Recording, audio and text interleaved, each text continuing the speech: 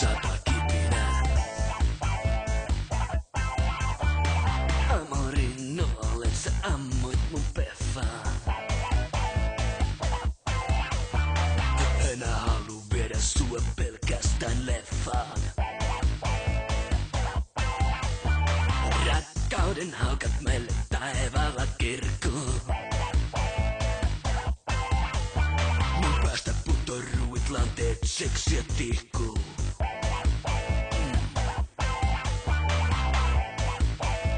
Seksiä tihkuu. Sä veit mun tuohi sydämen pensalla kastoin sen.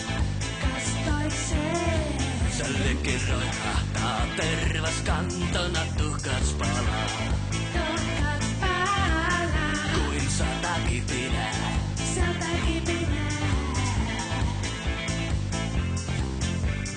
Rälläkää mun rakkauden sulle suihkua.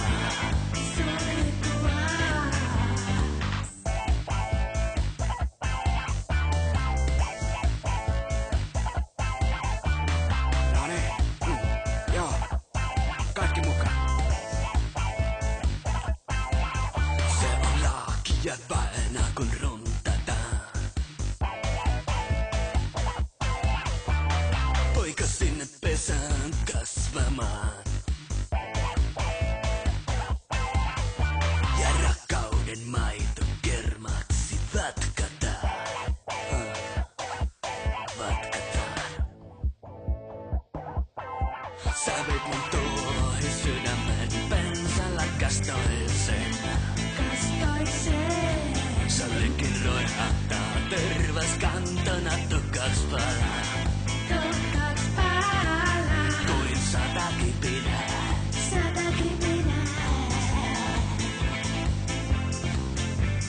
Rälläkää mun rakkauden sulle suihkua.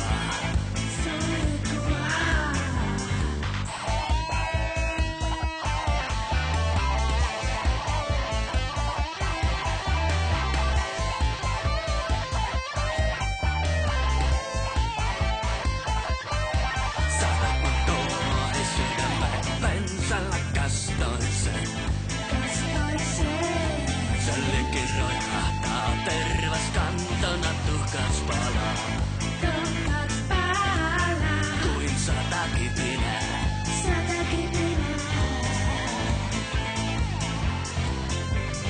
Rälläkää mun rakkauden sulle suihkua.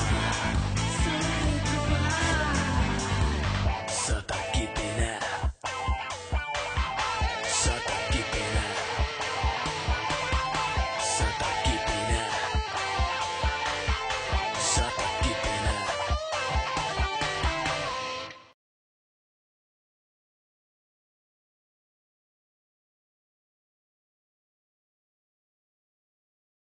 Okay, hello. Oh boy, JDG over in YouTube chat. Did I see part 2 of Tim's Elon interview? I saw a bit of it. I didn't have time to watch all of it. I watched the first probably about 10 minutes. Yeah, Bree, I took the dog out. I did take the dog out. Yeah, I took him for a little walk. He did not pee or anything, but he was very, very happy to go outside. Very happy. Okay. Yeah, we got a doggy. We got a doggy. You want to see a picture? See a picture of the doggy? There's a picture. Here's a picture of my pupper. The pupper. Yeah. Yeah. Look how happy he is in this picture. Look at how happy he's a happy boy.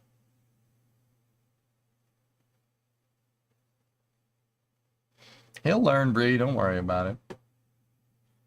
Look at how happy he is. He's a good doggo. He's a good doggo. I'm happy we got him. His name's Titan. I didn't name him that. His name's Titan. They introduced us to him, and they're like, here's Titan. And I'm like,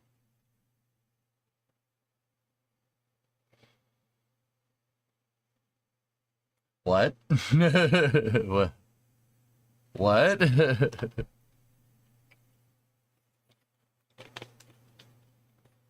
What's the dog's name? Oh. Okay. All right, so we're going to do wrenching today. We're going to get that rear end out and hopefully start outfitting the equipment to get the new one in. Ernok's already out in the shop, but Ernok? Hello? How we doing, boss? Everything's good, Urban. Except for that Chevy in my shop.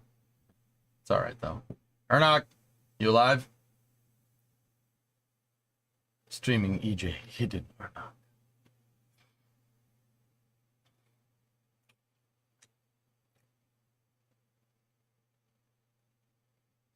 Guess not. Okay, so did you watch EDA Part 2? Tim's video. Yeah. I've only watched about the first 10 minutes of it. Where Elon's talking about flaps and stuff. You gotta watch the end interview. Okay? Did he already talk about Blue Origin trying to regulate Starship launches at Cape Canaveral? Yeah. Yeah, I've heard about that. Yeah, there is a Falcon Heavy, hopefully today. The weather isn't looking good, though, but Goes U is on the pad, from what I understand. In terms of Blue saying SpaceX should only be allowed to launch this many times, the reason why is because they're Elon is planning on doing so many Starship launches that the range can only handle one launch a day pretty much right now, unless they drastically expand capacity. Yeah,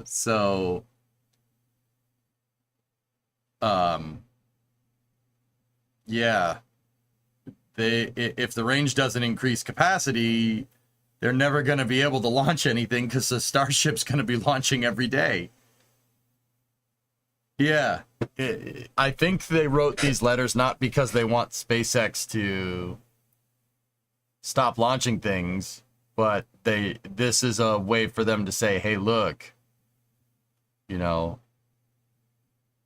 need to increase range capacity.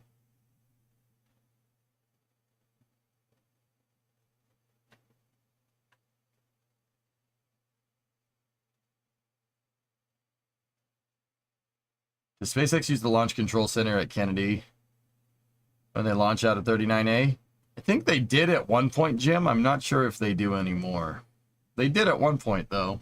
I think they use Hangar X nowadays, but who knows?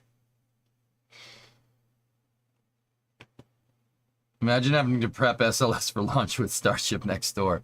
That's exactly it. They're worried about bandwidth. I think everybody's looking at this the wrong way. I think them writing this letter in the first place is basically admitting that SpaceX has the capability of launching every day. Yeah. When you have the time, read through the comments made by ULA. Good points brought up by them. Yeah, no doubt. It's a bandwidth problem, dude.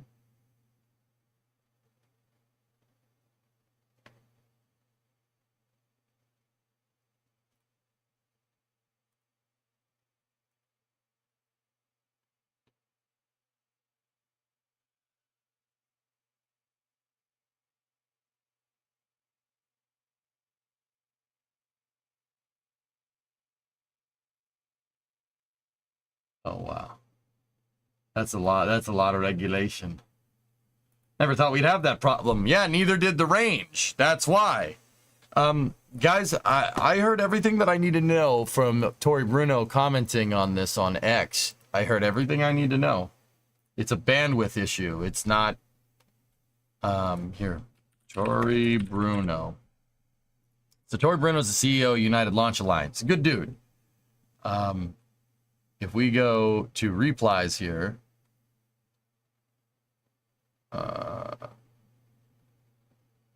What's up with this? There's the comments. I prefer not to shut down Slick 41.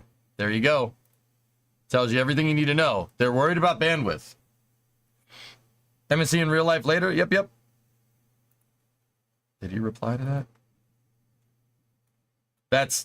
That pretty much tells me everything I need to know. The reason why Blue and ULA are commenting on the Starship EIS is because they don't want... If Starship launches every day, there's going to be no room for any other launches because the range can't handle that capacity. The range was never, ever designed to be like an air traffic control tower. The thing is that it's going to have to start acting like an air traffic control tower very soon. Any workers today?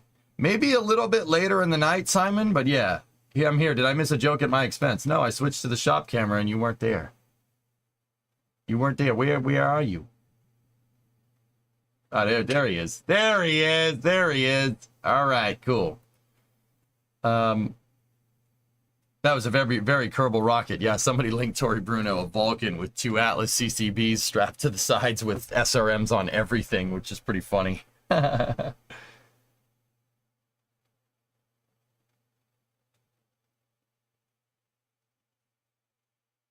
What happened to the IFT3 reentry GIF?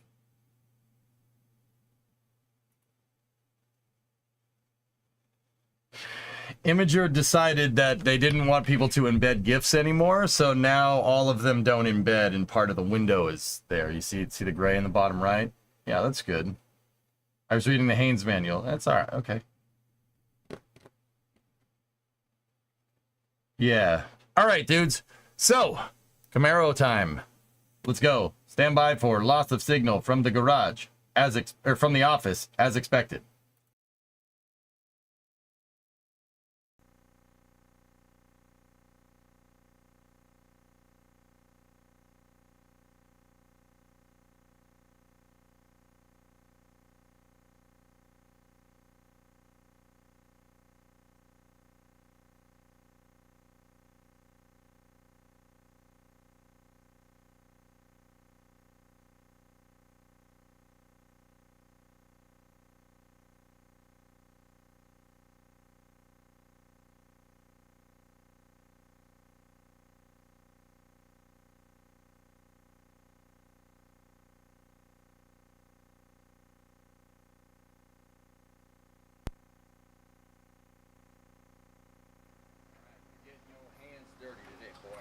Damn right.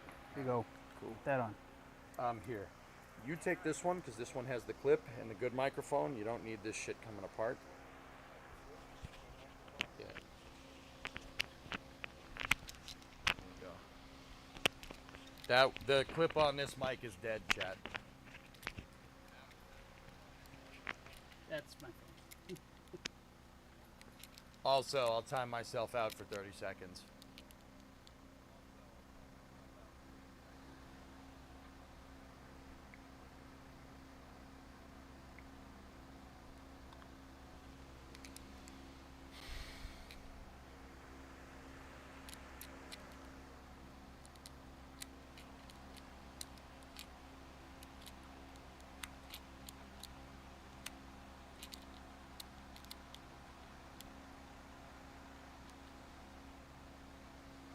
Discovery, go at throttle up.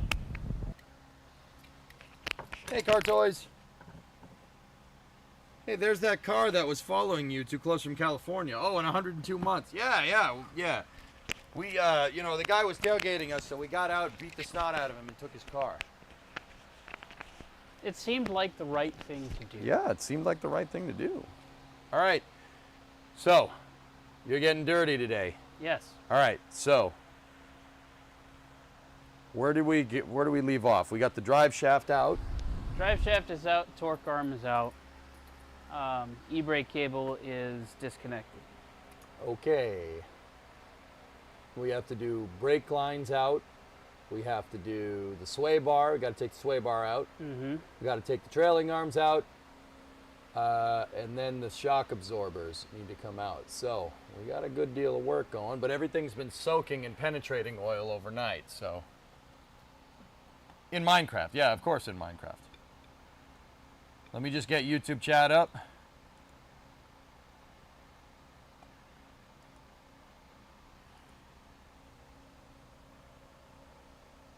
Is this a complete gutting of the car? The suspension, sure. So, just in case anybody's wondering, you see this rear end right here? This is going in that. What is this? This 342 gear Posi rear end disc brakes. Very nice. With a whole mess of suspension. Ernok didn't just fill up the parts cannon to shoot at this car. He filled up the 155, the M777. We're shooting the parts howitzer at this thing. The idea is that we want to make this car go a lot, we want to make it handle a lot better. These Camaros are actually pretty damn light. They're about, what did you say, 2,800 pounds? Yeah, 2,800 pounds. 2,800 pounds. That's, I don't know, like 1,300 kilos, maybe? It's pretty damn light. Pretty light car for us. And don't worry, we got a whole mess of suspension parts that got to make this thing a lot lighter. We got a whole modern suspension kit, front end, back for it, amongst other things. And we, yeah, we're going to start doing it. But if you're wondering why we were a little bit late today for the stream, here, let me show you.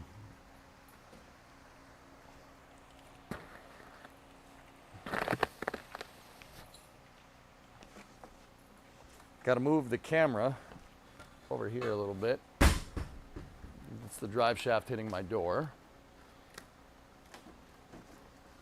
Here, let me help you, boss. Yeah, it's stuck. It is wrapped around that. Yep. There. Of course it is.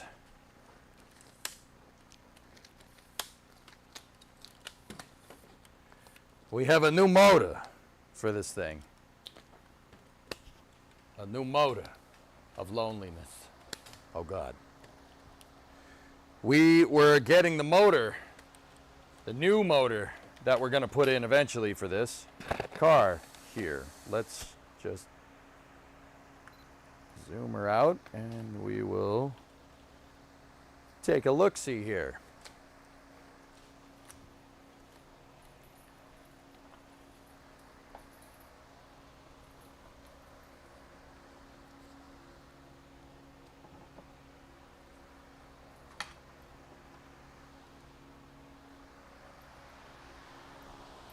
Let's see, that's going to be on, it would be 1. Yep, but of course the wires are not playing well. There it is. There you go. Okay, so what do we have here? This is a Chevy 350 from 66, I think. 66 or 67. This has fuelie heads on it. 202 heads for the nerds. It's got ram horn exhaust manifolds, and it's got a spread bore intake manifold, which, I mean, we got to take the ram horns off. Why are these called ram horns? Well, because of the way it is. Duh. And we got to take the intake manifold off to put the Camaro one on there so it works good with the throttle body injection. This motor is pretty stout for what it is. These 202 heads are actually pretty dang rare for what they are. These are called, the slang term for these are fuelie heads. They were on the 325, 350, 375 horsepower small block Chevys in the late 60s. So this motor is actually pretty damn good. It's a pretty good motor. It runs pretty well per my uncle. The uncle is the one that we got this from, and this was our payment for moving that 429 across the country. So this thing is pretty trick. If you're wondering what it came out of a 66 Corvette that my uncle was doing a big block swap on. Yeah, he put a 454 in it. So it goes a lot faster now, but this motor still screams. Discovery, go and throttle up. With some slight modifications, this motor from the 60s will fit in this car from the 90s because Chevy, which is pretty cool. That's why people like Chevy, because you can do stuff like that, which is pretty freaking cool.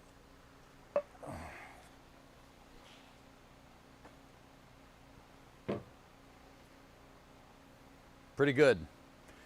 So we are also running out of space in the garage, which is pretty cool.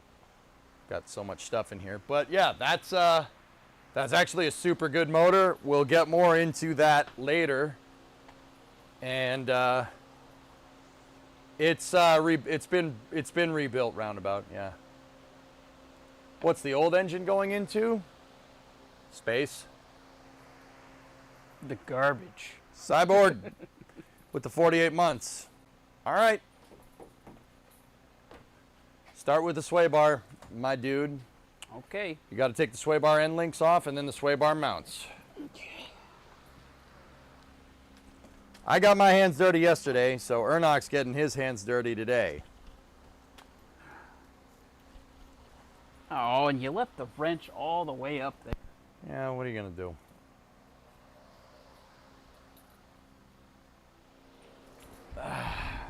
I sit with the damn fan.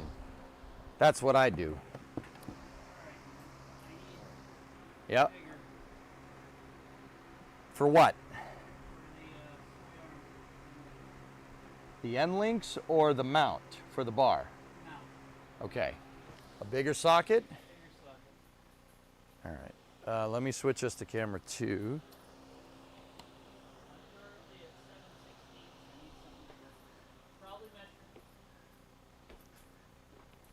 Okay.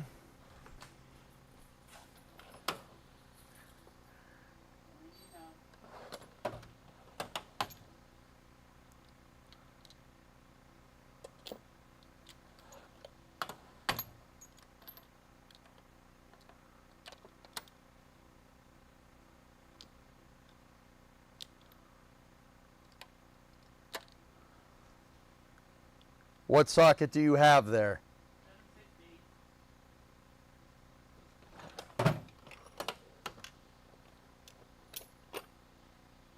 All right. Okie dokie.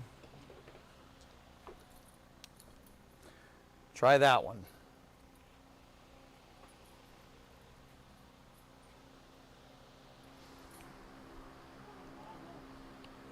Almost. Try this one. Give me that one back.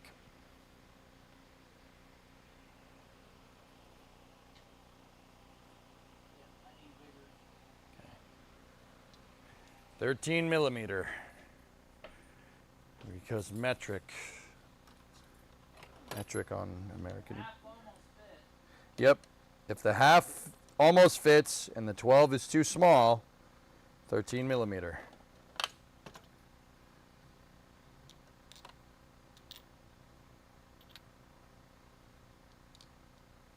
$13mm.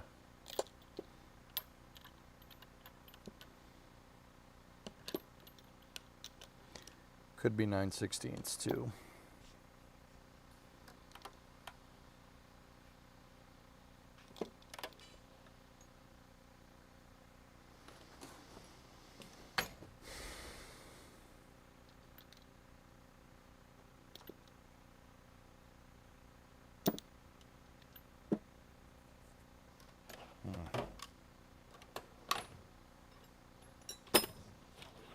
Here, see if this wrench fits.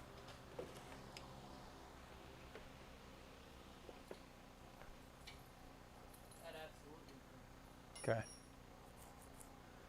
Hey, Audrey, we have a Falcon Heavy today. Yeah, absolutely. Yes, we do.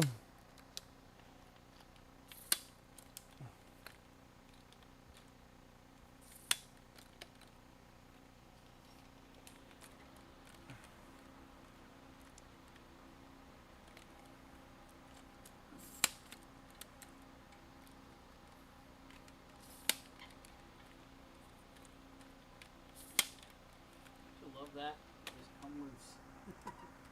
Yep.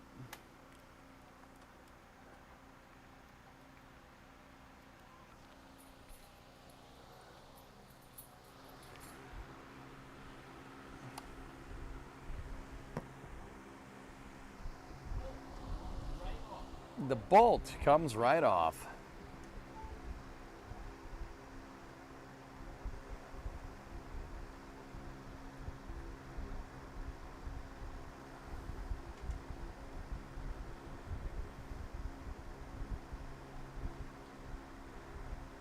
Ernok's mic is muted, by the way. Okay. Is it unplugged? There's no mute button on these mics, Geek, so. Oh. It's it off? probably the cable got unplugged. Okay. The cable was loose.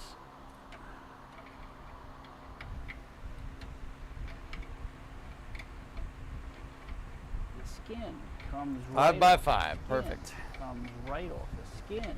Comes right off the skin. Chop, chop, chop, chop, chop, chop, chop, chop.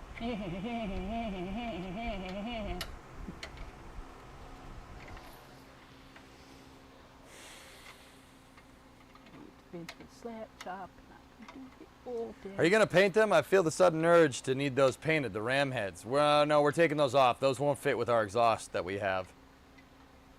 Okay, unplug his mic again. I'm sorry. Okay. Discovery, go and Is throttle it up. 5 by 5 or not? Oh, I'm sure it probably is, but I'm doing the stupid slap chop song. Oh, okay. Hey, likes, 69-month resub. Nice, nice, nice, Noise, nice. noise.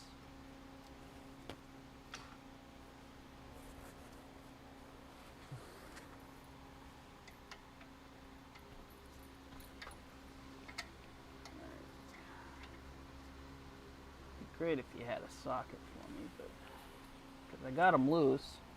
Okay, let me find one. Yeah.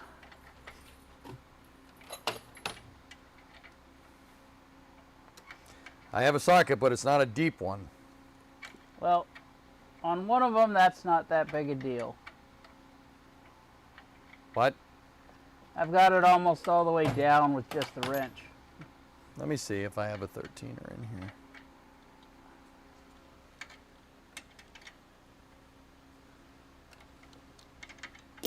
Nope. It's just I'm going to be here a while if I just keep wrenching.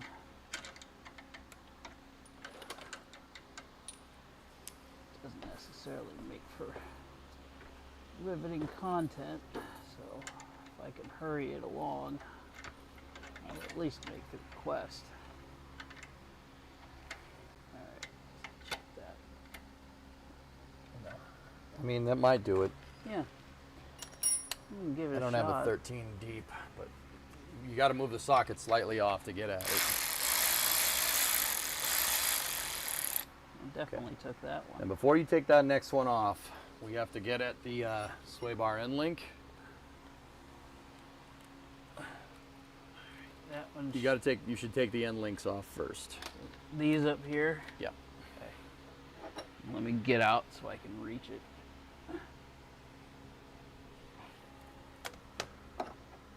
Is it 13 as well? Yeah. All right. Yeah, we're spinning down at the bottom. Yeah. Okay. Don't. Okay. All right, try it now. Nope. Nope. Nope. All right.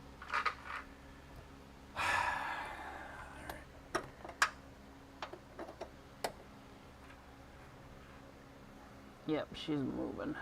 That's okay. What do you think we should do? Another wrench so I can hold it down here. Okay. You got another 13 mil? No. Not on me. Do you want me to get one? Yeah, could you get another one? That way we can at least crack it loose.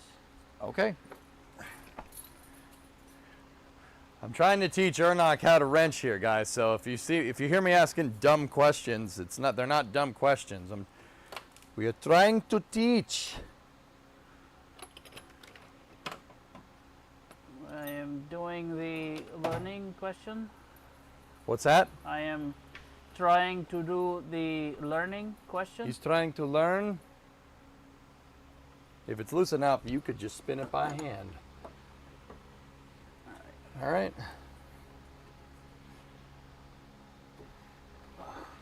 Oh! That just slipped right on out of my hand there.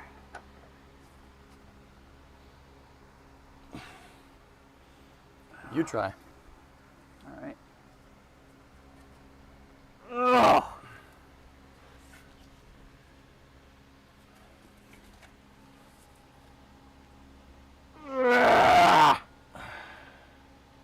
that is stuck.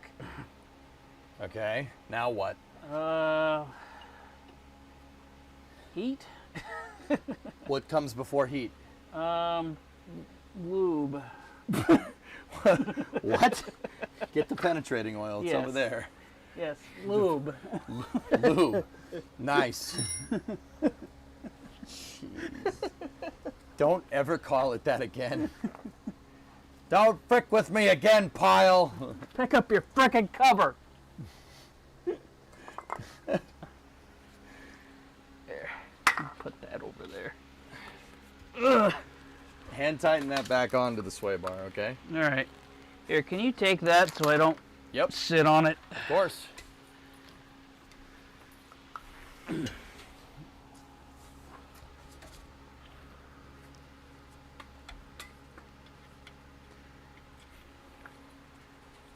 Dang it. Get back on there. Lube and lovely taps. Wait, what? Penetrating oil. Oh, yeah. No, not saying that. Did you already spray it? Did you already spray it? Mm-hmm. Okay. I didn't hear you. You were busy talking about penetrating things. All right. I'm going to let that one go. What? There's many jokes I can make, but I'm Okay. gonna not.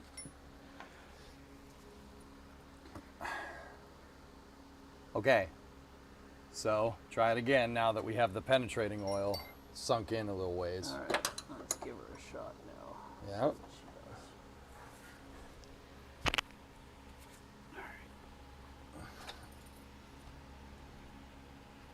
Oh man, that just doesn't want to move. Okay. Here. What? You have replacement shock absorbers, right? Yes. Okay.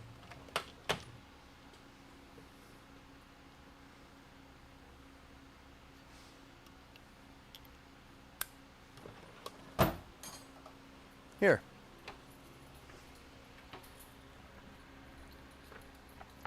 Try that with the big boy.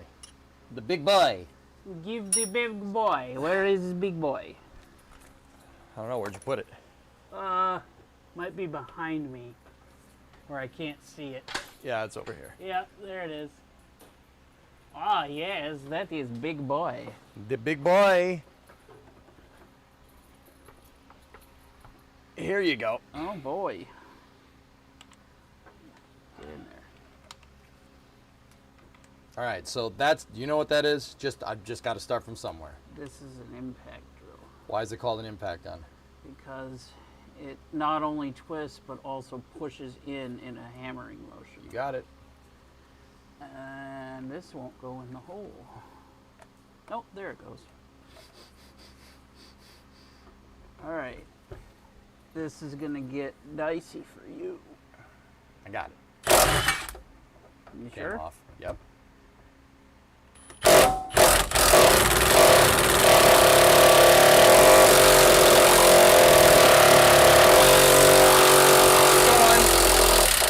There we go. We fall back on superior firepower. We got a little ways to A go. little ways, a little more. Just a little bit. Just one zap. One ugga dugga. All right. Okay. All right. You should just be able to pull. Just pull down. Rubber. Okay? All right, it's good. Don't worry about it. All right. It's fine. Okay. Now we got to go to the other side and do the same thing. Yay! Right? Yeah. Okay.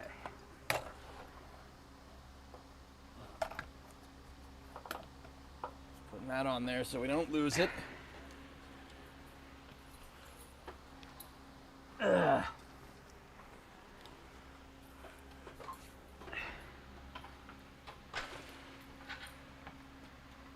Now, what worked taking that off?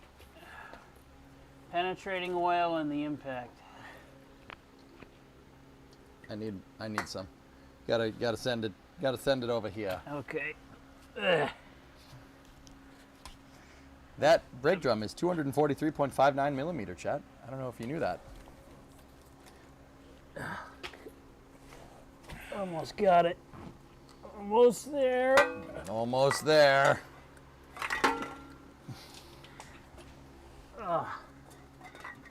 You got it? Yep. Good. Oh, great. I think I got stuck under here. Hold on. Here we go. Ugh. Ugh. Ugh. Yoda my butt all the way over here. Yeah. Okay. Ready? Yep. Sending it. Hold up. Stop. Came off. Go. Sending it again. Keep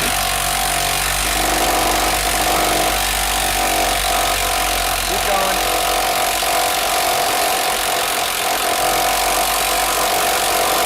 Alright. Stop. Okay. It's almost off. Got a little hot there.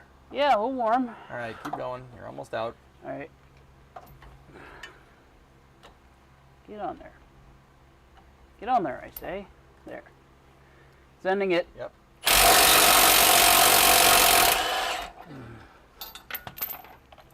Hooray! That one fell out, huh? That one fell right out. Ow! Careful, it's hot. Man, that thing is toasty. Cool. Yay! All right. Now, get at these links over here. Get some penetrating oil in the impact gun, and you should be home free. All right. Like a bird.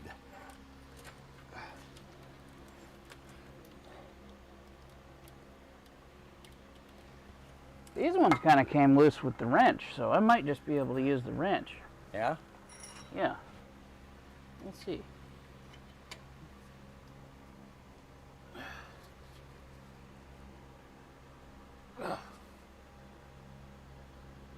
Oh, there it goes. There you go.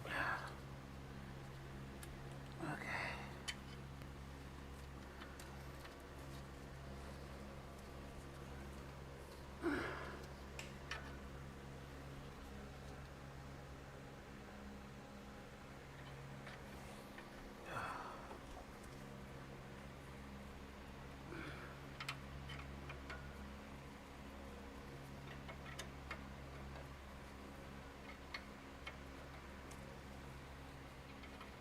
All right.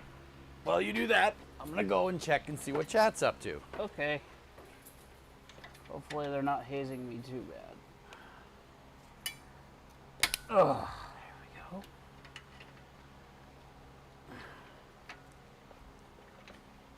Hey, Chief.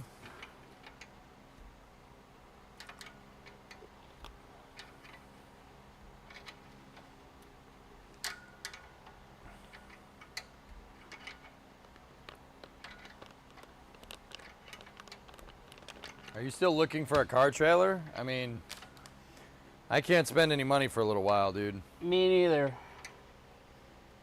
Yes, but also we need to wait.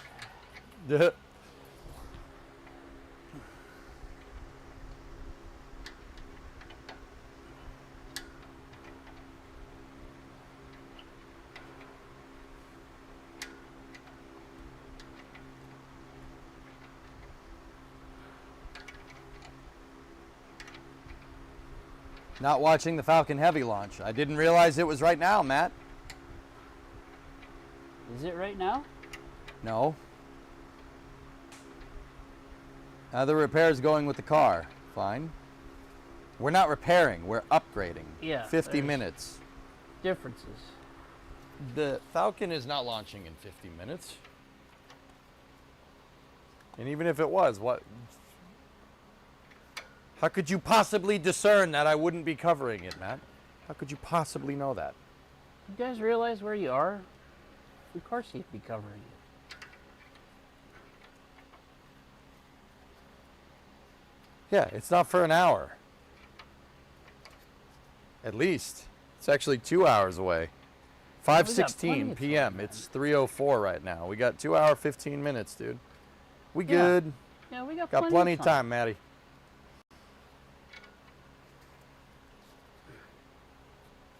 Yeah, at the most it's fueling right now. No, not even. We're not even at fueling yet. NASA spaceflight alluded to being imminent. Might be. Huh, all good, dude. Don't worry about it. No problem. Dude, just get the impact. Yeah, I was gonna. Like, all right, we'll try it the light way first, and then we'll go at it the hard way.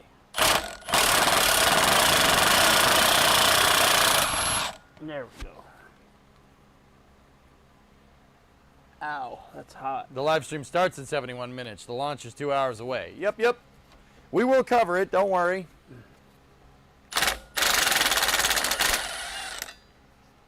Okay.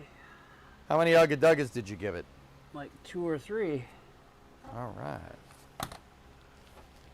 All right. All right, man. Yep, these are loose. Okay.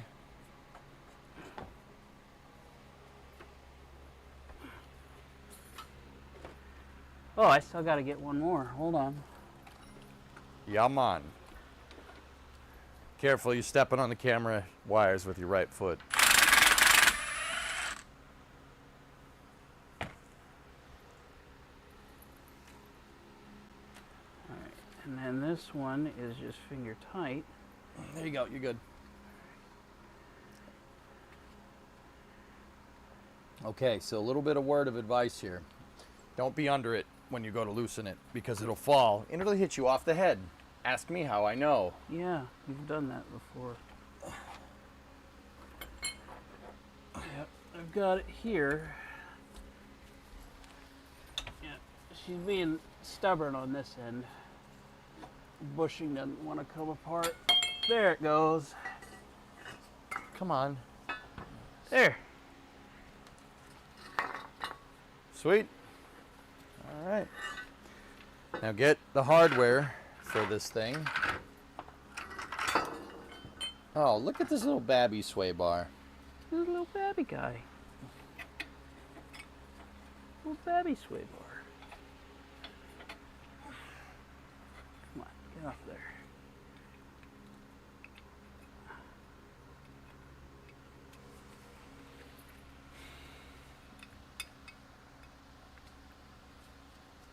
It's using just an exhaust clamp to hold it in place, from what I can tell. Let me put the hardware back together here so we got it all together. Yep.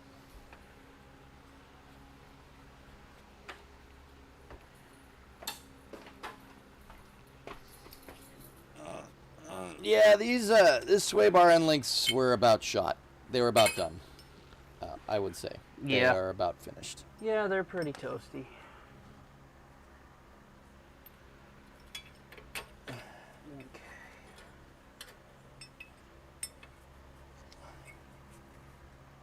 I don't know, chat. I'll show you guys this nut and I'll let you decide.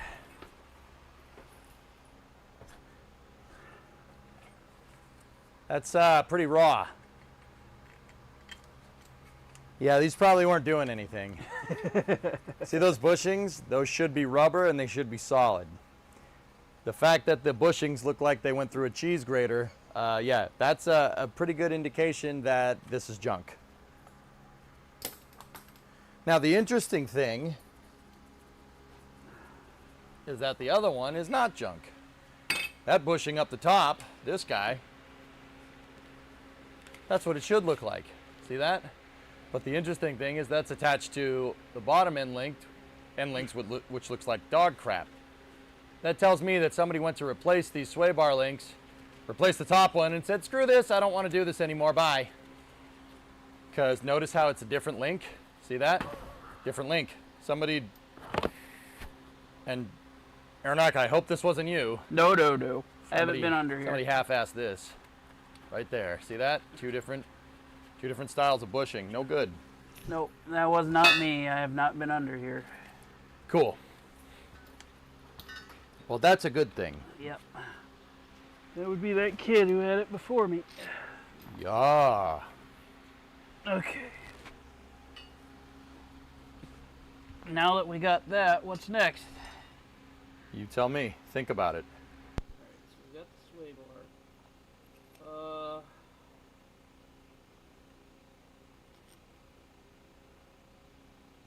Probably want to do...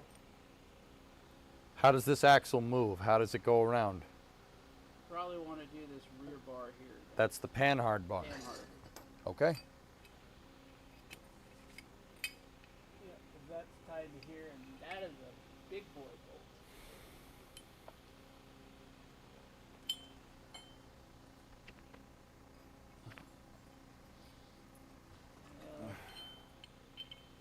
That's definitely not 13. That's bigger than that.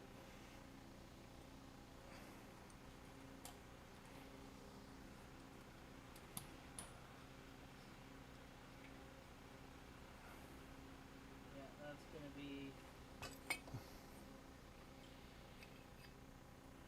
way up there, so up over half, like 3/4. Okay. Give me 1 second. I'm just finishing this over here. Putting the sway bar links back together and the sway bar mounts onto the sway bar so we don't lose them. I always reassemble after it's been taken off, guys. Always do that. You'll never lose anything. I don't like losing bolts. Or nuts, for that matter. Nobody wants to lose their nuts. Nope, don't do that.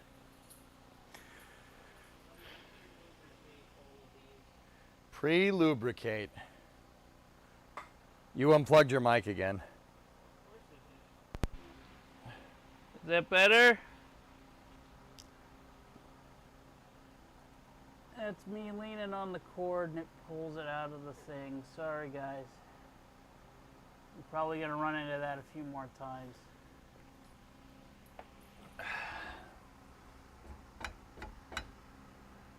All right, so we have the lower control arms, shocks, panhard bar, and the brakes. We should probably get at the brakes, dude. Do you see the line? It should be just above your left hand. Yeah, See it up there? right there. There, on the front side of the axle, reach up on the front side. There should be a soft line over there somewhere. Yeah. Right here. there. So at the fitting up top where it connects to the car, that's the one you want to take off. Okay. So let me get a line tool, and yeah, you should do that. And then, yeah, Hellfish, you're right on that one. After this, we're gonna start taking off the components that structurally hold that in there. We're gonna want to put a jack underneath it because you do not want that falling on you. No, I do not. I really don't. So here's a line tool. Let me get the camera figured out, and then we'll go from there. Now you got to be careful. This thing is gonna piss a little bit.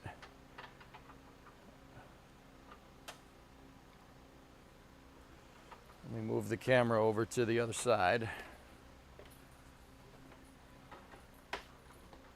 All right. So here's a question for you. What if this line tool doesn't fit? It should. It doesn't. Flip the other side. It's a different size. Let me get the camera on it. Give me 1 second. Nope, that doesn't fit either. All right, try it again. Let them see. Alright, so here's the 7/16 end. It does not go over it. And here's the other end, the 3/8 end. That doesn't go over it either. I So need is something that too bigger. big Yep, or I too need small? something bigger. Okay. That's the only line tool I have right now, so. Let me see it again. So which side was, they're bigger than both of those? Bigger than both, yeah. All right, hand me the wrench. And then hit that thing with some penetrating oil, okay? Yep. Where'd it go? There it goes.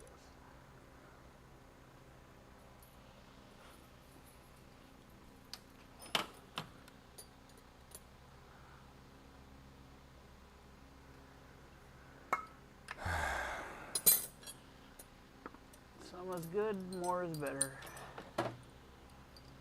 All right, try these two little stubby guys.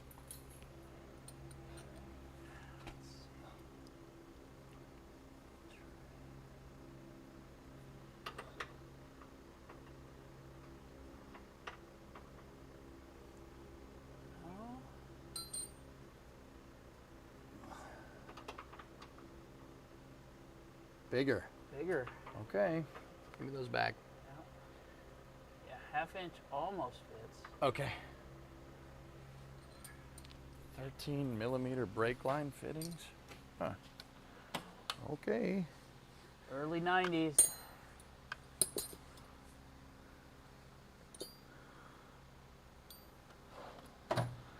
Okay, try this one.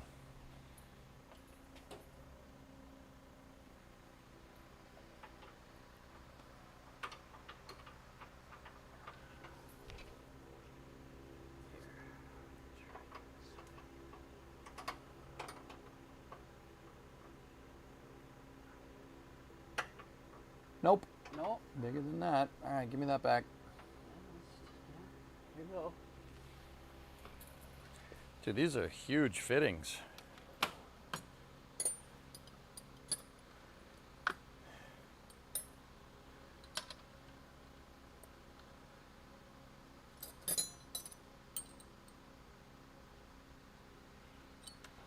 All right. Try this. That's a 14 millimeter.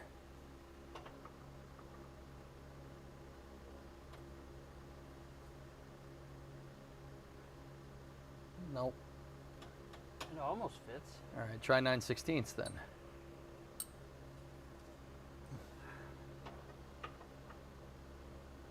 Yep. that's Okay. it. Be very careful when you turn that. If we strip that, we're screwed. It's turning. Okay? Just doing it slow.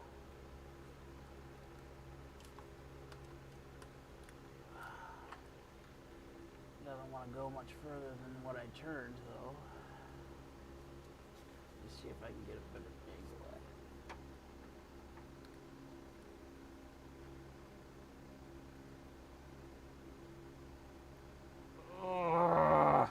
Careful. Yep, that's why I'm backing off. Get the e-brake cable out of there. There we go.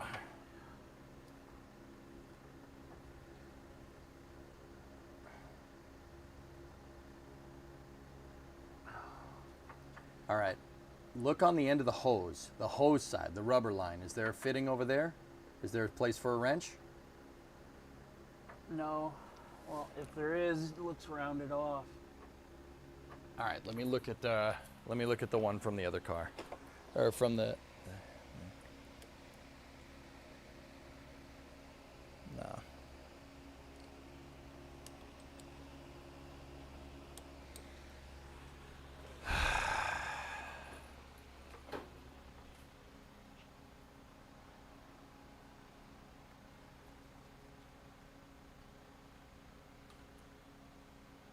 Aziz, light.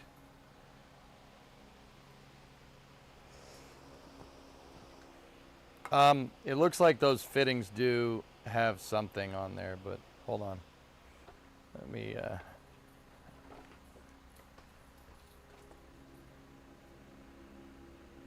right. Sure there's nothing on the back side there. There's no slotted part, flared part, nothing like that? There's this, and then there's a little thing up here, but I can't see if it's got gnarls on it or anything like that. Okay.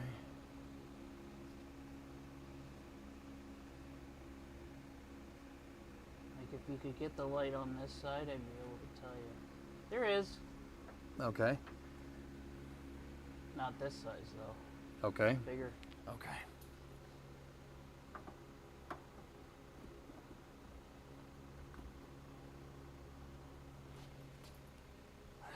Can't hold the phone there, fellas.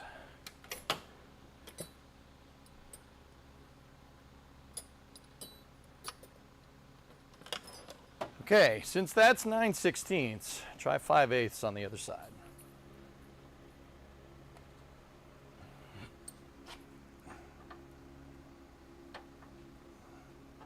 Yep. Okay, now try doing that.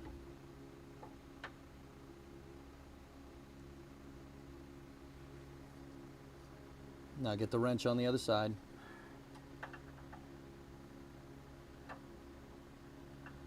Oh, come on.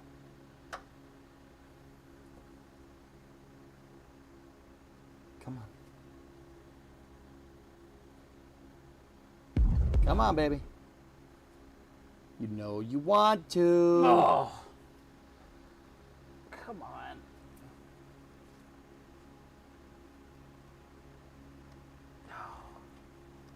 It's just a weird freeing angle.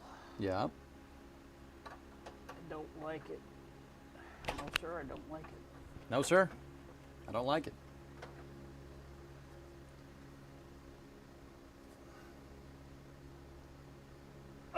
Pull on the 9/16 then. Yeah, that's what I'm doing.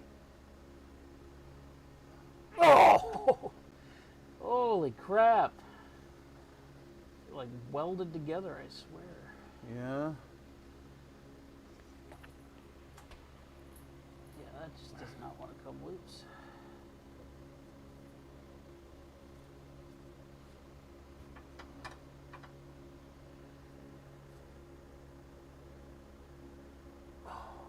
You're gonna get your workout today. Hopefully you ate your Wheaties this morning. Oh, I didn't like that sound. Yeah, it's okay. We're watching. Oh, come All right, hang on. on. Yeah. Hit it with some penetrating oil again. Don't be below it. I'm gonna zap it real quick. Yep. I want to get it inside of the fitting there. There we go. There we go.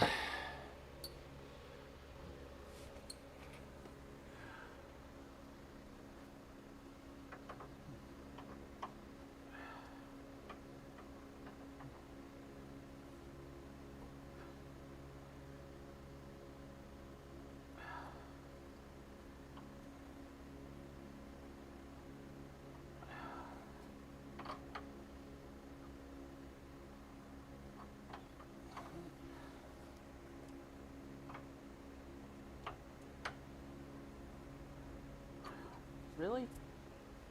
Just had you on there. All right. Yeah. There you go.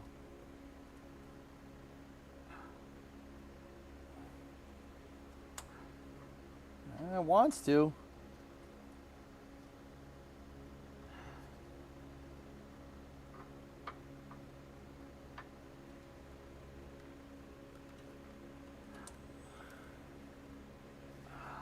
God, will you just get off? Just gotta be patient, man.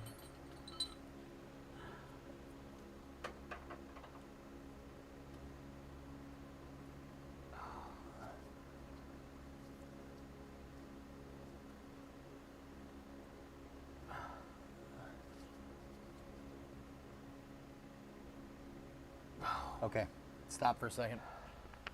Give me the one that you put on the brake fitting, not on the soft hose. Give me that wrench. All right, this guy, 9/16.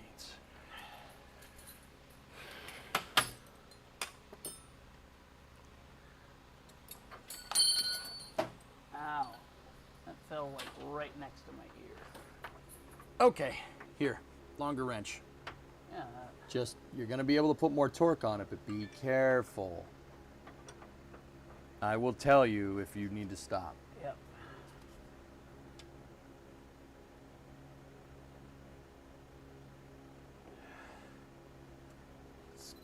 Feels like it's coming.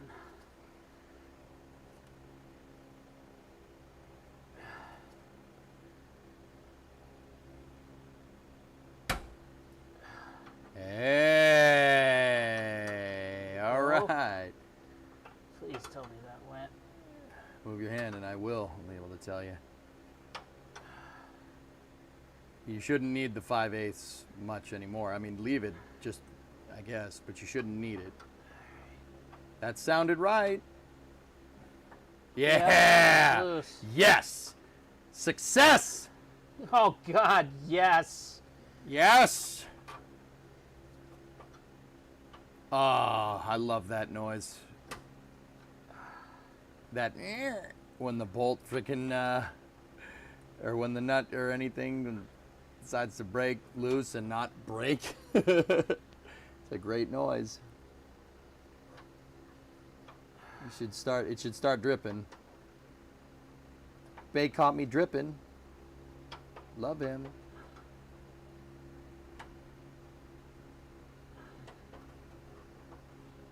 Yep, we got dot 3 coming slowly.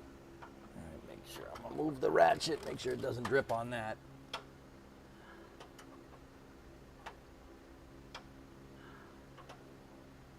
Yep, there's the dot 3.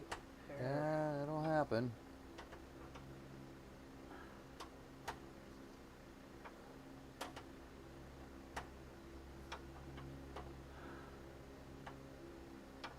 You didn't even need to get the torch out. Nope. We shouldn't have to. It's a West Coast car. Should not have to.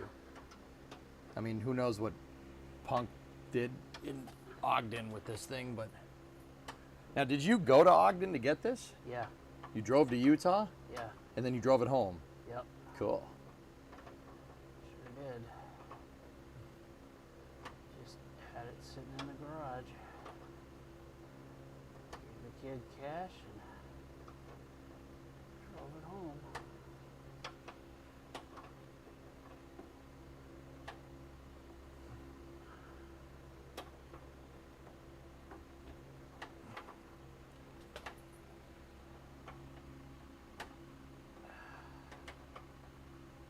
Oh yeah, she's dripping now. Yeah, it's gonna happen. I still can't get my fingers. I can't get it finger loose, but it's coming.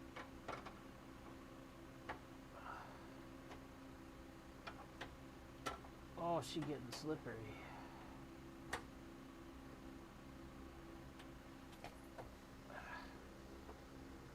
There we go. Okay. She loose. It's out? It's out. All right, excellent. Be right back. Yep. Ugh.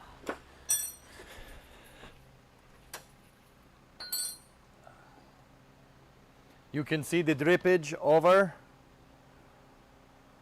Oh, 5/8 it's is all locked into the drippy. bracket. Turn on the 9/16 only. Yep. Oh, it's so drippy. Here. Put a Thank couple of you. that down there.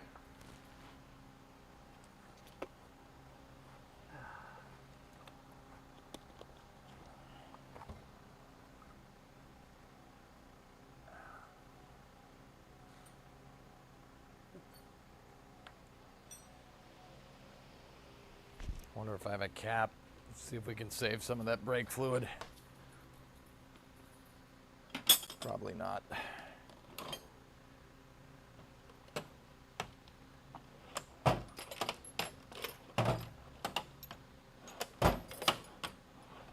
Nope. Negative. No cap. That's no cap, dog. I'm gonna have to bleed the whole. Mega mind. No cap, mega mind. Oh, jeez. Look at you being like the kids.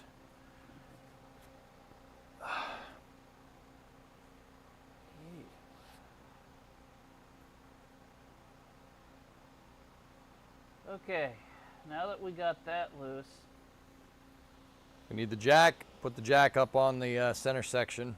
yep. And then we go after the panhard. Yeah. Okay, let me get out of the way so you can get the jack in there.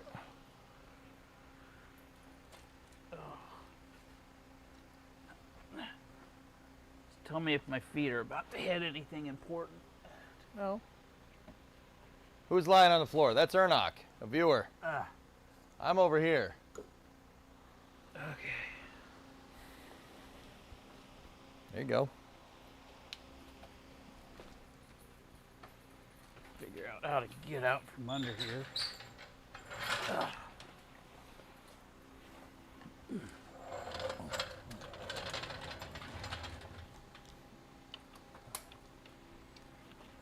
gotta move your hat, man. I'm alive. Where's Mr. Hat? Where's Mr. Hat?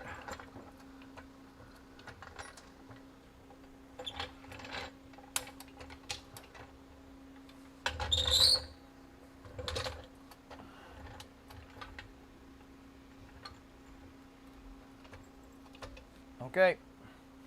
All right, so I'm gonna need a big boy socket.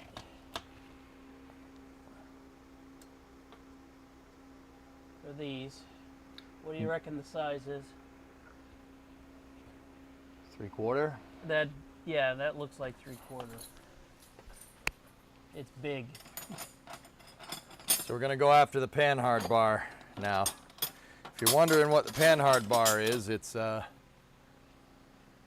panhard bar connects right here, and the other end connects to the car. Panhard bar is basically a strut that moves up and down when the suspension goes up and down. That keeps the axle centered underneath the car, because the axle can bend and flex and go this way and that way. You don't want that. Here.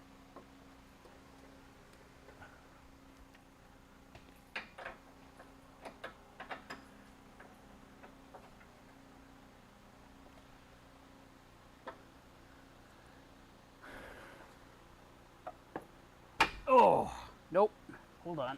You didn't try to break it off, did you? You gotta hit it with pen oil. Oh, it's already been hit with pen oil. Oh, okay. Is that the right size? What are you doing? There's a bolt on the other side. Dude, put the wrench on the other side of that, and then take the impact gun with a 3/4 socket and hold on for dear life. It's bigger. It's bigger than 3/4. On the other side? Yeah.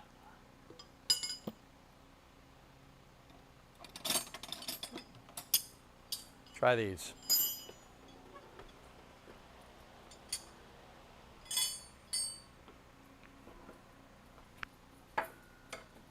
Yep, 13/16 on this side. What side has the nut on it? Which size? It's the back side, so the one facing you. Is that the side with the nut or the side with the bolt head? Side with the nut. The one facing you is the one with the nut. Okay, what size is that? 3/4 is the one that's fitting over it.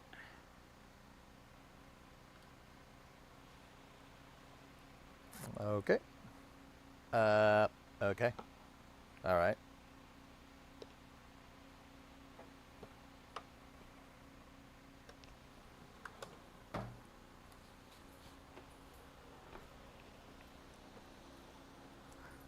Here you go. Hooray. That's a little loose. Tell me if this is loose to you. Is that too loose? Let me see.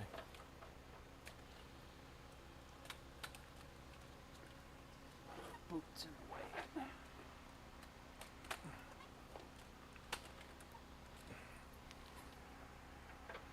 Yep. Way too loose.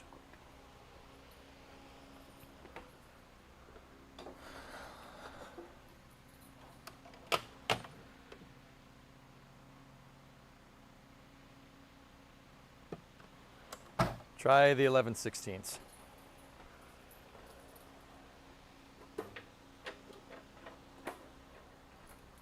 Too small. Okay. Hand that back to me.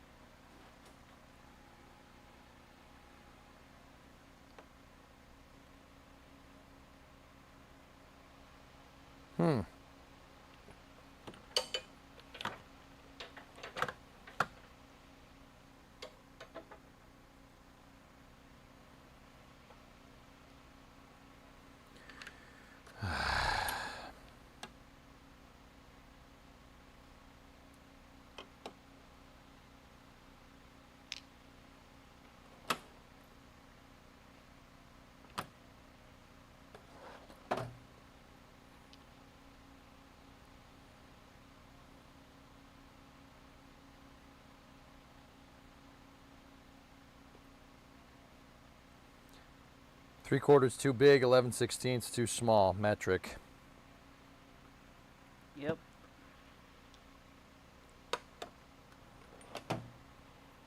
Okay, try this.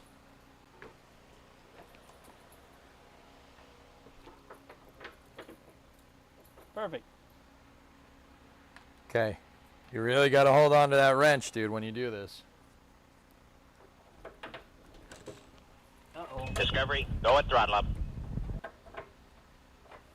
Okay, smaller socket. Yep. Have the deep back.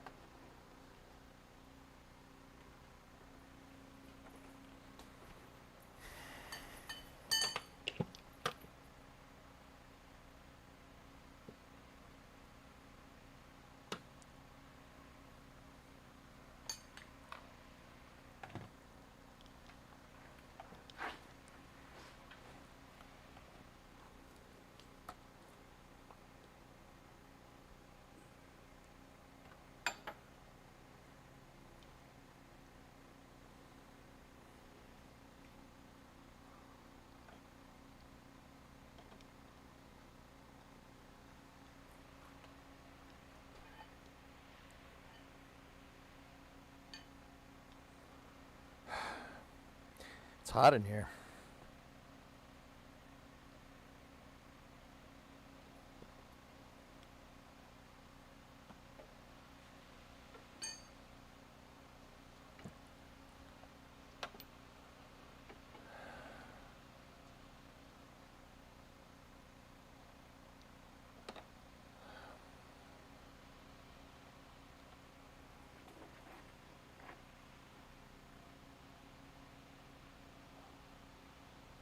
That is a shiny bug.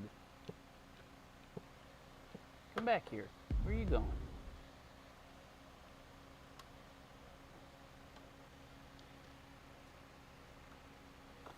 Of course, my 17mm standard socket is missing. That's good. So we will do what you're really not supposed to do and use a regular socket. That's I fully acknowledge that that is not the smartest decision, but we're going to do it anyway.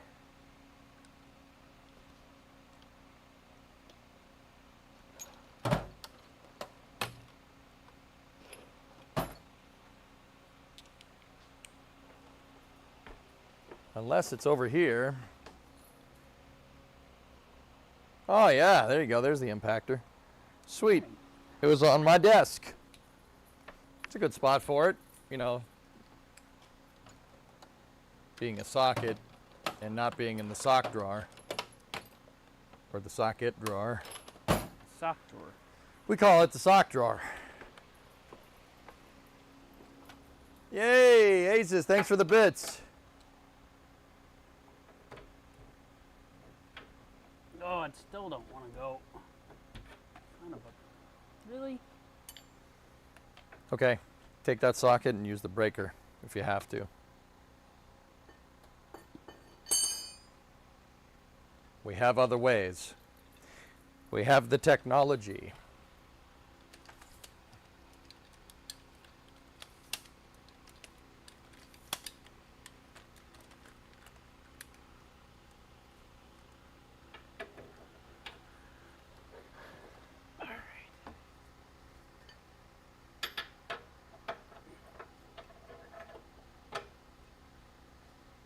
Why is it 3/4 and 17mm on the other side? I don't know.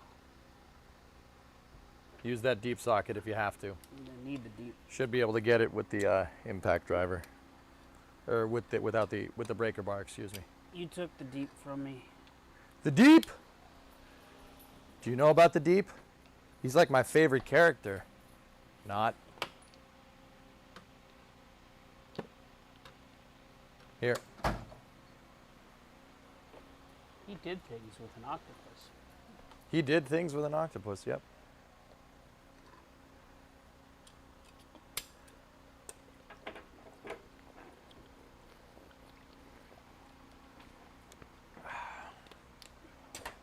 We are rolling with the deep or rolling in the deep?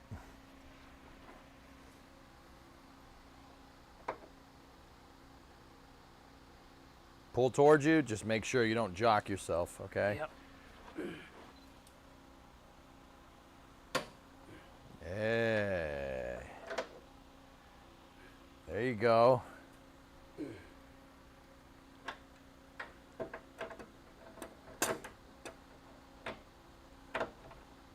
Oh, get in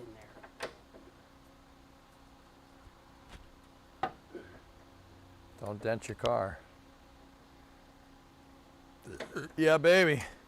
It's freaking West Coast cars, man.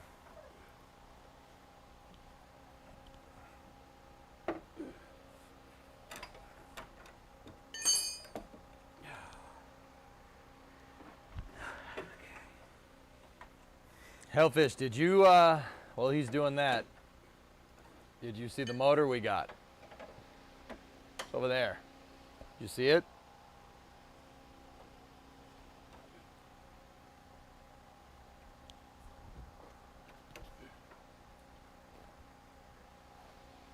It's a 350 with fuelie heads out of a 66 or a 67 Corvette. They're 202 heads. They got an M, like an M shape cast into the side. If you wanted to know the specs, we can go further when we go to clean that engine up, but oh yes, yes. The camel's hump, yep. Is that a drop plate or did you guys take the screws out? A drop plate.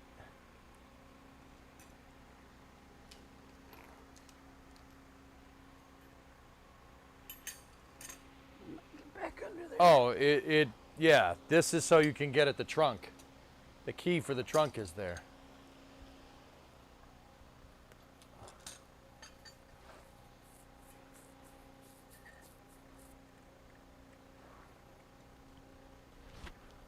Oh, you're just happy to see me.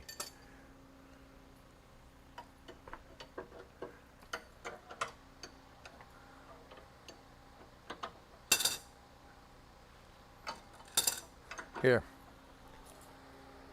Oh. Great if I could figure out a way to get this to stay in place.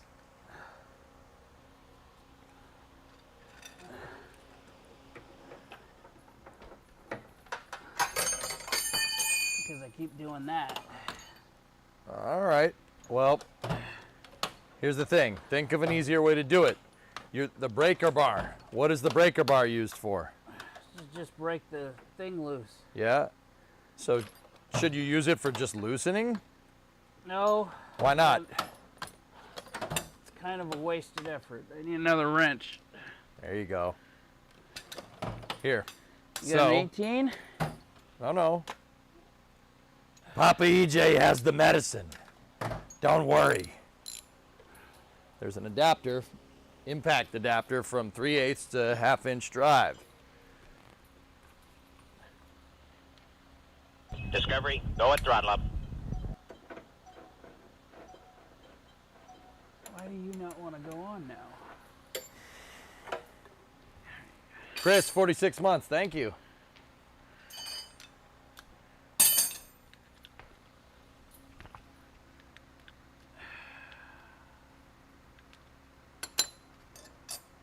That's not the right Hold up. size. Hold up.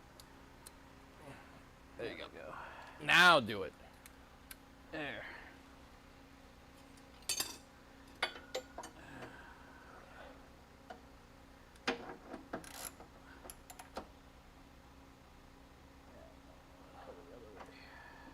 Stay there. There you go.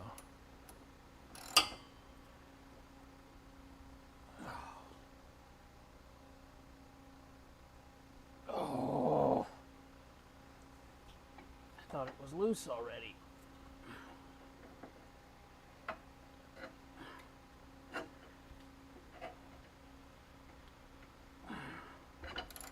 There you go. There you go, Bot Oats. You got it, man. Excellent. Yep. Pulling that brake off. There. I got the brake drum. Don't worry, the brake drum started coming.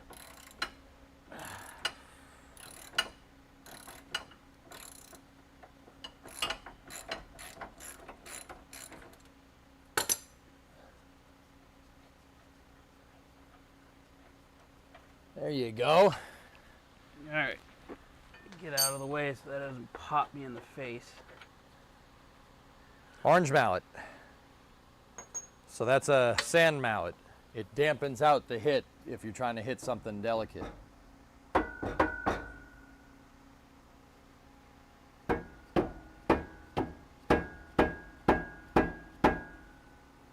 Yeah, I don't want to come out of there. Okay. Oh. Sure I don't How get it. you doing? Oh, I'm just freaking peachy. Yeah, there you go.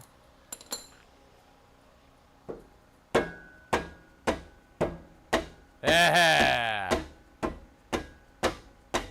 There, Sweet. that's one side. Alrighty. Good work, man. Yeah. See, it's not too bad. It's just the mentality. You got to think about this stuff. Yeah. You know, it's just common sense. Now take the, yep, there you go. Take that, put that back in there. All right. Now, while you're over here, you want to switch to the other side, or you want to finish everything on this side? What would be the better way to do it? Let's get this out of the way first. You want to get the pan hard out completely. Yeah.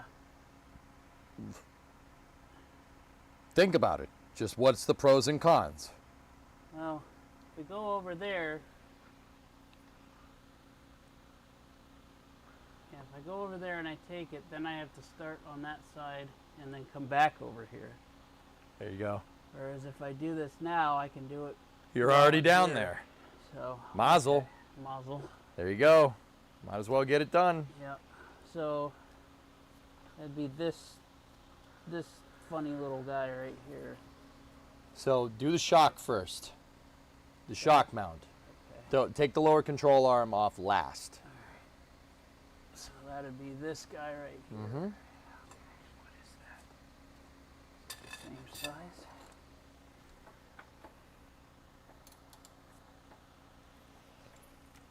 It's bigger. Yeah, it's bigger.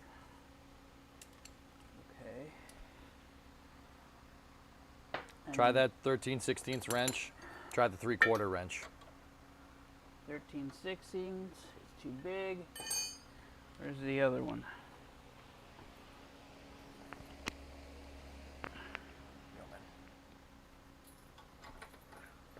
It's 3/4.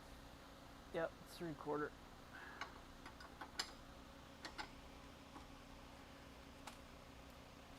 Oh. Oh, yep. Okay. Hit it with penetrating oil if you have to. It's on the other side. Can you get it for me? Yeah. Oh, yeah. Frag out.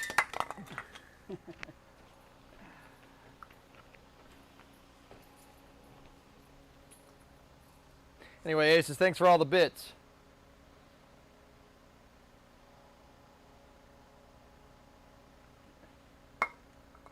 Soft mallet is really just a hammer and a phone book.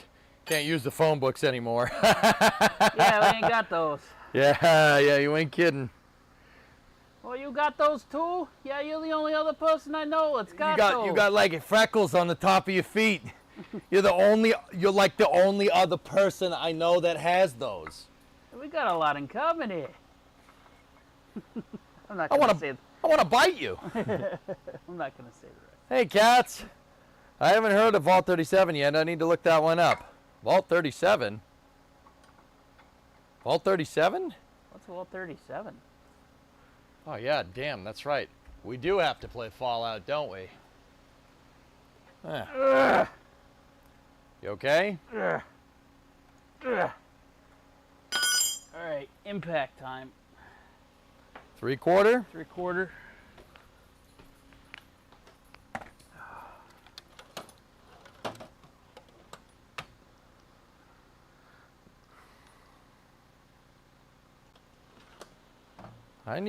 Remind me that I need a set of deep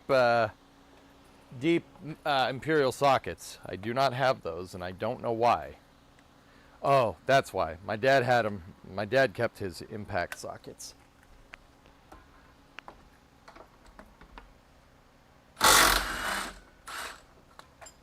That was easy. Yep. Okay, hammer that shock out. Yeah, I don't want to come out. Persuade it. Yeah,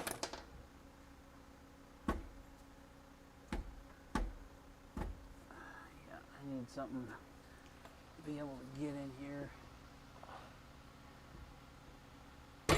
There we go. It's out. Killer. Killer. All right. There's that. Cool. Bushing. Just put that back up on there. Put the locking nut on there. Now put that thing back where it came from, or so help me. Where'd the nut go? There it is. Got it? Yeah. Okay. It's a musical. Put that thing back where it came from, or so help me. Bum, bum, Yeah. bum. So help me. So help me. And Yeah, cut. you know, it's a work in progress. Yeah, it's a musical.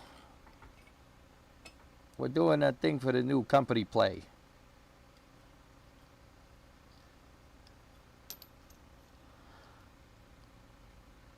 Yeah, my wife would love that you quoted that. Yeah? Yeah, she's a Disney nutcase.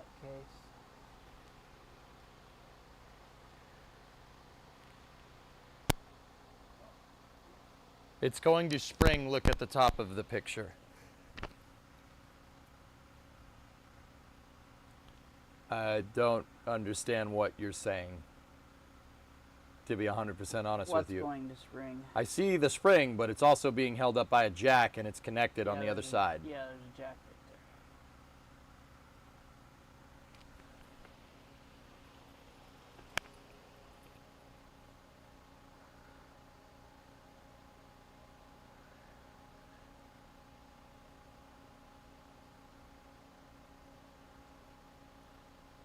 Sure, Jens.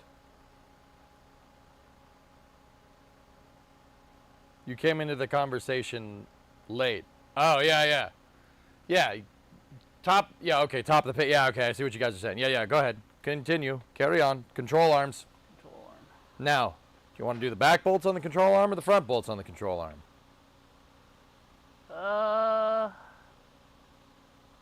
I'd much rather do the back. Those are easier to get to. But they also have to come off of there anyway. you said you had control arms, right? That's why I asked you. I'm pretty sure I do. You're How pretty about we check the box?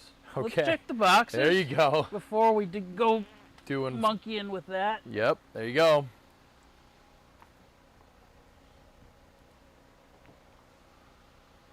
Okay. I do remember one of them was labeled control arms. Let's check and see.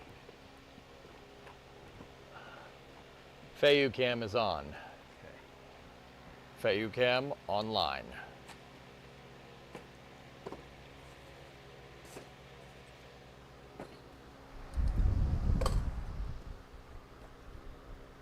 Caster camber plate kit. Remember, the box cutter is right by your left hand.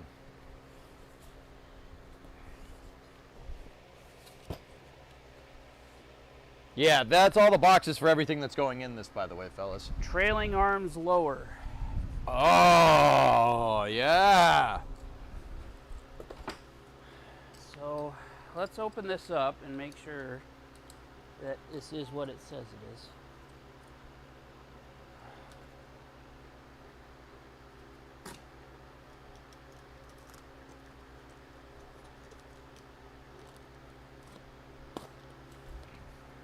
Always cut away from yourselves.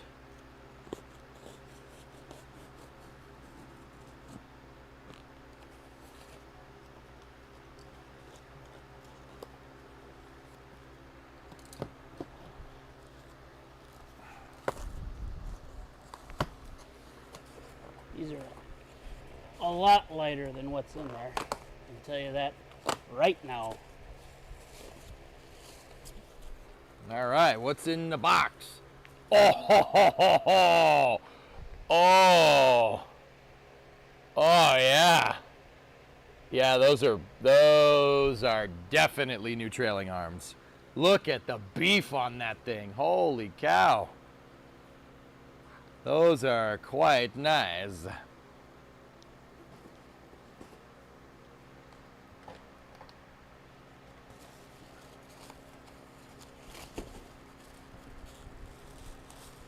They're stronger, lighter, faster.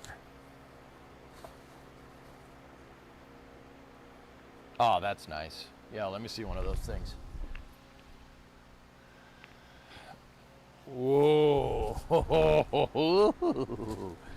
These are very, very nice. Very nice. Now I don't care about taking the other ones out. So, take the front bolts off. Yes. And the hardware kit's in here too. Brand new bolts. Most excellent. Yep, these got Zerks in them too. Yep. Look. Grease see? Zerks. See the Zerks? Oh, these are very nice. Oh, we'll compare these two together when we take the other ones out, and you'll see why we're putting this suspension in. Oh, excuse me.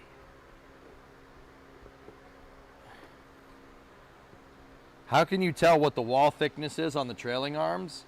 I don't know, Shy, but she's got some beef to it, dude. They're also sleeved in there. You see that? See the hole that I'm pointing the camera through? See, it's sleeved. So, dude, they can't see that. You still have it on upper cam here. Oh. Let me go. What is it? Front cam? Yeah. There. Now I'll show them. Sorry about that. It's sleeved. See it in there? That's to prevent this thing from twisting. This thing is super nice. It's got the Zerks on it too. That's wicked. Where's the nitrous bottle? It's hidden. You don't got to know about that. You don't need to worry about the NOS bottle. All right. Jump back on the right track. How do we get back on the right track?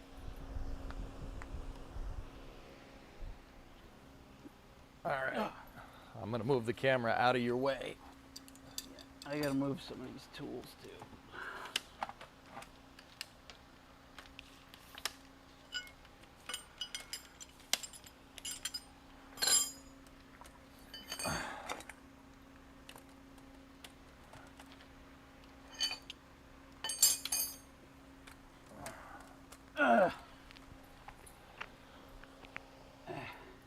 Can't really get a good shot of those damn things.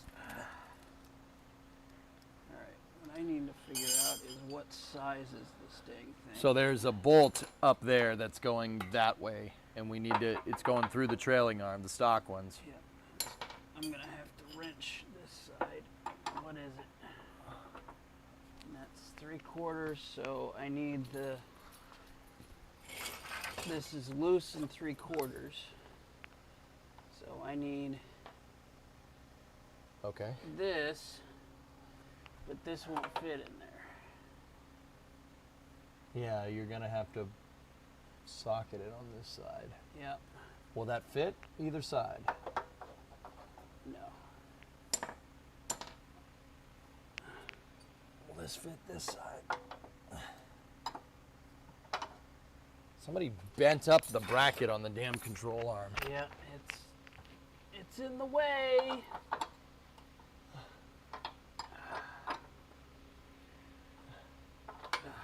I can't tell. Not sure if leaf or paper. Paper. Okay. 3/4 is just a smidge too big. Yep. So I need like a 18.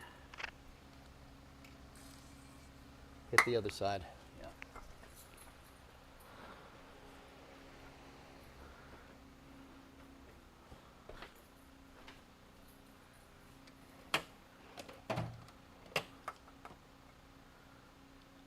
You have an 18th deep down there. Yeah, I need a wrench, an 18 wrench. Okay.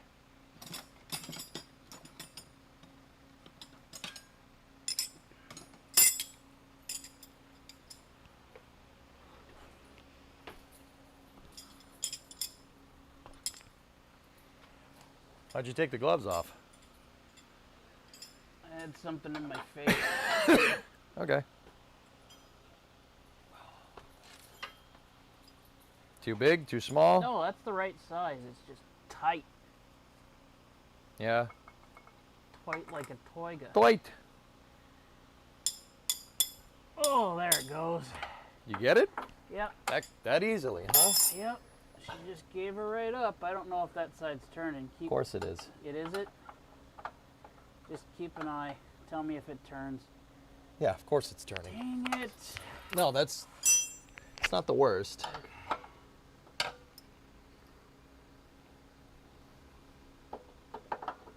Yeah, I tried that. This being...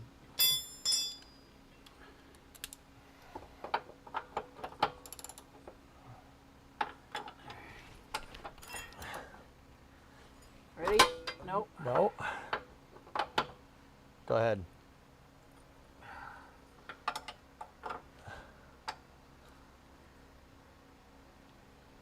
There you go. Oh, That's yeah. the noise you want to hear. Oh, hold up. I lost it. I lost it. Go. Here we go.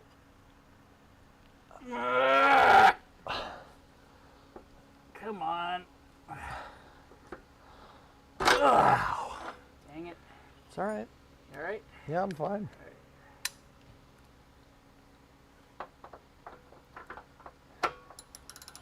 Here, let me try turning it. All right. I can't get a good angle. You need another 18 wrench. No. Or, We will fall back on superior firepower. oh, yeah. It's like a varmint Kong.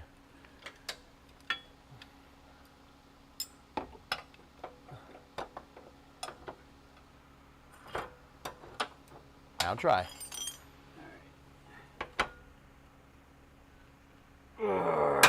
Oh, yeah. That's the noise you want to hear, that little tick noise.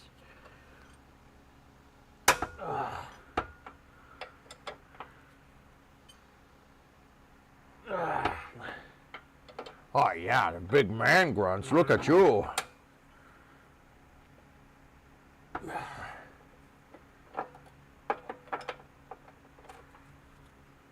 Like that one. It's better. Yes, you do. Yes, you do. You're like the Phantom Menace. That one's better. These are torqued right on there. Yep, they should be. These are bolts you really do not want coming off. They're coming, but man, is it taking a while.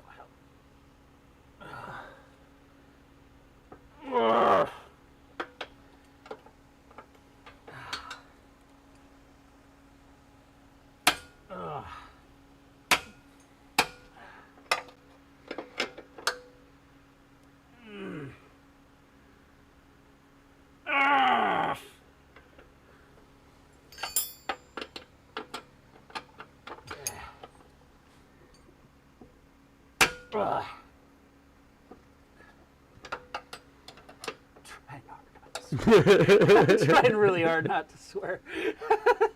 Hey, don't get mad at it. No. I just want to call it some choice words. Ah, Kelly Clarkson. Yes, all of those. Oh.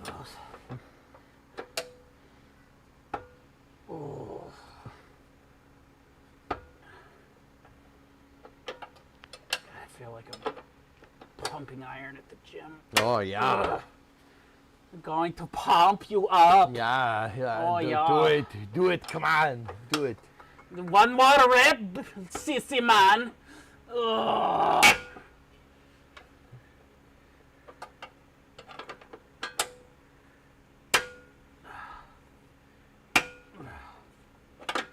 It's getting there. We're almost a little ways there. Ugh. Okay, I need just a second. Jesus H, that is on there. Hold the wrench there. Hold the wrench there, bud. All right. Yep, there you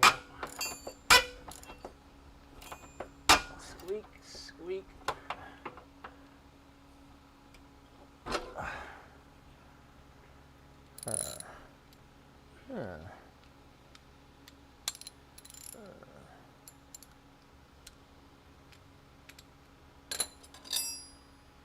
How much more thread do we have? Like quarter inch. Ooh. Hold on. Here.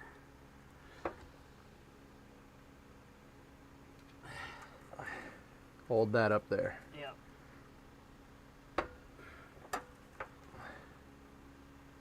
Okay.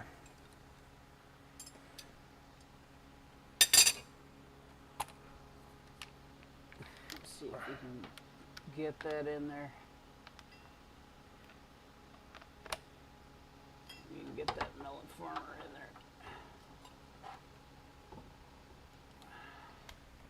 I have. You need an extension. Yeah, I have the answers. Extension.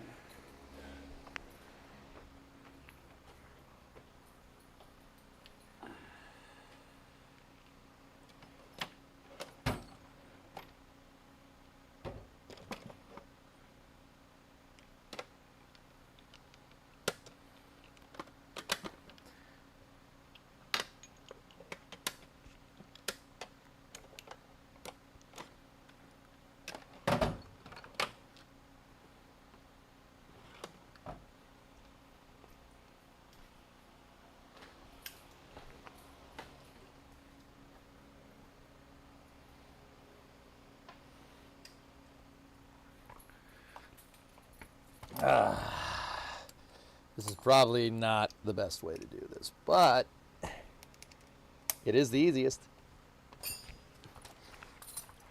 Okay. Yeah, you're gonna want to hold that. Yep. Holding.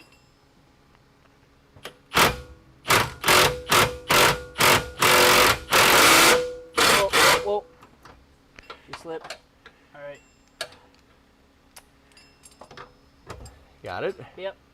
Oh, oh. Nope, just keep coming off. Hold on. There we go. There it is. Ow, ow, hot. Yeah. Yeah. Now, how the hell do we get that thing out of there?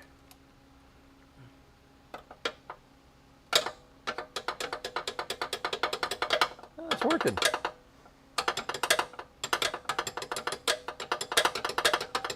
Is it coming? Yes.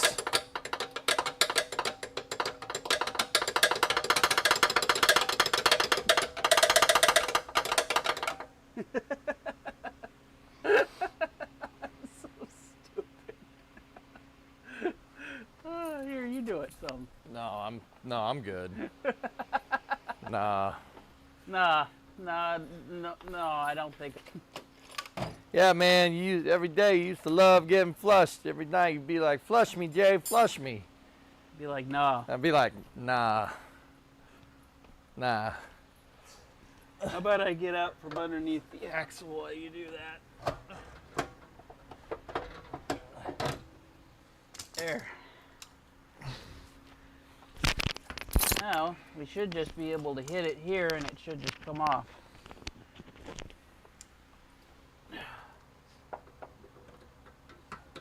Should get that thing out of there. There we go. I didn't even need to hit it.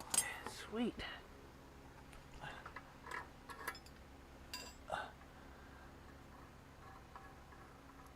Yeah, you didn't need to hit it because somebody walled out your trailing arm bushing, or trailing arm bracket.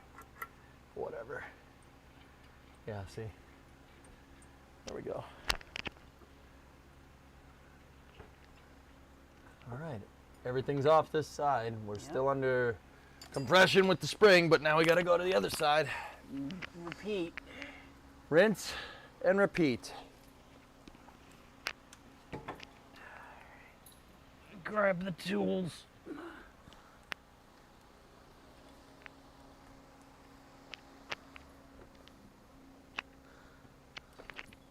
We need this. We need this. We need that. And that and that. All this. Okay.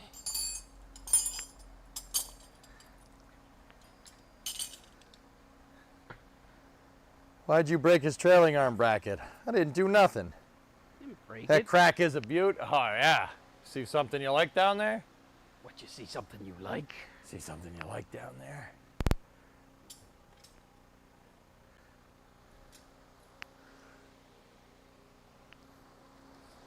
All right, what time is it? 4:11.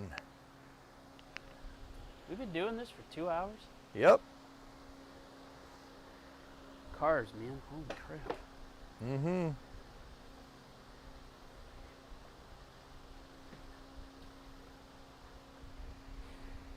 Yeah, it does not feel like I've been rolling around on the ground for the last 2 hours. Yeah. There's a deep socket over here, Where? right there. Yeah. I don't know what that is. What size is that? 17. I don't don't- need it, but I don't believe we had 17. I think Nope, we were nope, using it's all- 18s. 13, 16s, and 18.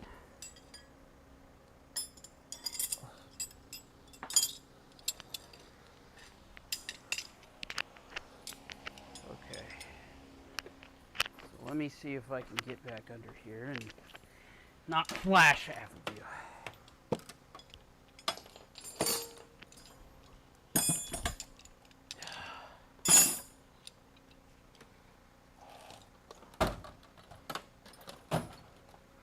Think I'm flashing them.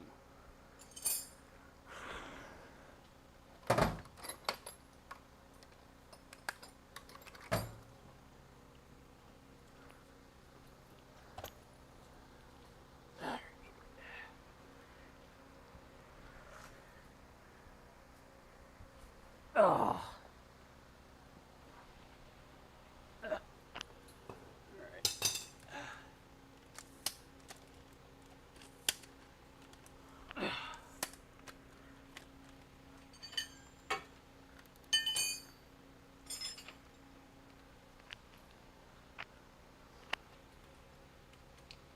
What is that one? 3/4, and what is that one? 17. 17. So we need those.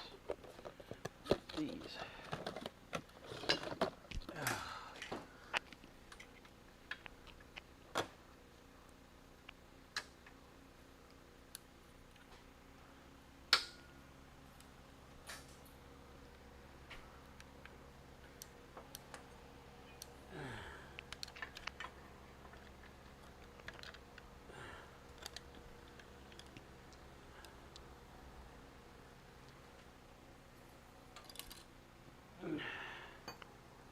So what are you doing? I'm just getting set up here. So that's in the way, so I can't put that in there. I need.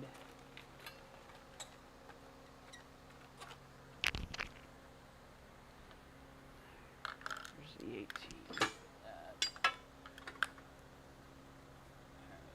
I think I'll do is I'll do that. And you bring me a 13/16 socket. Deep, short. That don't matter. Okay. Give me 1 second.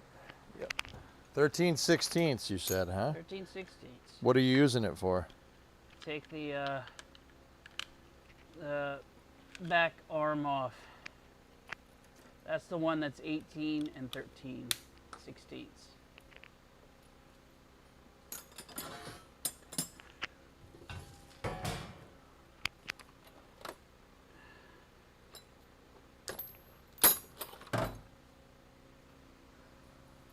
What drive do you need? Is it for the impact gun? Impact.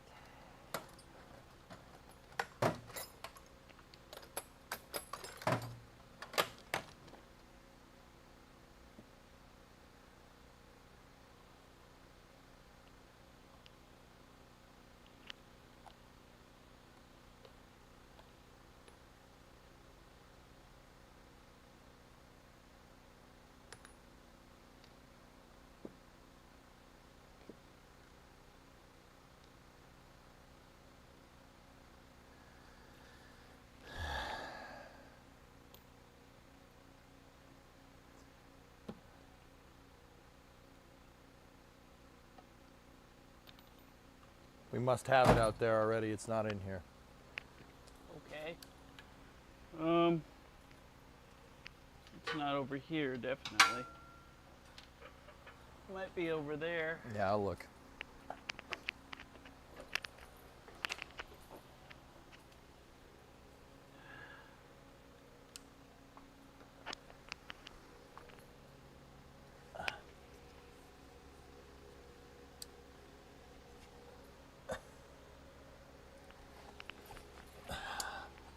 Oh, that's very bright. Yeah. What about that wrench that's underneath the paper towels? That is 5/8. Okay, what wrench is by your right foot? Because we used a wrench for this, I'm pretty sure. 3/4. What about the other one? 21. What about that wrench that's right to the right of your arm? 13. Thir- 16. 13/16? Yes. Will that work? That'll work for this side. But now I can't get to the nut in here because the nut's in here. The trailing arm is in the way, the bracket.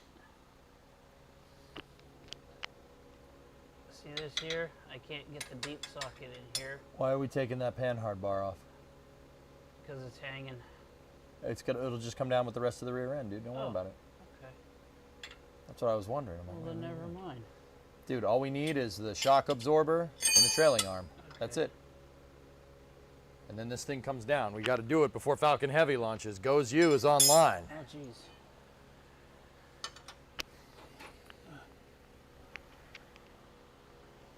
What is that, quarter? It's a quarter. Okay. Where's that? Where's the size? There it is, 3/4. Give me that. Get in there. I said get in there. There. The weather isn't looking good, dudes, but we'll see.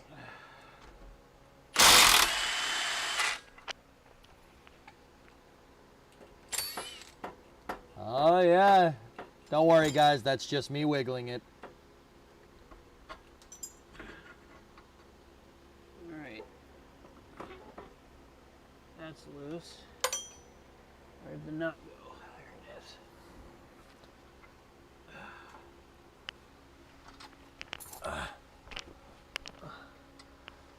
Hammer.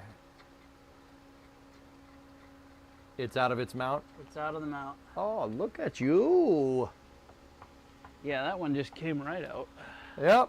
West Coast cars, bro. Okay, so.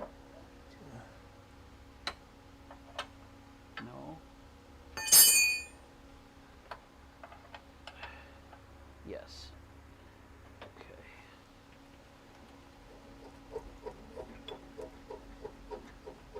That's freaky. It's just me. Don't worry. I got it. You can see the suspension working. Guys, you see that spring going up and down? That's pretty rad. This is what the sway bar is designed to prevent from happening. It's designed to prevent this, which is actually super freaking cool.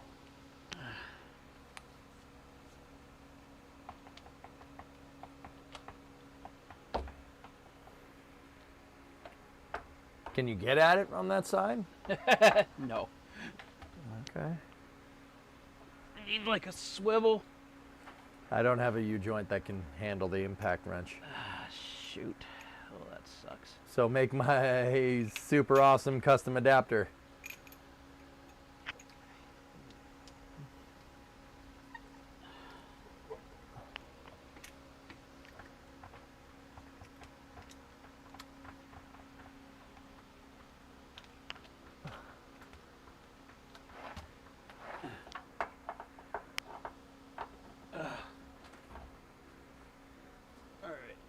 I get the wrench on the other side.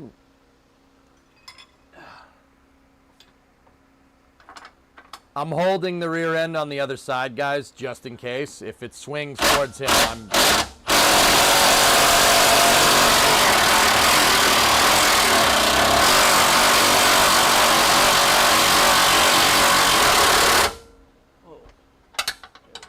If it swings towards him, I'll pull it. Stay on there.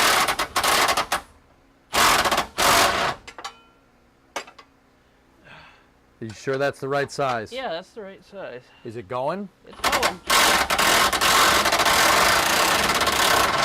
There it is. There.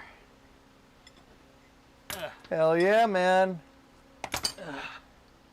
I don't know where the nut went, but It's on the other side of the jack stand. okay. Okay. Now wallet that thing out.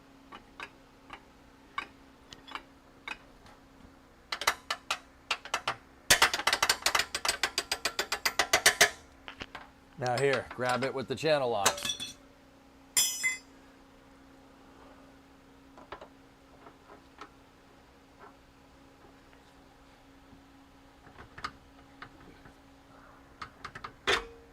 It's out. Okay, man. Let me switch us to the right camera.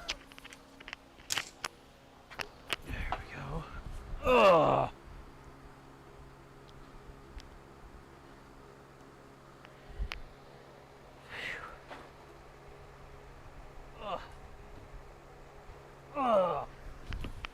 And then it is time to pull the rear end out.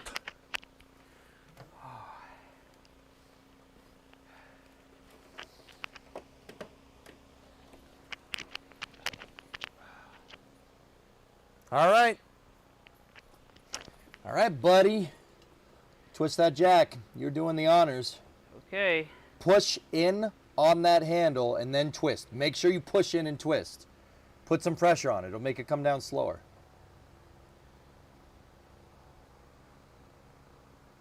All right, here she comes. Stop. Stopping. You all right? Yeah, I'm fine. All right. We got caught on the other shock. That's all. Okay. But it's down. Sweet. Jack it up, please. Yeah.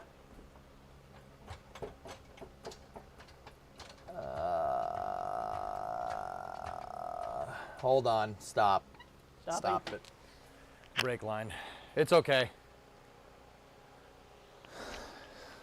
It's all right. It's the old brake line, so I don't care. We just didn't release it from its mount. Okay. We took the fitting off, but we didn't release it. No problem. But it is down.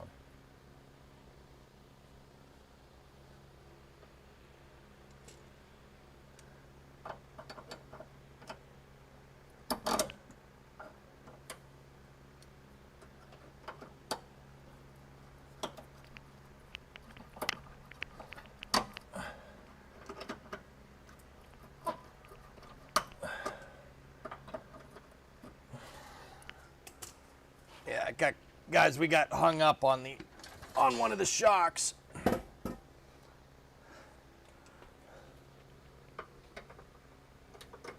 All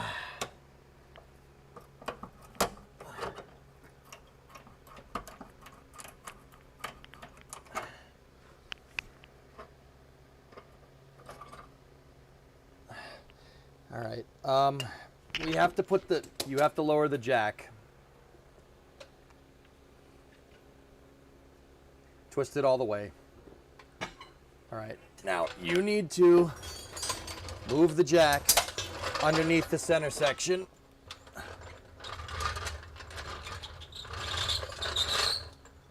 Start jacking it up, please.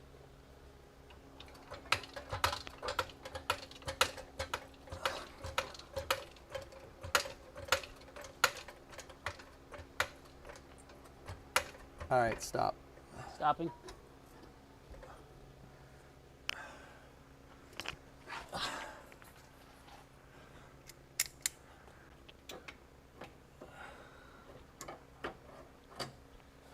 The brake line retainer, guys, is stuck.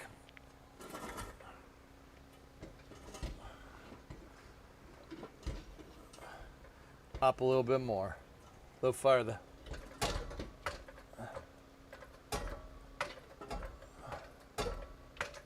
All right, that's good. Just hold it right there for a second. I just took the line out of tension.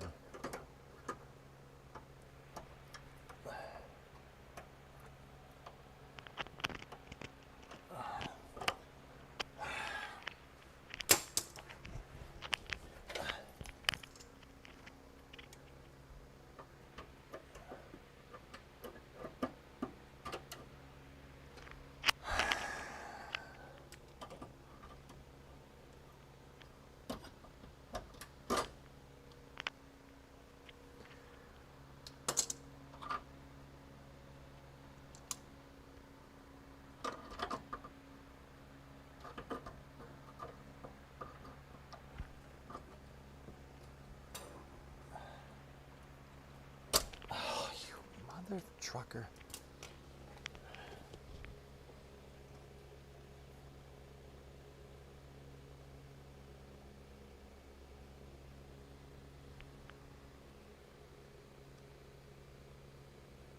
The retaining pin doesn't want to come, but I will make sure that it retains no more.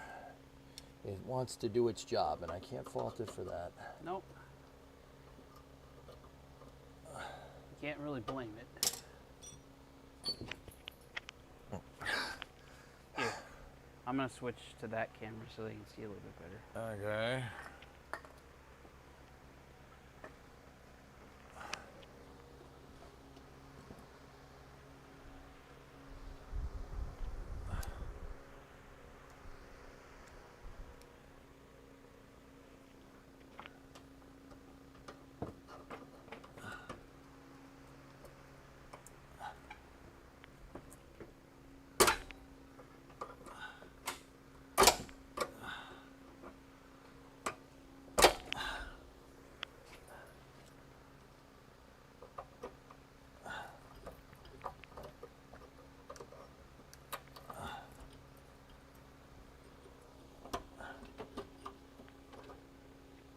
Yeah, this light says, yeah, no, there's not enough battery.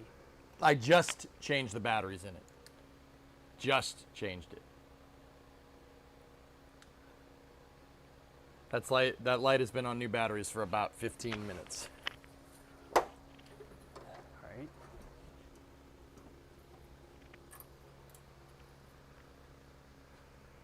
I don't know what its problem was then.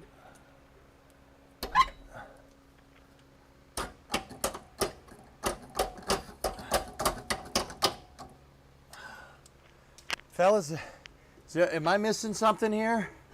What the hell's wrong with this thing? It should just pop out, but it doesn't want to. Here, you try it. Let me go see what they're saying. Oh, okay.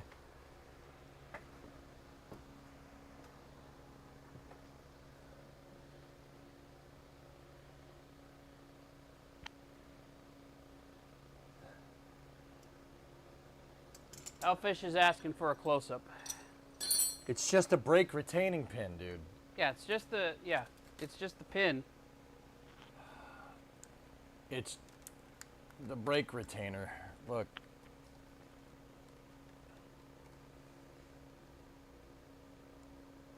That thing should just pull. You should just be able to pull it right out. Or hammer. I mean, I guess I could hammer it from the other side, from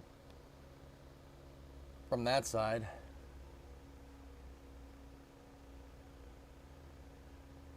Yep, more force. It's just stuck. Yeah, okay.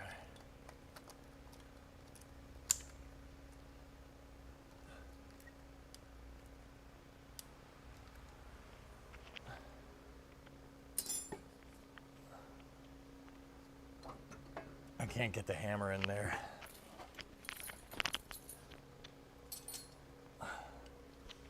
You got the mallet? I can't get it in there, and I don't want to damage the brake line.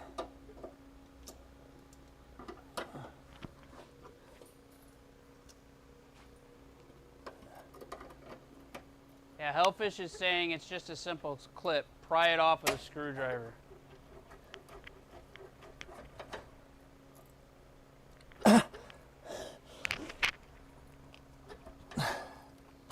She's not going.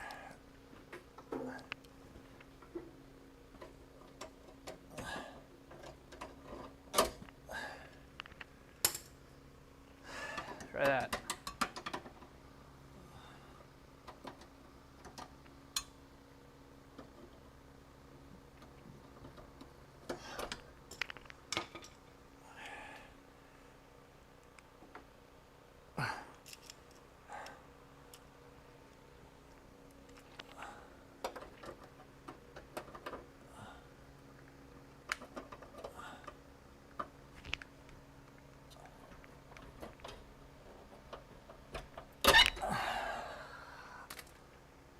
There. Stupid thing.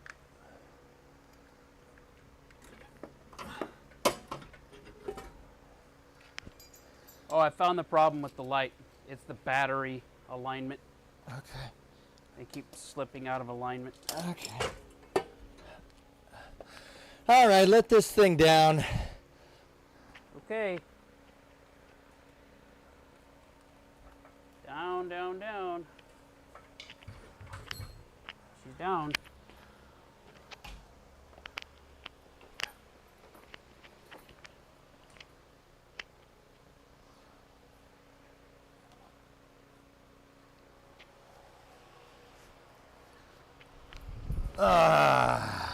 Yeah, baby.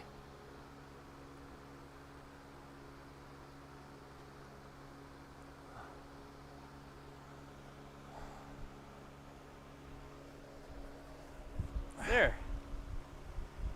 It dips out. All right, pull it. Which way? We gotta go this way with it. All right.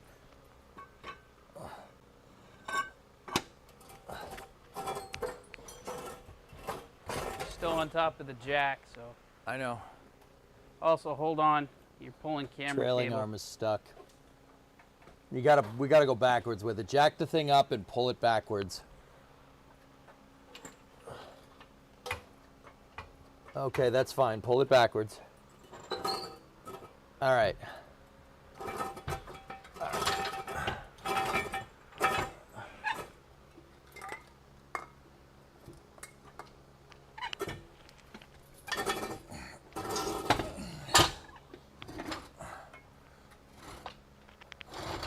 All right, the jack's clear. Pull that out.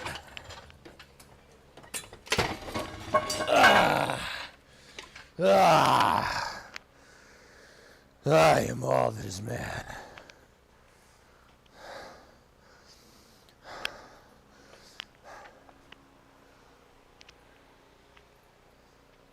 SpaceX go for prop load. Excellent. Sweet. Oh.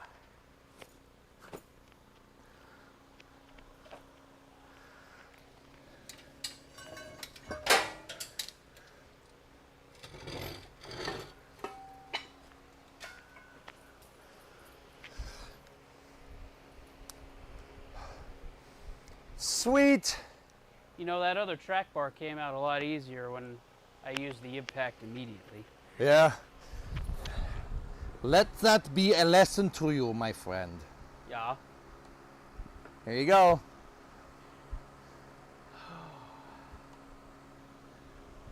She got nothing. Ain't All nothing right. under there. All right, get the other brake drum that's next to the jack, put it back on there. I don't want brake dust going all over my stuff. Yep.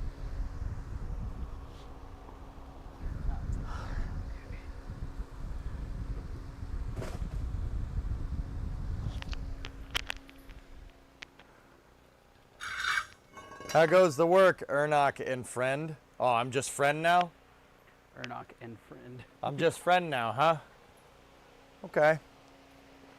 Ain't my stream.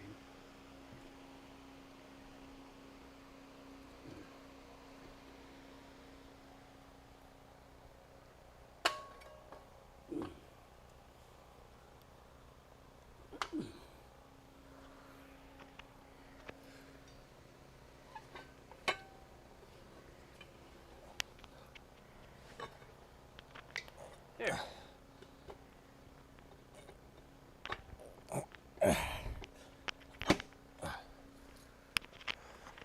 I just unplugged that. Can you plug that back in, please? Yes.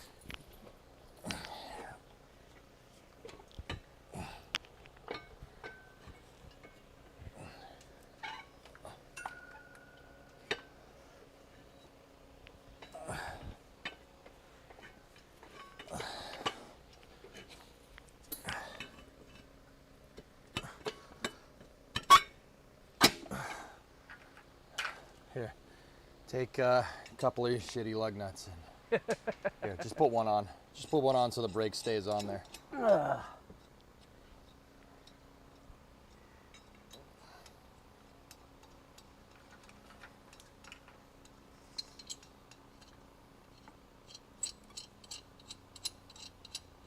There.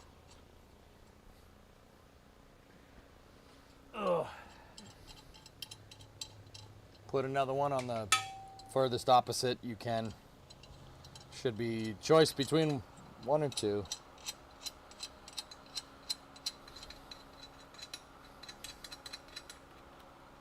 There. What are we doing with this? Anybody want this thing? Anybody in the Massachusetts Commonwealth wants a drum brake 273 non-Posi rear end out of an F-body? All right. Scrapyard, garbage. Yep. All right. We got a rocket launch to see. Let's go do that. I'm going to wash my hands and then we'll get to it. Be right back.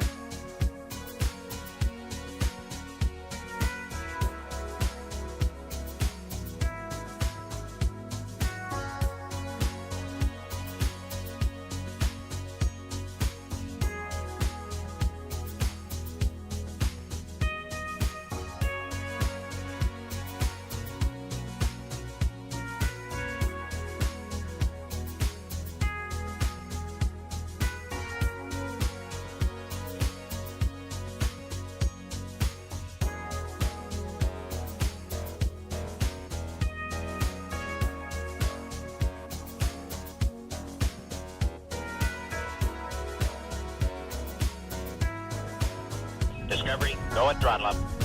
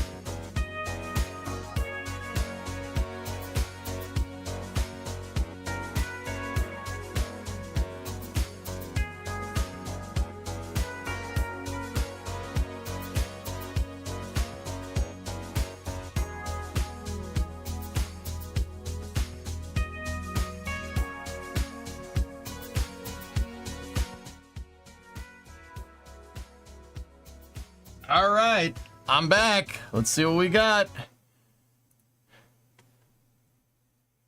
I am bloody back.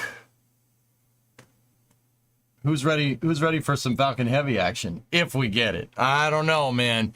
It's 70% probability of violation, 30% go, which means there's a 30% chance of it launching. PMDG is about to drop the 777. Oh. Very nice. All right, so let's pick up NASA's stream right here. Satellite captured this imagery from the Artemis 1 launch in November of 2022. Orion and the Space Launch System rocket broke through the clouds and left a hole in its wake. You see a little hole open up there? It streaked through the atmosphere, taking off there. And of course, the launch of Artemis 2, which is currently scheduled in 2025, will also be captured. That'll be captured by GOES-U after it becomes the primary satellite for GOES East. At the top of the show, we started loading the 3 first stage boosters. Next is the second stage. So let's check back in with Megan and Mick. That's right, and in about 17 seconds, we expect SpaceX to begin loading RP-1 or rocket-grade kerosene into the rocket's second stage. And there you go. That's the call out there. So now we are loading both RP-1 and liquid oxygen into the Falcon Heavy rocket. That is correct. We got RP-1 and liquid oxygen going into the first stage 3 boosters, and we just started RP-1 in the second stage. And pretty much, we see RP-1's about 50% on the 3 boosters, and liquid oxygen is roughly about 30% on the first stage. So getting ready to stow. All right, they've started tanking the boosters and stuff. Look, that's Falcon Heavy right there. That's 220 stories. Or 220 stories, 220 feet or 22 stories, right? Oh, it's got the second stage with the shading on it. See that ring up there? That's a thermal protection system to prevent the propellants from boiling off. That means this stage is going to be on a long duration coast, which is pretty cool. But going back to that other shot, I mean, you look at this thing next to the Starship Tower, and it is tiny. It's a little boy. 220 stories. Yeah, it's the size of the tallest building in the world. Locks that we want to start flowing up through the what we call the TE when we transport and erect the vehicle, and then call it the strong back once we're on the vehicle. We want to get those lines chilled down so that we can get that locks into the second stage. So that's a very important step to make sure that we don't break anything and keep going with loading today. Yeah, because if you don't chill down the strong back in preparation, we could do thermal shock to the system, right? That's correct. Yeah, we don't want to do that. You don't want to do thermal shock ever. Now, if you pump the propellants through those lines too quickly, they'll boil too fast, and then you'll pressurize the line inadvertently, and that can lead to breaking things. I'm joined by LSP flight design analyst Mark Hammett. Thanks for being here, Mark. Thanks for having me. Well, let's talk a bit about the GOES-U mission trajectory. So the G in GOES stands for geostationary. Can you explain what that means? A geostationary orbit is a circular orbit around the equator, about 22,000, just over 22,000 miles in altitude above the Earth. What's unique about that number is, at that altitude, it takes 24 hours to complete one revolution around the Earth. What else happens 24 hours, one revolution? Yeah. The Earth rotates on its axis in 24 hours, or 1 day. So if you pair those two up, put the satellite above a particular location over the Earth, as the Earth rotates one revolution per day, and the satellite moves at that same rate, the satellite will remain over that location over the Earth. Stationary, geostationary.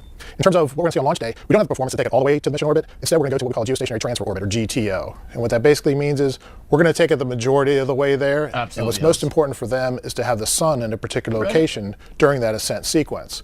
So as they perform their design of how those all maneuvers would map out, they determined what the launch time would be to put the sun in the proper location for that ascent sequence. So for this mission, we know that there's a long coast after the second burn of the upper stage. Can you explain why it's designed that way? Sure. Right. This is a 3-burn mission. As you can see, the first 2 burns mapped out here. Those 2 burns occur in about 28 minutes. After that, then we do have this long coast period, as you mentioned. It's about a 4-hour coast until we get to the location of that third burn. So we're going to get out here, we're going to do this burn, and we're going to raise that low side of the orbit from about 100 miles to about 10,000 miles in altitude. At the same time, you can see here the bend in the trajectory. We're also going to lower the inclination, or that angle with respect to the equator, from 27 degrees down to 4 degrees. Thanks so much for explaining the trajectory to us. Great to have you here. Thanks for having me.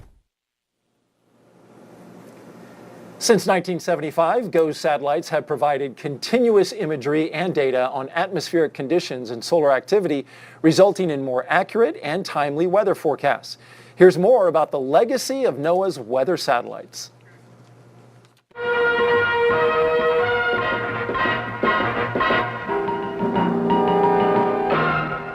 It all began back in October 1975 with the launch of NOAA's GOES-1 satellite.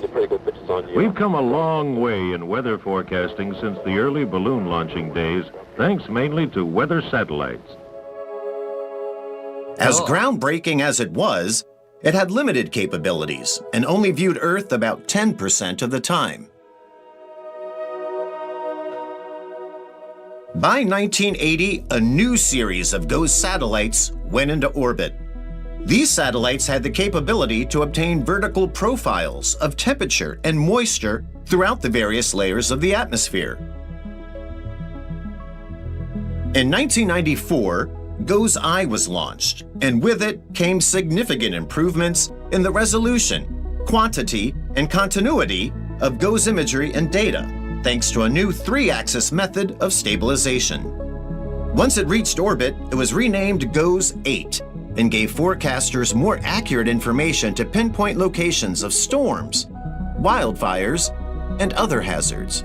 So, guys, if you're wondering what the geostationary operational environment satellites do, if you're wondering what these are the satellites that you get your local weather forecast from. So, like, if you're watching the weather in the morning on the news and they say, all right, here's today's weather, let's go to the satellite, it's a GOES satellite. Yeah, all the weather weather forecasts from the Weather Channel gets, the data gets downlinked from GOES satellites. The current generation of geostationary satellites was launched, the GOES-R series. GOES-R. With this series came new advancements that included state-of-the-art instruments like the Geostationary Lightning Mapper and the Advanced Baseline Imager, or ABI. For nearly 50 years, the GOES satellites have provided a unique view of Earth.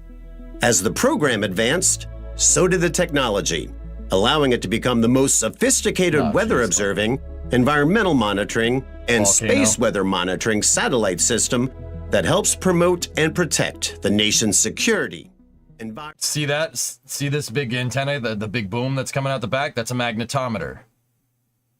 The magnetometer is there to measure, the sun. They said they were looking at the sun too. That's what the magnetometer is, detecting radiation levels in the magnetic field. Sorry, that's what it was. I forgot for a second. I gotta do this more often. Or higher.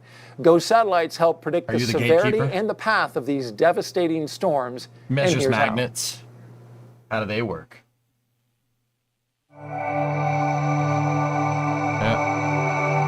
So the polar orbiting satellites complement the geostationary. Since the geostationary, like 24,000 miles up, while they get great pictures, it's really hard to measure what is the state of the atmosphere from that distance. So the polar orbiting are basically flying a little over 500 miles up. And when you're at that altitude, you can sense what's in the atmosphere to a lot higher resolution. Two things people always want to know about hurricanes are how strong is it and where's it going to hit. And microwave sounders can certainly help with both of those. The ability to see through clouds becomes really important. If you've ever seen a picture of a hurricane from space, mostly what you're seeing is clouds. And you can get a better weather forecast, a better prediction of how strong the hurricane is and where it's going to hit, which direction it's going to go, if you could see through those clouds and see the structure of the atmosphere, maybe even the ocean conditions underneath that. And so microwave sensors allow you to do that kind of thing. You'd like that as precise as you can, so that only the people who are really going to be affected have to do something. The improved sensors that we've been flying allow a better understanding of the core of that hurricane and allow the forecasters to better predict precisely where that hurricane is going to hit. Yeah, these satellites are pretty damn useful. Shrink that cone of uncertainty and give a better prediction. We hope to continue to improve the ability to do track forecasting. That's gotten so much better over the past couple of decades. Our 5-day forecast is about as accurate as our 2-day forecast was only about 20 years ago. Wait a minute. Can I just... So much better. That's the Boston Convention Center. That's the BCC.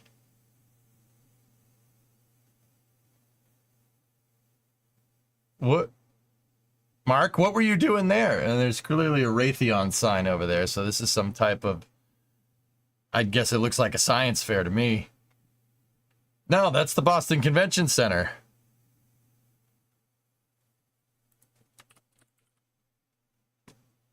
That, dude, I'm telling you, look.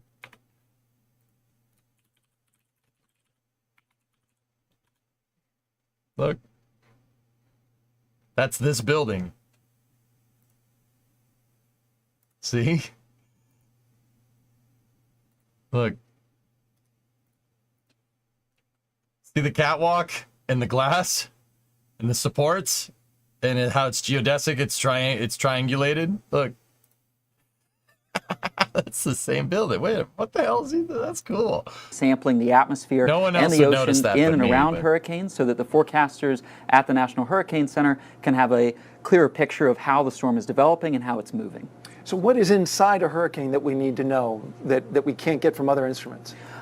It's that in situ data. It's the pressures, the temperatures, the humidities, the wind speed, the wind direction, the ocean sea surface temperature. All of this data we're able to collect with our aircraft as well as some of the instruments that we have on board, and all of that is vital for the forecasters. All right, you've got some amazing video that you shared with us flying in a hurricane. We want to play that now, and you kind of talk to us about what it's like to fly inside a hurricane with 150 mile per hour winds. So this video is from our WP3D Orion. This is flying, that's actually flying through Hurricane Florence in 2018. And on the P3, it's kind of like being on a wooden roller coaster that's inside of an automatic car wash. So a lot of vibration, a lot of getting bounced around, wind and rain slapping against the windows. There you are. It can certainly be a bumpy ride, yes. Our Gulfstream 4 flies up above, around, and in front of the storm to sample the high altitude atmosphere, usually at 45,000 feet. And all of this data feeds into those forecasts that you see on TV of the spaghetti plots of all the different ways a storm can go. And the better data we can collect up in the air, the more accurate those forecasts are going to be. Right there, are you like catching some air right there? Looks like the bottom dropped out. Yes, absolutely. You can get lightning a lot in these storms. You can certainly get some hefty bumps. A lot of turbulence, but it's exciting work and it's important work. And we saw the G4 here today at the shuttle landing strip. That's right. A lot of people got to check it out. You have one more tool that that you use, and that is a drone. I didn't even realize that we have a drone that's going to come flying in. Watch how this thing flies right into the set. See this? Thank you, John. Appreciate that from Noah. There we go. Perfect. In there. I didn't realize that you guys had tools like this. What do you do with this? So this is newer technology. We've been launching these out of our P3 Orion the last couple of years, and so these are able to get down to altitudes that we can't safely get to in our aircraft. Into Jonathan, When we're flying through a hurricane, we won't fly below 5,000 feet, but these can get down to as low as 30 feet off of the ocean surface into what we call the boundary layer. That's where the ocean and the atmosphere are really interacting. It's where all of that energy is really flowing up into the storm, and so this can get us high resolution data at really low altitudes that we really can't get any other way. How do they hold up? I mean, these are the most violent storms on Earth, and how does this guy do? So typically these we'll drop these in the eye where it's calmer. They can work their way into the eye wall, and when they do that, they tend to just follow the wind. So they're not trying to fight against the storm, they're just going with it. I was about to say, I mean, that's amazing that they can hang in there for that long to get back data. You're a former, well, you're still a meteorologist. Do you recall using data like this, and how would you work it into a forecast? Oh, anytime there's a landfall hurricane coming towards the U.S., we have the hurricane hunters up 24/7. We're tracking every observation, every pass. They're seeing the real-time changes, right? There's no other way to get it. Absolutely. So what's the craziest hurricane hunting story you can tell us, Nick? 2 years ago, into Hurricane Ian, as it was working its way towards the coast of Florida. Cat 5? You stole Dorothy! We were flying through at the point when it briefly intensified to Category 5. Wow. We were in the eye wall for what was 10 minutes. Made it into the eye. We're able to mark the center, launch a drone into the eye of the storm, work our way back out. That flight was the bumpiest I've been on in the 8 years that I've been doing this. What about the lightning? Could you see it while you were in the eye wall? Lots of lightning. I think there were over like 1,000 lightning strikes in the eye wall over the course of a couple of hours there. It was a night mission, so you could really see it flashing. That's awesome. It was very impressive. It's a bit like lightning flying through a flashing strobe. every second, being blown all around in a plane, and how did you feel? It was certainly one of the more tense missions that we've been on, but all of our crews are highly trained. Everyone on that aircraft is focused on doing the mission, doing it well, making sure that we're gathering the data safely and that we're doing it effectively. Nick Underwood, Hurricane Hunter with NOAA. It was great having you here. That's Thanks killer, for sharing dude. your What stories. an awesome job. Not as cool as a bounty hunter, but Hurricane Hunter, I mean, That's what's the bigger vibe, than a hurricane, right? Yeah. Yeah, that's great. Thank you very much. What did he say? Appreciate it. Well, back to talking weather satellites. GOES-U is the last of a generation that began with GOES-R. The next generation of NOAA's weather satellites will be GeoXO, or Geostationary Extended Observation. Here's more. Like GOES-R, GeoXO will continue NOAA's 5 decades of critical Earth-observing data. However, GeoXO will have new technology on board.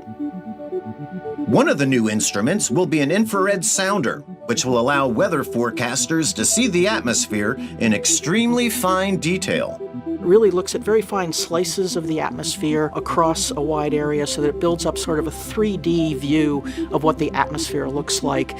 And forecasters can use that information to be very precise about their forecasts, where a storm is going to be, how severe a storm is going to be. They can even do predictions of what the precipitation levels are going to be. The sounder will also help detect quickly changing wind speeds and direction, which will assist in everything from hurricane prediction to aviation forecasts. Yep, so a big part of the National Weather Service's mission is to forecast for aviation, for safety, and also looking at that fuel economy, looking at detecting the direction of the wind. So that capability is just going to be absolutely amazing for aviation and earlier detection and quicker detection of tropical systems when it comes to rapid intensification. There will be 2 other new instruments on GeoXO as well. One will be an air quality instrument that will monitor and track harmful air pollutants, including wildfire smoke and volcanic gases. It will provide continuous observations and measurements of atmospheric composition, which will help improve air quality forecasts and alerts across the United States. Cool. Another instrument will measure ocean color, which helps detect and track threats to our lakes and ocean, such as harmful algal blooms and oil spills. Perhaps most critically, NOAA's GeoXO will also meet new needs for the data user community, including forecasters, researchers, and others who depend on receiving crucial environmental information across the Western Hemisphere. These users are looking for advanced capabilities, and they've told us what they want to see in this next generation, which is going to start observing in the 2030s but continue into the 2050s. And with the changes on our planet and with the society's increased reliance on environmental information, it's really important to be able to serve this wider variety of needs. Come and watch a rocket launch with Dad. GOES-U's 7 instruments will gather data that can help forecasters in many different ways. That's For more on Daryl. that, let's go back now to NASA's Philip Hargrove. Thank you, Daryl. I'm joined here by Irene Parker, the Deputy Associate hey, Administrator for Systems for Stay NOAA's down there. He Satellite and doesn't like Information being picked Service. up, Thank you for dudes. being here with us. Thank you for having me, Yeah, and that's thank my you for dog. saying all His those name's words Titan. in a correct order and everything. It's a lot of words. We'll get into it. So, yeah, you're a leader in NOAA. Can you tell us what it feels like to be this close to liftoff? I'll be honest, it is extremely exciting. This Titan is my C, second obviously. GOES launch, but my third launch ever, and the excitement doesn't stop. I'm so looking forward to the Falcon Heavy and feeling the rumble. I'm just so looking forward to that. Definitely a unique launch vehicle. And can you tell us what makes the GOES-U satellite unique relative to the other satellites in the GOES-R series? Oh, definitely. So GOES-R series was mostly focused on weather and sun aspects, but this GOES-U has the compact coronagraph, which is an amazing instrument capability that was built by the Naval Research Lab. And what it basically does is it's going to look at the sun and it's going to be able to see a coronal mass injection. And a scientist basically explained to me what that was. Coronal mass ejection. Think of it as the sun burping up a whole lot of plasma, a lot of gas, and it's coming straight at you. And what this is going to do, this instrument, the C-Core, is it's going to basically be able to see that and detect that. And as it comes closer to the Earth, we'll be able to determine through the Space Weather Prediction Center at NOAA if there's going to be a geomagnetic storm. And if there's a geomagnetic storm, are we going to be able to make sure that our power grid is okay, our astronauts are okay, all those wonderful things. And this satellite is the first satellite. James, Titan is a mix. Mostly cattle dog. Australian cattle dog. He's a worker dog. I like him. He's a good boy. It's just opening the door for us to do more extended observations in the future GEO series for GeoXO. And in that series, we're going to go and actually do things in atmospheric composition. We're going to do things in ocean color and really push the boundaries in environmental intelligence. So this is just the beginning with GOES-U that happens to have C-Core, but our next generation of GeoXO, it's going to have some amazing instruments there. But the other thing I don't want to forget that GOES-U is still doing is for weather prediction, right? It is the bread and butter for hurricane forecasts, for lightning, for fire weather, all of those things this satellite is capable of doing. So it's just going to be amazing to see this 4th bird launch. Thank you so much. Awesome stuff today and awesome stuff ahead. Thank you so much, Irene. Back to you, Daryl. Thank you both very much. T-minus 15 minutes and counting. When did you all get Titan C? So first of all, I didn't name that dog. That was his name from the shelter. Second of all, Rocket. Third of all, had to get him. Fourth of all, he's an awesome dog. He's already trained, guys. Yeah. He'll let me know. Anyway, back to Ginger. Team of meteorologists, and I know that atmospheric scientists all over the country and the world are excited for GOES-U. I know we are. Of course, that high-res everything. We're going to look at that lightning data. We're so excited for the aerosol information. It's just going to help forecast. And of course, we cover all of the biggest disasters, the wildfires, all the way to hurricanes. GOES-U is going to be wonderful. I've been talking to space weather folks, and that coronagraph, having a dedicated peek at the sun every single day, GOES-U is going to be big. And we can't wait for this launch. So go NOAA, go NASA, and go GOES-U. Biden, sit down. All right, whenever there's a big launch, we have thousands of people joining us. But real quick about the Ginger Z thing. I mean, she talked about aerosol. What orbit is this going to? It's a geostationary orbit. Geostationary operational environmental satellite. See it even better. All right, looking forward to that. Whenever there's a big launch, we have thousands of people visiting the Space Coast to feel and see the rocket firsthand, including a very special group that we want to show you right now. A special group. There they are, about 80 middle school students. How are they doing? Giving us a big old this kid has a mullet. Awesome. They're here Kid in the bottom as right has part a of the mullet. Students to Launch initiative, and they got a lot of energy.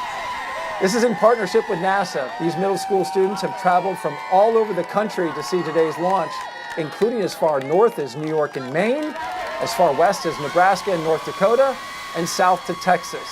Students to Launch educates and inspires students across the U.S. to understand the challenges and objectives of spaceflight missions, which can sometimes lead to careers in aerospace and astronautics. And that has to be one of the most enthusiastic groups I've ever seen at launch. No, they were at my hotel this morning. Oh, they were? Very excited. Yeah, breakfast was a blast. And so are you excited? Oh, yeah, we're getting close. I can't believe it. T-minus 13 minutes, just under 13 minutes and counting. There you see the rocket there. We've got a little bit of time to take a few more social questions. So let's pop one of those up now. You've been doing a great job, Alec, answering all of those. The question is, coming from Space Gal, why the U in the GOES-U name?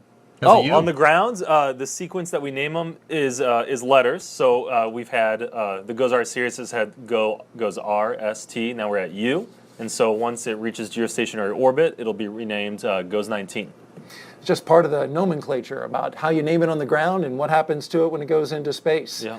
And we have a few more questions to get answered here as we look and watch the Falcon Heavy on the pad there, getting ready to go from Launch Pad 39A. It's cooking.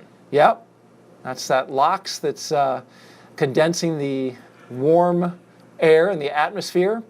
All right, so we have Samuelo asks, how long will this spacecraft be in operation? Okay, so the operational life is 10 years. We expect performance longer than that. It's planned for a period of on-orbit storage, and so we should have 15 years of use, but really we expect it to be even a little bit longer than that as long as fuel usage goes okay. Have we gone over... So the ground track, LoJack, we're looking at a 90-degree azimuth insertion, which gets you 27 degrees incline. It'll save us. It could save us. This a stream life is like 25 seconds behind. Hey, EJ, could you fast forward this for me? Sure, man. Yeah, we'll catch up.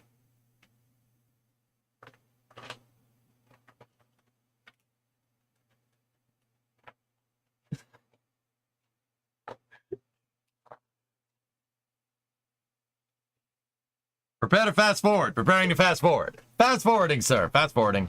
Air at the limit of the weight of the GOES-U satellite, so that Falcon Heavy gives it the additional performance it needs to go up. And so with just a few more minutes left, your thoughts, Alec, as we get down ready to count the final minutes before liftoff. Oh man, I'm bottled up. I can't wait to see it. It represents such a legacy for the program, and we're all excited to see this come together open that door for the on launch me today. All right, Alec and I are headed outside to watch the launch, and so we'll send it out to Megan and Mick for the remainder of the count and liftoff, and we'll see you again after the first. All right, so this is double booster RTLS, expendable center core, from what I understand. Launch. Mick and I are going where we're staying inside here, inside the Mission Director Center, inside Hangar AE at nearby Cape Canaveral Space Force Station, because this is where we continue to monitor the launch team as we march towards that T0 We're at inside of 10 minutes, guys. PM. I'm going to run ads. Here we go. To internal power, that's going to take a couple of minutes, right? Yeah, spacecraft's working their procedures, verifying the health of the spacecraft, getting everything ready. They'll then transition around T-minus 6 minutes, 5 minutes. They'll transition to internal power, finish up that procedure, disconnecting from the ground power at the pad, and getting ready for launch today. So the last time you guys were with us, the launch team has begun loading super cold liquid oxygen into the Heavy's second stage. That happened at T-minus 18 minutes. The next major fueling milestone, that's expected at T-minus 7 minutes, and that's when SpaceX will chill down the Heavy's 27 engines on the boosters to get ready for engine startup. Yeah, just like we talked about on the strong back, the team needs to chill down those engines so that we don't provide a thermal shock to all 27 engines. A lot of power there. We heard Daryl and Alec talking about that, getting GOES-U on its way. That's a very heavy satellite, so right on the cusp of a Falcon 9, but this Falcon Heavy is going to give a lot of performance today. And we're finishing up, Megan, as we're looking at the telemetry here. RP1 on the first stage is coming to fill levels, and LOX on the first stage is almost complete, and second stage LOX is about 50%. So we're proceeding very well with full fuel loading today, and things are going good. That's awesome. And speaking of weather, we are launching. We are launching a weather satellite, so we should talk about the launch weather. And we've been watching that in the hours leading up to our launch today, and right now. Once again, guys, don't get your hopes up exactly here. We're at T-minus 8 minutes, but it was a 30% probability to go. So we'll see what happens. Launch Weather Officer Brian Cizik again confirming that we have found an opportunity to launch today at 5:26 p.m. Eastern Time. Yeah, that team worked very quickly. Brian has definitely been very busy this afternoon. It's like 60% now? Nice. Charlie Meyer, the SpaceX launch director, and Dr. Denton Gibson, the NASA Okay, we've gone up to 70% go. Sounds good. Minutes, and they were able to find that sweet spot in the weather today to get things done.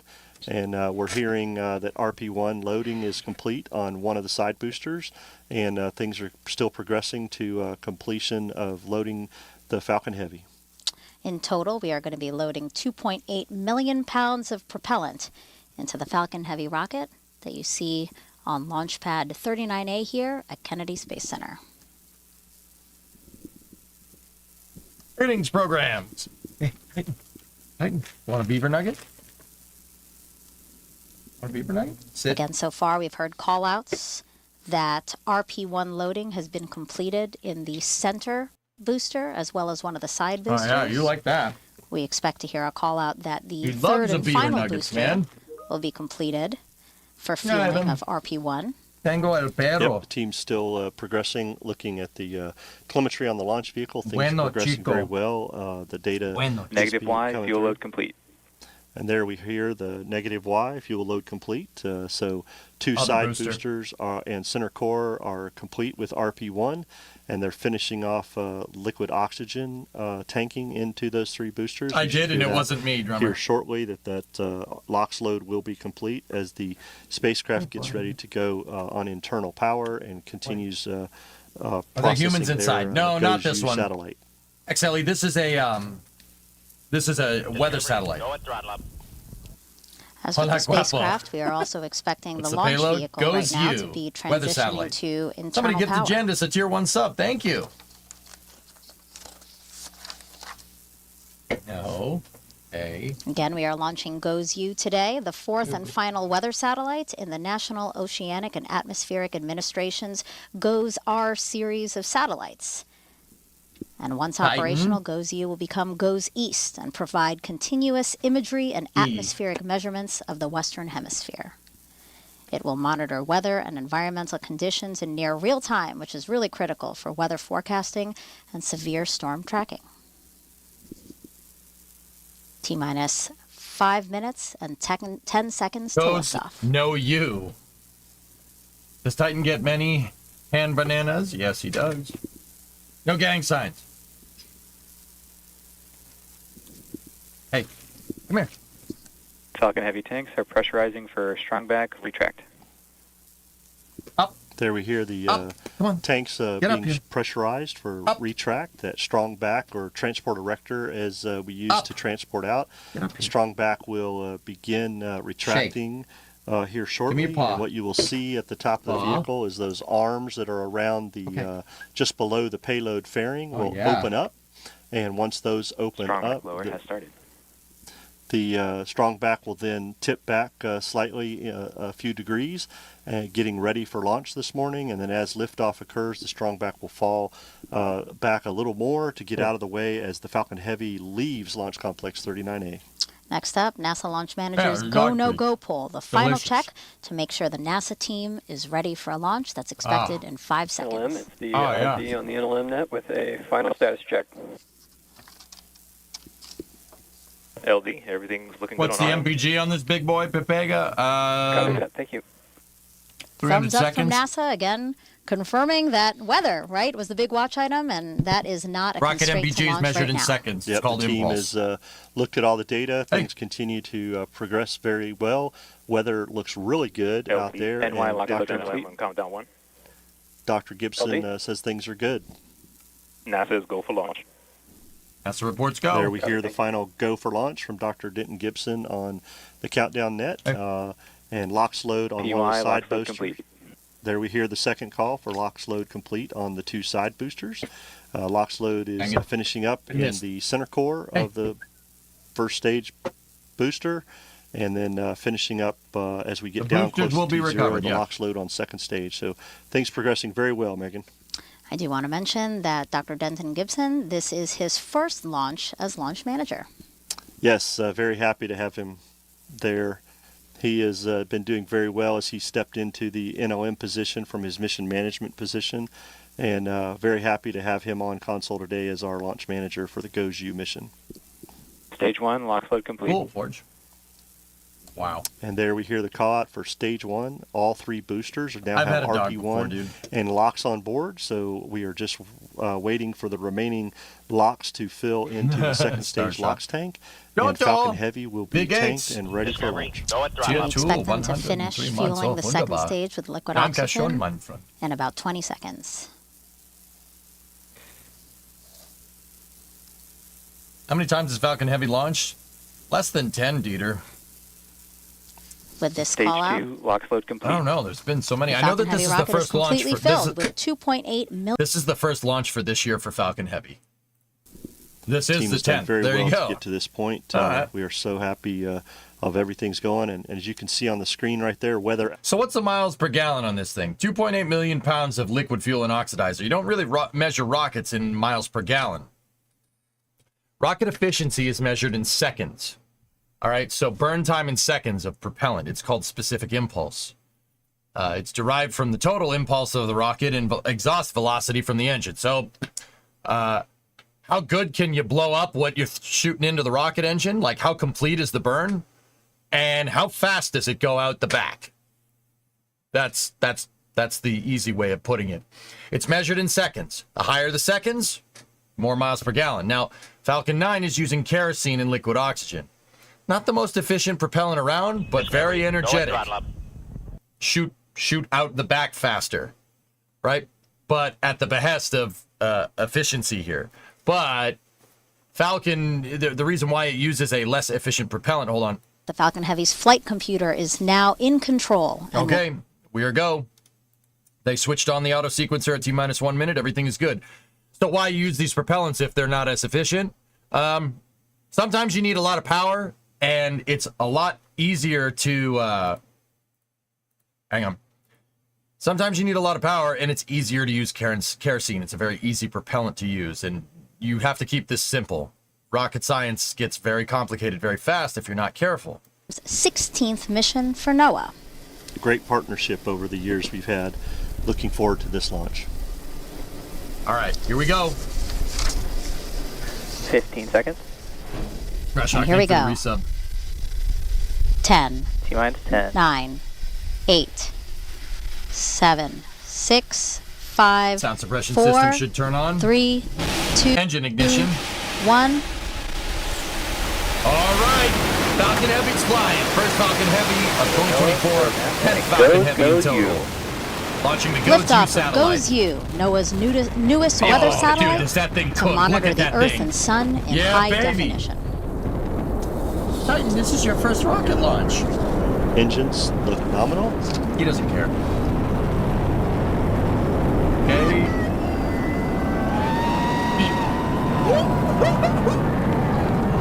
D plus 30, everything's looking good. As you see the Falcon Heavy soaring towards the heavens. All 27 engines powerfully lifting GOES-U on its trajectory and ascent into space. A beautiful shot as we track nominal. the rocket from the ground here. The rocket is now powering down for max Q. Max Q is the moment of maximum dynamic pressure on the rocket. Nice. Max Q expected at 1 minute 7 engines. seconds. Oh, did you see the vapor cone? Yeah, baby. The vehicle is now supersonic. Savage amount of power. Look at that. Falcon Heavy is supersonic. Ooh, I don't Traveling hate faster that. than the speed of sound. Max Q. So if it looks like flames are traveling up the side of the rocket, that's totally normal. What happens is the rocket is leaving a wake behind it. And that wake is leaving a lot of low pressure in between the bottom of the rocket and the bottom of the engine. So the flames look like they're traveling up the rocket because they're getting caught in that low pressure pocket. On the Earth, See the that flames? it is leaving. Looks like it's coming up the And side all of the rocket. 27 It's Merlin really cool. engines providing 5.1 million pounds of thrust. Stop looking at its undercarriage. No, I don't want to.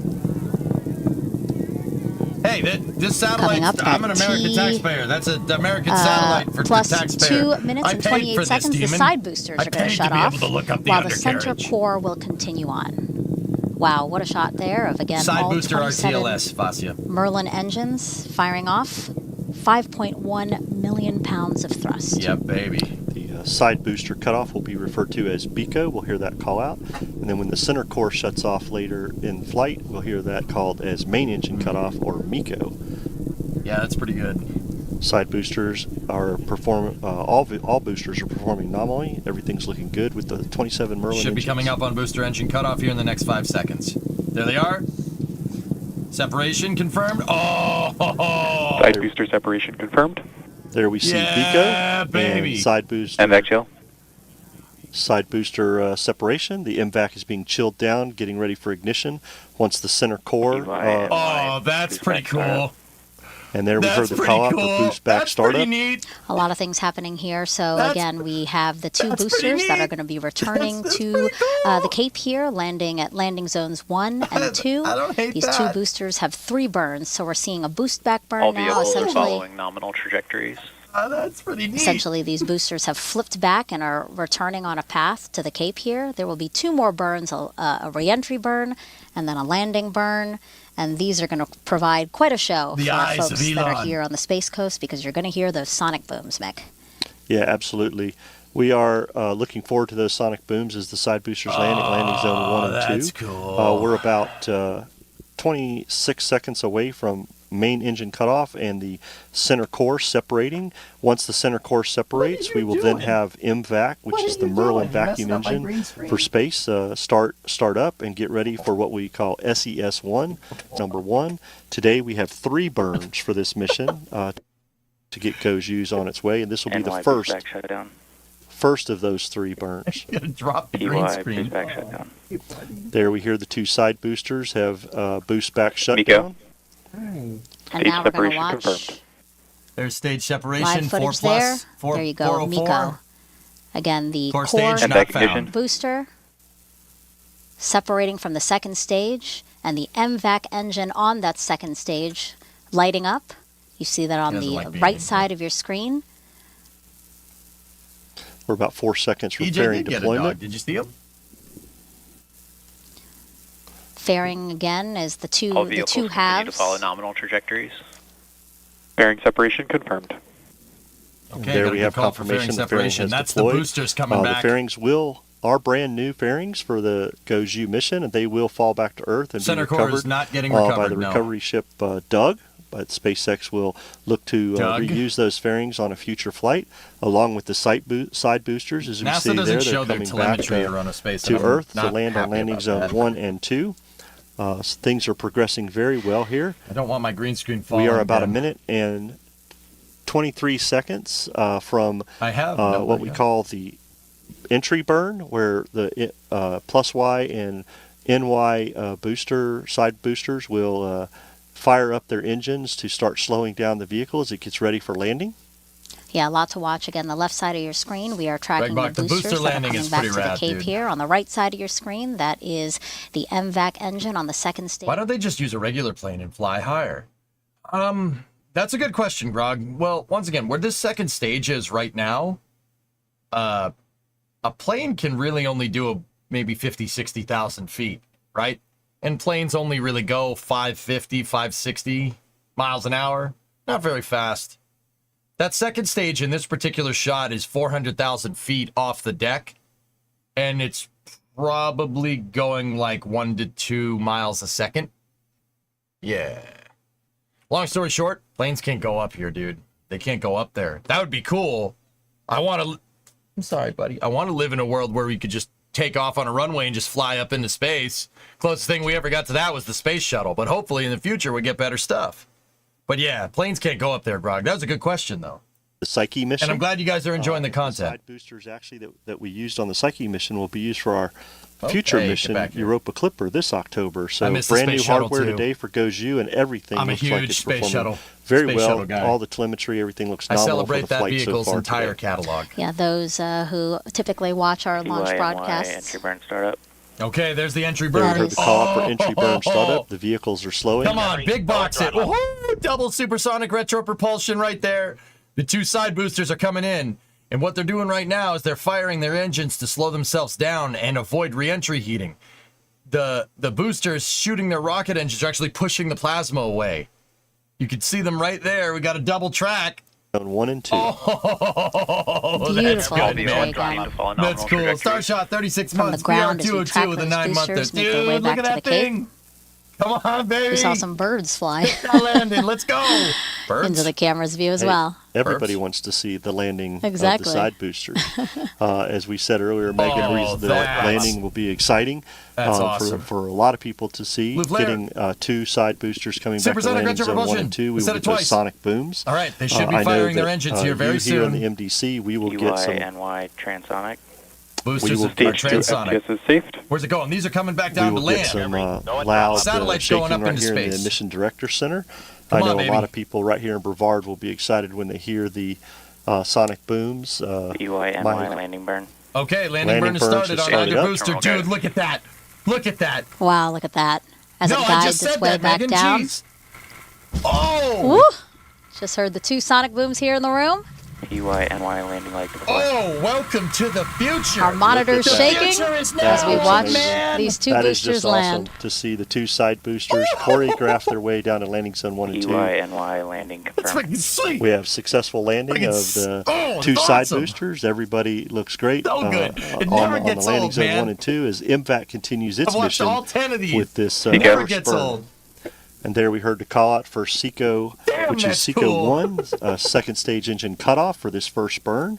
And things look very good. The trajectory looks. I'm in space. We hear the call out there that nominal orbit What? insertion. Dude, Everything looks subs. great on the second stage Dude. performance for this first burn, Megan. Yeah, and what you're looking Say it at again, now, Lupo. everyone on your screen, is the trajectory boosters for went down on that pad and the they were second like, stage of the Falcon Heavy. right With onto that Goes pad. U. So again, Twice. it's making its way You gotta across say it the again. Atlantic towards Say it again. southern Africa. This was the first Say of it 3 again. burns for the second stage. My The dog second is very stage will now confused coast right for now. about 18 minutes before reigniting for its second Times burn. two, And if my you look guy. at the bottom of There your you screen go. there, we have a progress bar full of our milestones that we're covering during this live launch broadcast. And SES-2, that is Two that landings second burn in we were one talking launch. about that will happen in again That's about winning. 18 minutes from now. That's winning. So Mick, as you said, so far so good. Really exciting launch. Very Dude, that's exciting so launch, good, and we man. got through that weather. He and, is a rescue and cooking, Goes yeah. U's on its way. Yeah, very Not three? dramatic and Whoa, appropriate whoa, weather Absolutely. as we and the launch team navigated that to see us lift off from the Space Coast at 5:26 p.m. Eastern Time. Again, in we'll be space. with you for some of the milestones They're that you good see rock on the star? bottom of your Hell screen. yeah, But for dude. now, let's turn it back to the host desk. Damn, that's so Daryl and Alec, cool. take it away. All right, thank you very much. If you're just joining us, welcome live to the Kennedy Space Center in Florida, where we just saw Goes U Sonic booms launch again. from right here at the Kennedy Space Center from Launch Complex 39A. I'm with Alec Krautman, who is from NOAA. I am with NASA, and this was a heck of a launch. We watched it out there together. It was interesting. I mean, that rumble and that roar. What do you think? Oh, man, what a view. How did we get this weather window? It was outstanding. It was beautiful out there. It was fascinating. You made the point to show me, like, look behind you. Here's these massive clouds that have accumulated behind us, far enough off to the west. But then as we looked to the east, it was totally clear. Saw the thing go up the whole way. Yeah, it's rocking and rolling in New Orlando, but we were all good here. I tell you, you got to love Florida. It was Appreciate them holding off those storms long enough to get this thing going. Well, now the satellite is surviving the rigors of riding a rocket into space now, but we've got a long way to go, Alec. There's a lot more to do. We've got another short burn and then a long coast phase before we have separation. And then a NOAA team will start commissioning the satellite. So as we jump ahead in the timeline, what else does that involve? Yeah, so these satellites will be operated out of our NOAA Satellite Operations Facility in Suitland, Maryland. And over the next several months, they'll be, first of all, letting the satellite do outgassing for a period of time, and then calibration and validating and checking out the instruments. And then we'll see first light with the various instruments later this fall. All right, looking forward to that, and we'll keep chugging along here on our broadcast. In 2021, people living in southeast Louisiana were hit with catastrophic damage from Hurricane Ida, but there was fair warning of what was coming, thanks in part to high advanced resolution imagery from GOES satellites. Here's a closer look. Dude, that double booster landing is Ida freaking will winning, long dude. be remembered for its destructive, deadly path that stretched from Louisiana to the northeast. I got a dog, bro. For meteorologists at NOAA's National He's a good Hurricane boy. Center in Miami, NOAA's GOES-16 satellite provided the advanced high-resolution imagery for Scary. closely tracking Ida and developing accurate forecasts from start to finish. Scary. 92-month resub, STS-92, October 2000. The 100th shuttle flight as Discovery goes to the ISS. Mission brought up the Z1 Trust segment and involved in a lot of EVA goodness. Hey, man. How you doing? That sucks. That sucks about the Glen, dude. I'm bumming. But hey, whatever. Win some, lose some. You guys did good. Wall of a tropical cyclone, and it can You be see a heavy, man? telltale sign that a storm is getting better organized and intensifying. Yeah, when we started to notice the mesovortices in the eye, you know, we that was during a period of time when we were starting to see some pretty dramatic inner core structural changes. What genre of dog? He's a Australian cattle dog mostly, but a mix with a bunch of other dogs. Drop. Both of those changes can make a hurricane's winds and storm surge more destructive and deadly. Hey, come on back now. But Ida still had a surprise after it made landfall. The mesovortices in its eye continued to spin around the eye, even while it was over southern Louisiana. It's quite unusual for us to be able to see the mesovortices, say, hours after landfall. And the reason is because after a storm comes ashore, it typically loses its fuel source. It loses its the warm ocean water, and that causes the storm to weaken. But Ida's mesovortices were still visible over land because of what scientists call the brown ocean effect. What? Researchers have found that some tropical cyclones can maintain their strength long after landfall, or even strengthen over land by tapping into the abundant soil moisture below it. We think that the reason that the storm remained strong in this case was due to the presence of that marshy land. So it was almost like the hurricane didn't know it was over land. It thought it was still over the warm ocean water. Hurricane Ida will definitely be a storm for the history books, and its full impacts are still being tallied today. For future hurricanes that threaten the U.S. and elsewhere, NOAA satellites will be our eye. Stay tuned for this channel. Wait, no, we don't want that. GOES is going to be the eyes in the sky. Everything's good with the spacecraft and rockets so far. Let's check in now with NASA Gary, leadership. that's awesome. Hargrove is with NASA's Sandra Connolly. Yes, thank you, Daryl. I'm here. So let's think about this for a second. What would cause Ida, what causes that brown effect, dude? Think about it. What would cause that brown effect? Warm water is the fuel for the hurricane. That's what makes hurricanes bad. If they cross warm water, they get really, really powerful. So if a hurricane hits land, what would cause it to strengthen? Improper way. Did you catch the actual explanation? I didn't. The dog, dude. My guess is high humidity and a high water table will probably do it, weather guy. Also, too much fiber for the hurricane. And so they stare over the U.S. or over the actual whole Western Hemisphere and provide us really critical data as storms are forming and Flooded evolving. land is close so enough that we to can warm be prepared ocean, high water in advance table, of, humidity during, in the and soil. There you actually go. support after storms occur. Hurricane so had it too really much, is an or it had too important much satellite Chipotle, system whatever. for us. Awesome. Can you talk a little bit about this connection between Goalie, I saw it. It was NASA and dope. NOAA and how that has developed Thanks for over the great years? launch coverage. Got Yes. a jet, but definitely we'll be back. So we have had a partnership for 50 All right. years All right. with No- NOAA. no- we no have second part. been building these kind of spacecraft.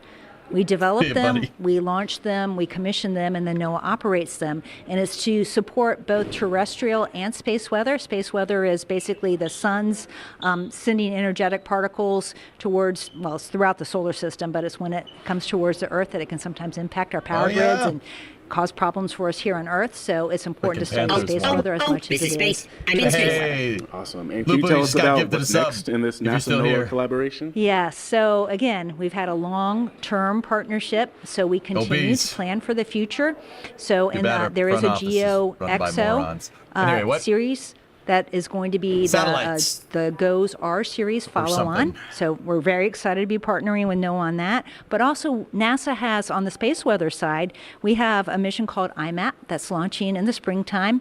And we have a rideshare mission called Space Weather Follow-On, which is a NOAA mission. So we're going to be advancing our work in space weather as much as terrestrial weather. Awesome. Very exciting stuff. Thank you so much for being here. Glad you got to witness that in person. And yeah, thank you again. Thank you. It's fabulous. All right. I'll send it back to you all. Thank you. And we've been talking, of course, about GOES-U and the mission as we continue Thank to you, Philip. track the rocket and spacecraft there, T+17. So right now the second stage is in a coast period. It's going to do a coast period it's coasting in a parking orbit right now, guys. So the velocity is probably about, 27,000 kilometers and change here. It's going to go around till it gets to the apogee, right? And the apogee was established during the parking orbit, and what it's going to basically do is do a positive second burn here. That's what SES-2 is. So it's basically going to accelerate. It's going to turn on the engine facing the direction that it's going, and what it's going to do is increase the apogee of the orbit from where it is up to 23,500 miles, or about 38,000 kilometers that way. That is the height that you need to reach a 24-hour orbital period. What is orbital period? Time it takes to do one revolution. These weather satellites have an orbit that's 24 hours. So at a certain altitude with a certain orbital period, it'll appear to hover over Earth. It'll hover over whatever slot it was inserted to. No, okay, all right. Okay, how geostationary satellites are kind of mapped out is correlative to longitude here. So if you have a GOES satellite that's not 180, that would be like 70 west, right? It's 70 west longitude. That's how the slots are determined for mapping. Okay. He was sleeping and you woke him up.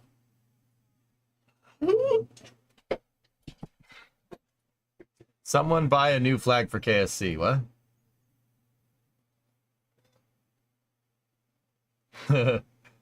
Nice.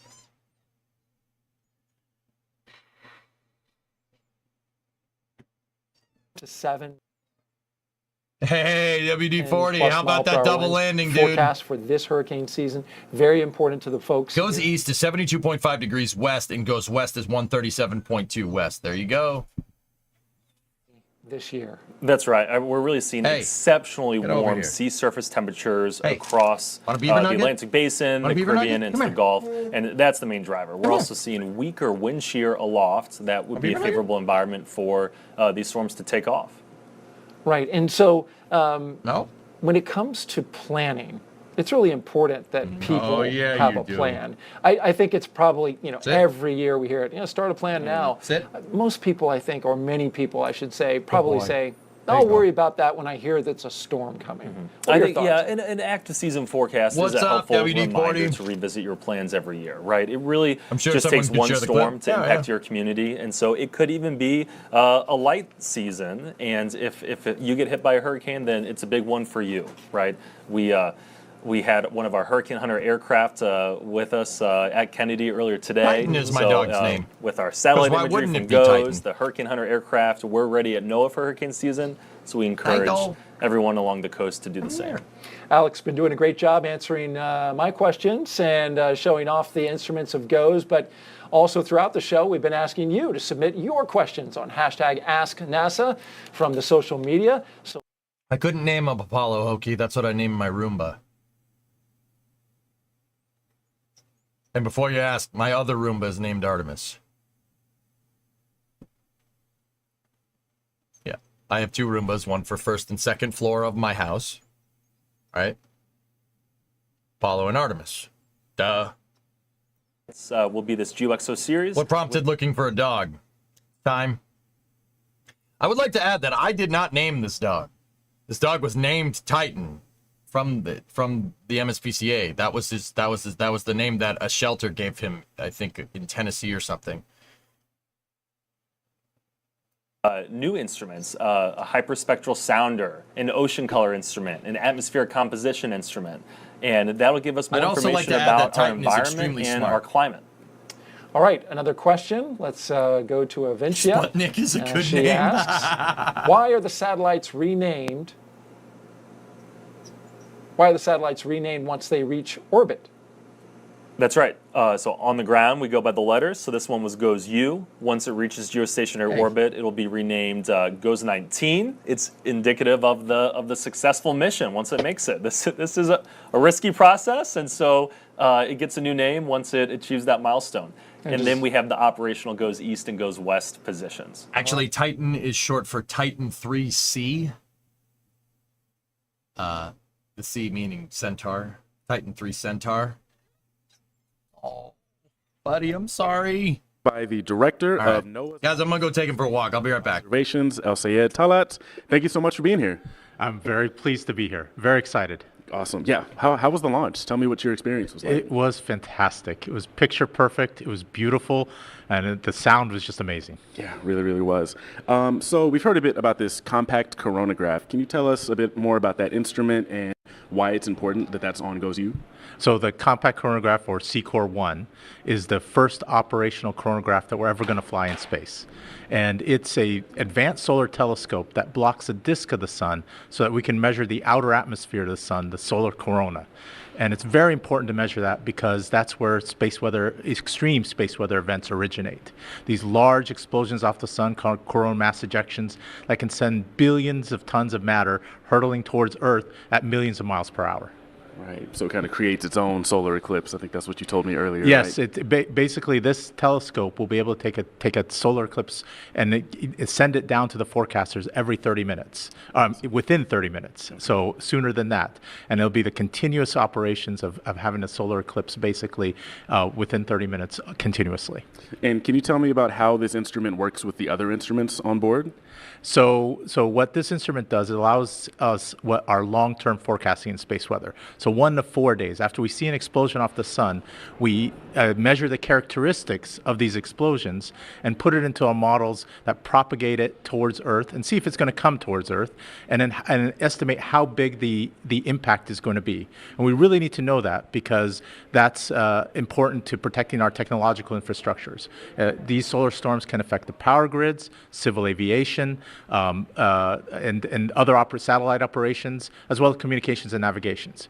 And this works in tandem with the other solar instruments on board that measure the solar and EUV, X-ray and EUV irradiance and image the sun.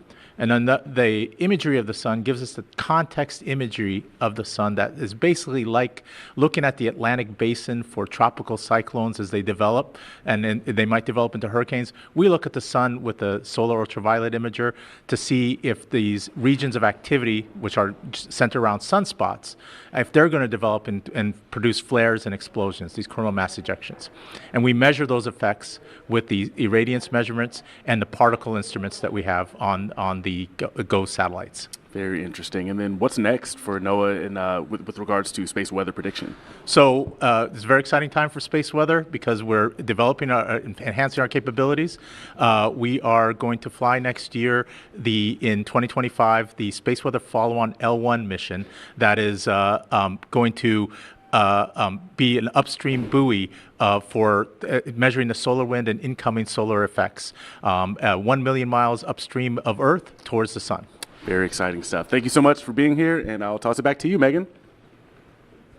Philip, Meg and I, again, are back here at the Mission Director Center at Hangar AE on Cape Canaveral Space Force Station, and we continue to monitor the teams as they continue the journey to deliver GOES-U to its correct orbit around the Earth. Yeah, things are going very well. That first burn, all the telemetry looked very good. Nominal, the vehicle's in a coast phase right now. Our next step coming up will be SES-2, that second burn, which we should be hearing here in about 20-25 seconds. Things are progressing well, and GOES-U looks very good. Mm-hmm. Again, the milestone bar at the bottom of your screen is where we are in the milestones to getting GOES-U into its correct orbit. SES-2 is that second burn that we're talking about, and we're tracking that for 26 minutes and 19 seconds. So 5 seconds from now. Yeah, he's a worker, dog. All right, they're beginning chilled. They're chilling down the second stage here. See all that ice that's coming off there? All right, and there we go. We see the MVAC engine on the Falcon Heavy second stage ignition. lighting up. This is the second of 3 burns for this engine. It's going to be a little... This burn is going to last about 1 minute and 27 seconds. Yeah, it's going to be a longer burn. That's what I was going to say. Things are going very well with the launch vehicle. So, I don't know if you guys could tell, that nozzle's kind of warm. Kind of warm. Funny thing is, the way that... Ooh, a little bit of nozzle oscillations there. That's okay. The way that... Well, that was probably not the best time to give that explanation. But anyway, the reason why the nozzle glows is actually because that's how it sheds heat. Because you can't convect heat in a vacuum because it's a vacuum. There's nothing to absorb heat. So how does an engine, a rocket engine, which gets pretty dang hot, work up there? Well, that particular engine is made out of a very interesting metal composition. It's niobium. Yeah, I think that's what it's called. And the glow right there, the glow right there is actually how it cools itself. It can't do it via convection. It definitely can't do it via conduction. Conduction means something is touching it to absorb the heat. I'm pretty sure licking that would probably not be a good idea, right? Pretty sure. Wouldn't want to do that. So what does that leave? That leaves radiation. The light, the emissive light that happens, so the nozzle glowing is actually how it's bleeding off heat, so the engine doesn't melt. Very interesting. Do geostages end up in a graveyard orbit? Yes, Dead Scum, they do. Yeah, miss you. Would have been nice to have some data here. Where are you? Oh, good boy.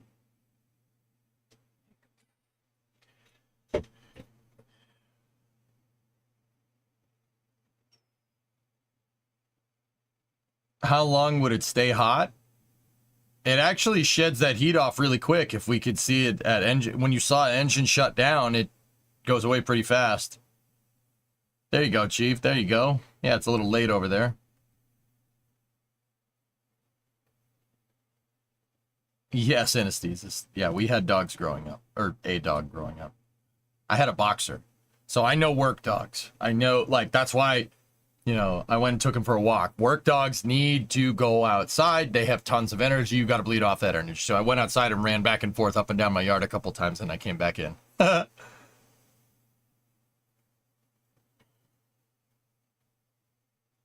I love boxers. Yeah, me too, man. Me too. All right, so second stage engine start isn't for another 4 hours, guys. Degs? You like Degs? Rip center core. Center core is long gone, Elsers. Long gone.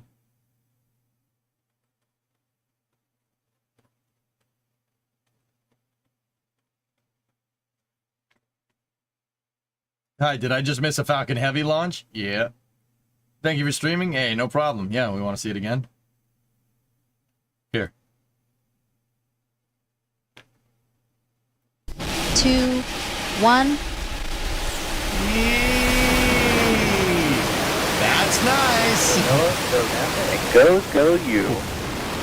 Liftoff of GOES U, NOAA's newest weather satellite, to monitor the Earth and Sun in high definition. Oh, baby. Hear that all pressure's low. Engines look nominal.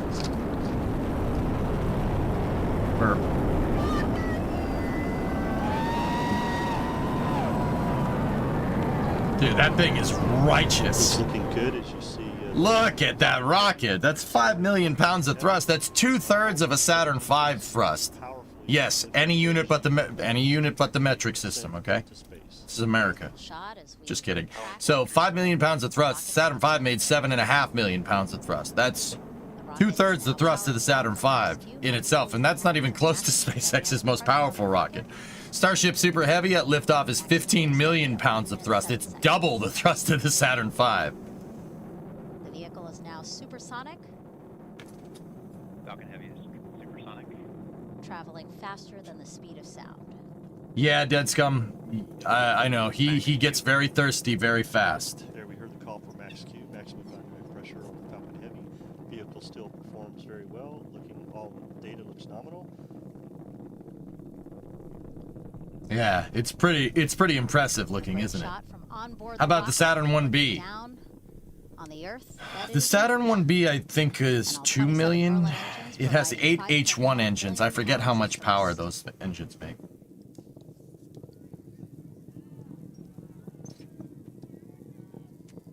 Coming up at T plus 2 minutes and 28 seconds, the side boosters will shut off, while the center core will continue Here, on. we'll get to the good stuff. You guys want to see the goods? Watch this. 1 and 2, we will get those. Watch that. Oh, man, is that cool? We will Stage 2 FTS is saved. We will get some loud shaking right here in the Mission Director Center. I know a lot of people right here in Brevard will be excited when they hear the 1.6. There you go. Oh, man. Landing burns has started up. Terminal guidance. Dude. Wow, look at that. As it guides its way back down. Dude. Woo! Just heard the 2 sonic booms here in the room. EY, NY landing light deploy. Our monitors shaking as we watch amazing. these 2 that boosters is just land. awesome to see the 2 side boosters choreograph their way down to landing zone 1 and 2. EY, NY landing confirmed. We have 6. You ever take a day to just watch historic rocket launches and talk about them? I could. Dean, yeah, I could. Sure. Successful landing of the 2 side boosters. Everybody looks great on the landing zone 1 and 2 as MVAC continues its mission. So yeah, all right, guys, that's a good replay, and that's gonna do it for Goes U. Goes U is on its way. Now that Falcon 9 second stage is gonna do another burn, but that other burn's gonna be 4 hours away. So what I've been doing in the meantime, the game that I've been playing is well, car parts. See? Car parts. We have that rear end to put in that Camaro. So I am going to jet out there for a moment. Cap hats. Mechanic simulator. Yes. Oh, nice pictures, goalie. Very good. Titan is jonesing to go outside. You're just jonesing to go outside, huh? Okay, fine. Fine.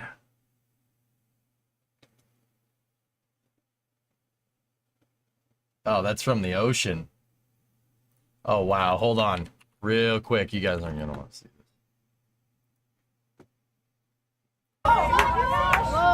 I'm not 100% sure whose footage this is, but it is awesome footage. This is from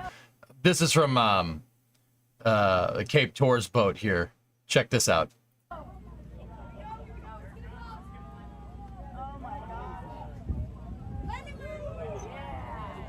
that's cool.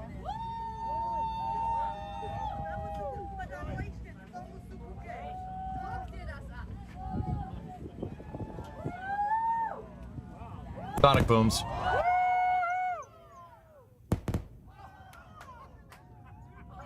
Damn, that's cool.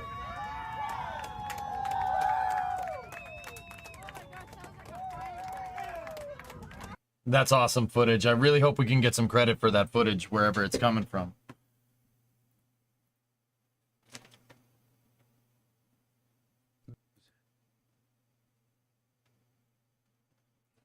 I don't know whose is. Go to 258. What's up?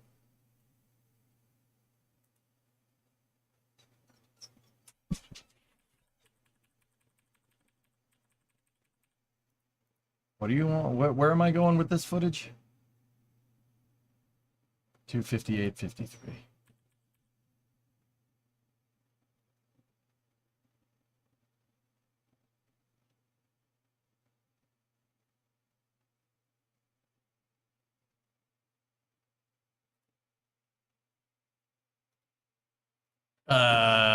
This is from a Mecum auction. Oh no! Oh no! Thanks, Gumbo. Where are you going? Titan's down there. Hey, buddy. Oh, remember, if you ever own one of these trucks, don't push the hood down. Push the hood forward. Push it towards the glass. You try to pull it down, it's going to do that. That sucks. What year is that? It's a 1980? Actually, no, that grill isn't right for 1980. That's like a late... that grill... 72? 72 to... Actually, yeah, that might be right. Hey. Hey. Hey. Hey. Well, that's a good way to lose a lot of money. Those square body hoods are worth it. That sucks. Anyway, that's going to do it for Falcon Heavy. Thanks for the stream. Yeah, and we will get back to wrenching in the shop.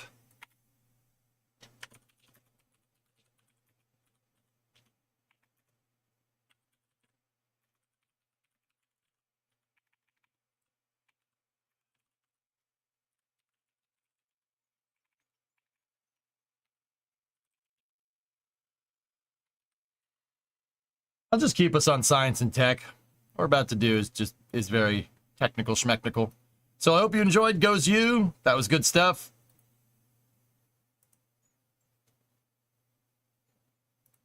All right. You know how much money you just lost? Yeah. Yeah. Yeah.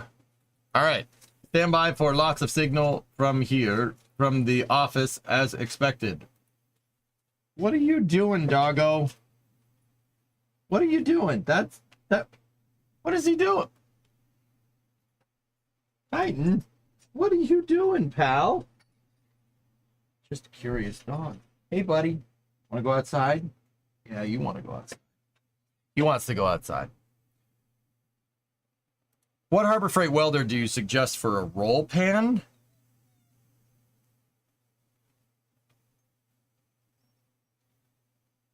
If you want to just go buy a flex core, go do it. But if you know something about welding and you want your welds to not suck, I'd suggest go getting a MIG welder. Hobart's will do it though. Yeah. Anyway, let's go out into the shop. Bree is grilling out there. Hopefully she's not burning the chicken. Look at all that smoke. All right. We're going to go out in the shop. Stand by for lost signal from the office as expected.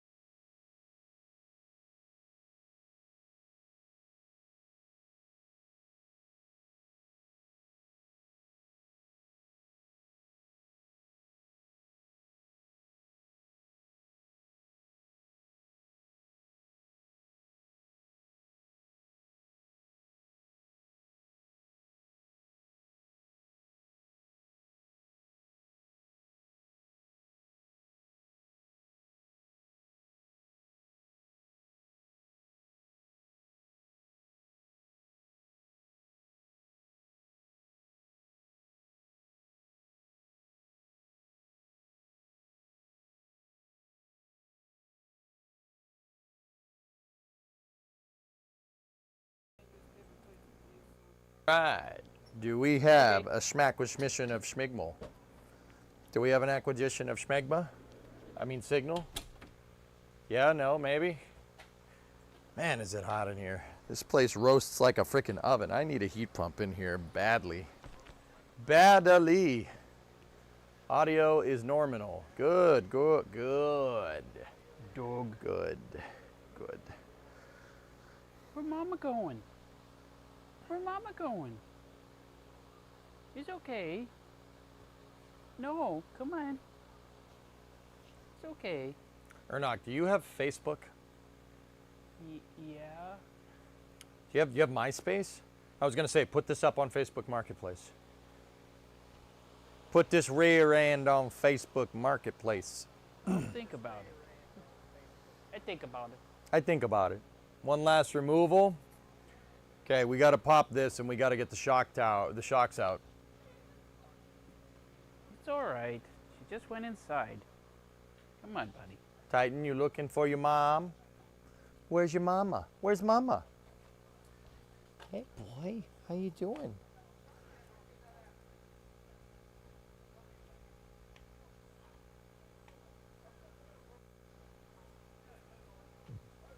Bree was cooking chicken, guys, so.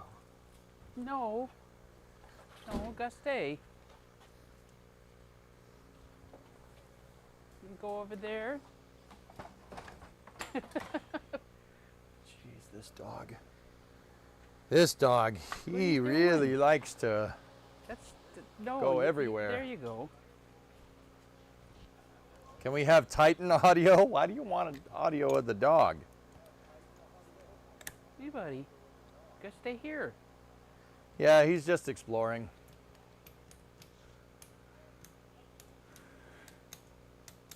No, gotta stay here. All right. So guys, we're just gonna grab a quick snack and then we'll get back to work. We need a cam on Titan. Oh, jeez. Oh, you'll be okay. Come see Dad. Come on. Go see Dad. Hey, come here, pal. Good boy. Come on. Come back this way.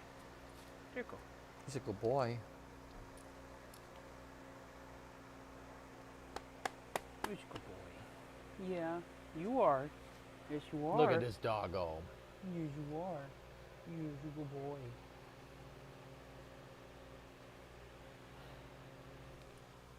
All right, we're gonna get back to work here in a second.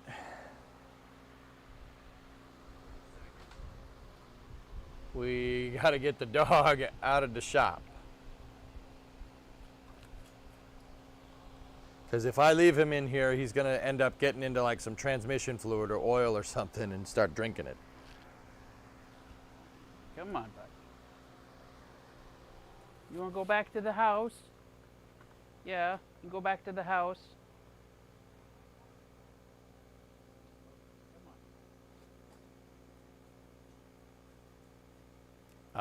Unplug your mic if you're going down to the house. Cool.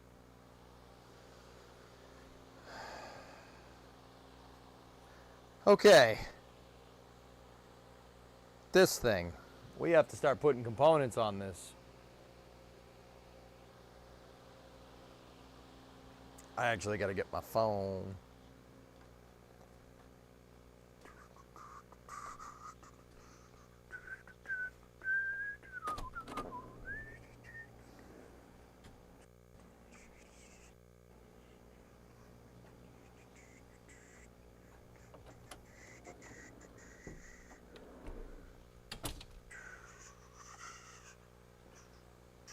All right.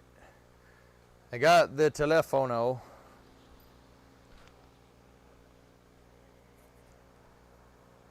And we will get back to work in here momentarily. Chicken Legs, if you're still out there, I see you in the YouTube chat. Yeah, I got my blinker fluid ready, man. Got my blinker fluid ready.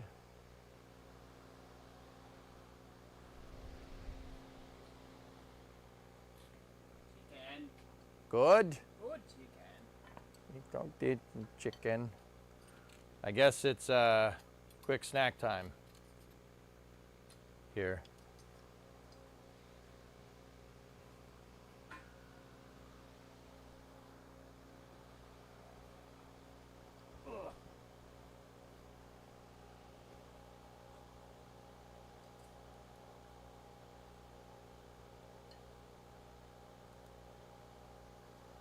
Yummy.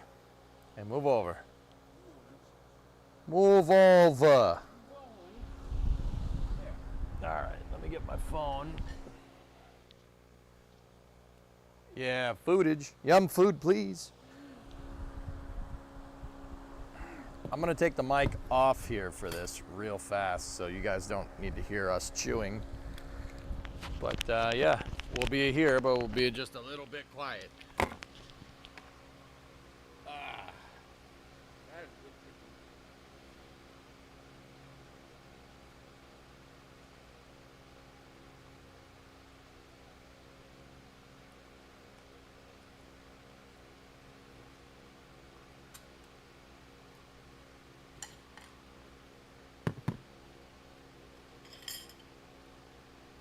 Again. Good. I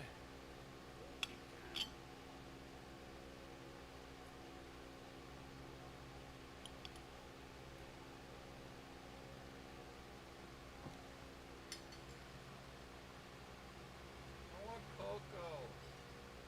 I gotta go poopy. That's so funny.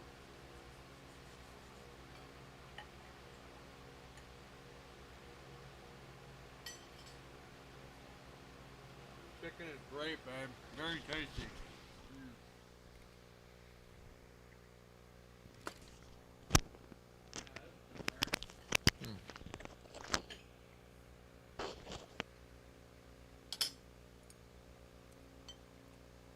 You men eat your dinner, eat your pork and beans. I eat more chicken than a man ever seen. Yeah, yeah.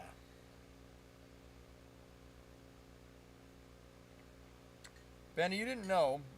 Apparently, Boeing started the F-15 production back up. Yeah, the F-15EX.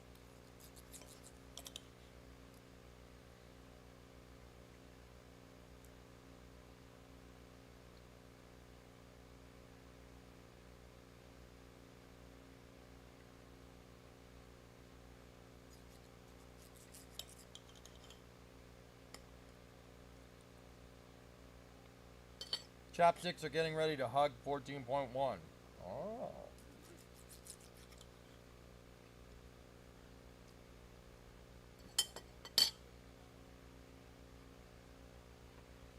Yeah.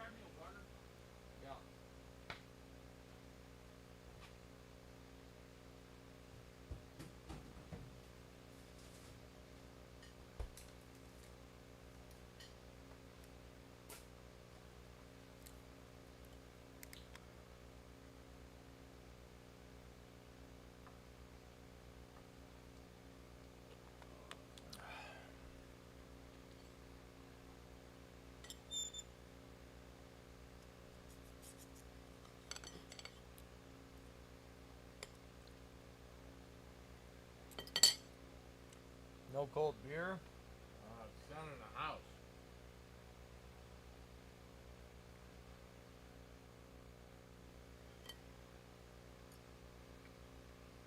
It's hot. Water's not a match.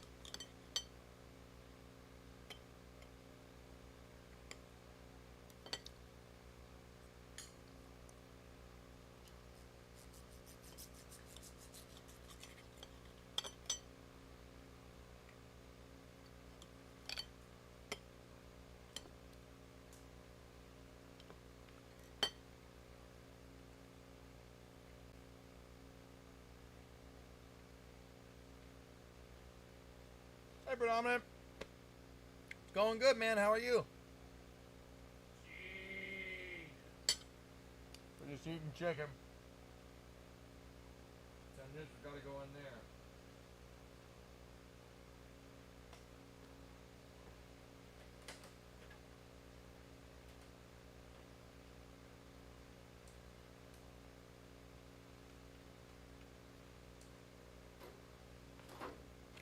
It's a light.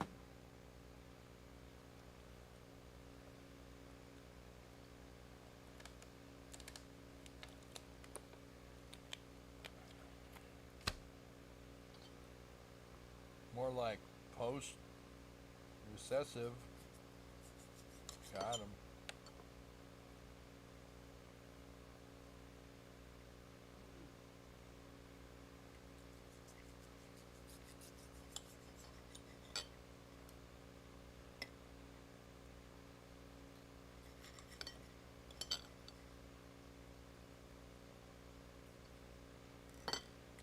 Almost done with the chicken. Can we start?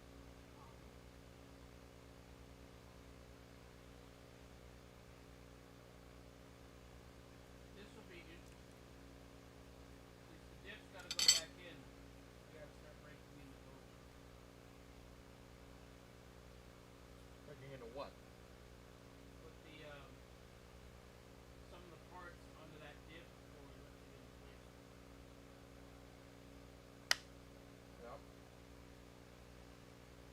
What part should we put on? What part should we put on the diff? I'm saying it so they can hear it.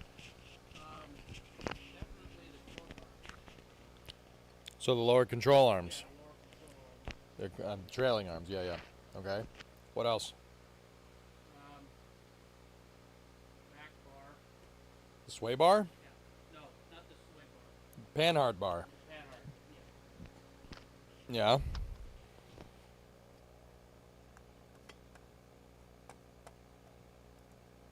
sway bar can wait until we get the different place. We need to take a look at the coilovers and see what's involved in actually making those replacements. Yep. Because we don't need we don't need shock tower perches anymore. And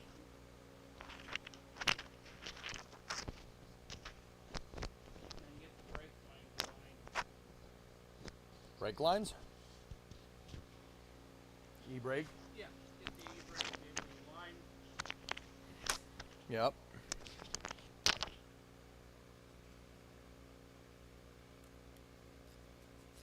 This chicken's really good. Bree did a good job.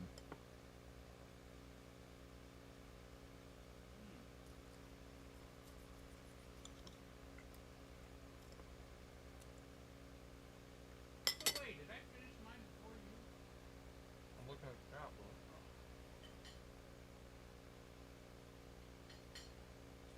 Think we should paint this?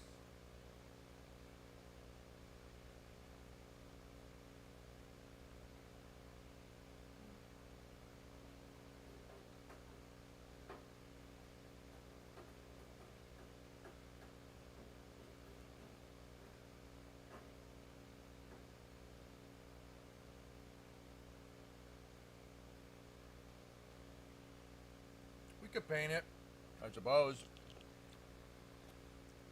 Or we could just put it in.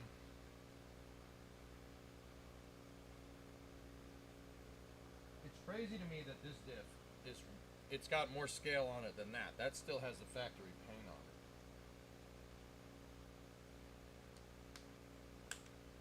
I was doing some looking up. You can't find the axle code. And if it's a 342, that would be from 83, 84, no, 82, 83, or 84. Those are the ones we find.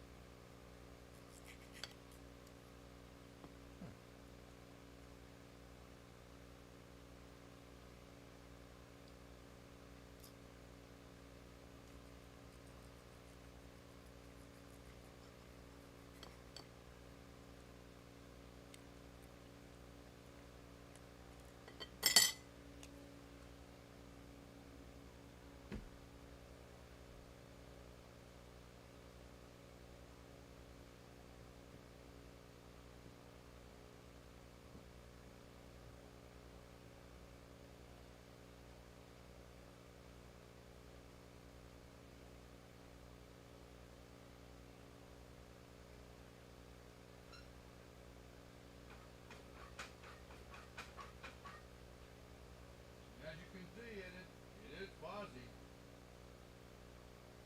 See that? Both wheels turning in the same direction when you go to move it. All right.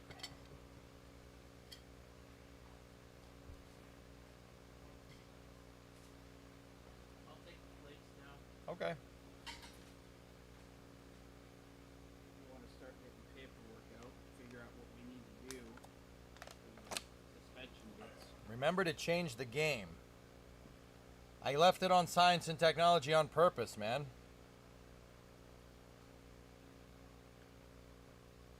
Where's your plate? Oh, it's over there.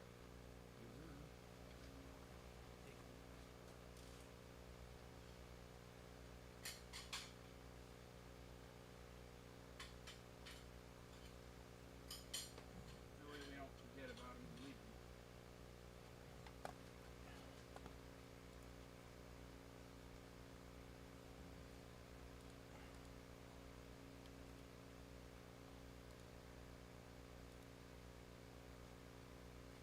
Okay, drummer. There you go.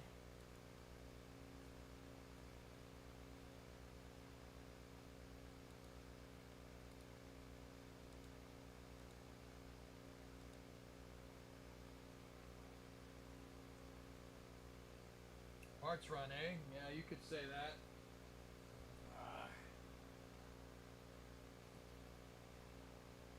Yeah, we're gonna need to figure out some stuff here.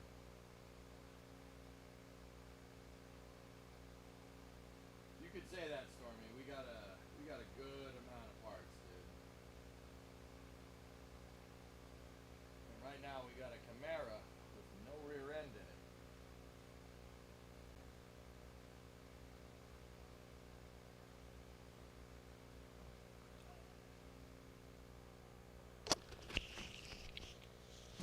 Yeah, there's a lot of parts. A lot of parts in this thing. We have a lot to put back together here.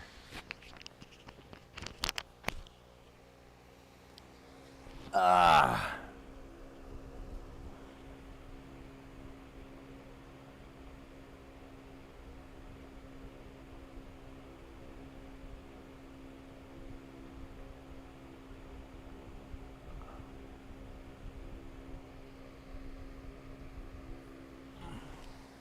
All right. When Ernox gets back,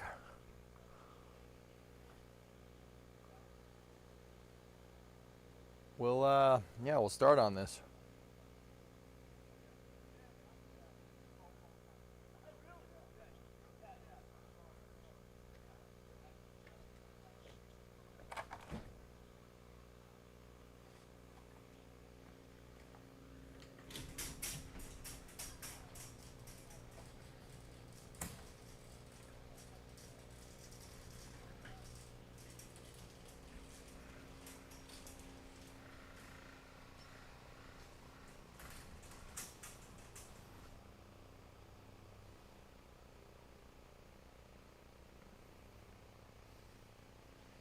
Trying to think how we should do this. It's still 90 in New Jersey. It started to cool off, but yeah, it's still pretty warm up here.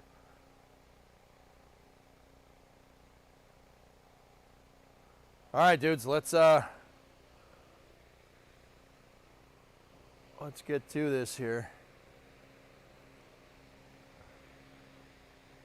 Trying to think how we should do this. We should probably obviously get this thing off of the pallet.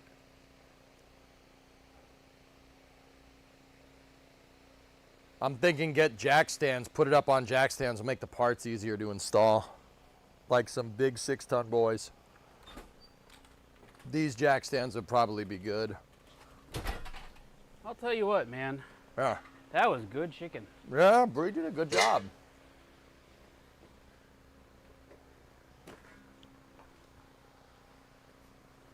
Okay. Did you find the paperwork for the stuff? No, not yet. Okay. I want to read what it says.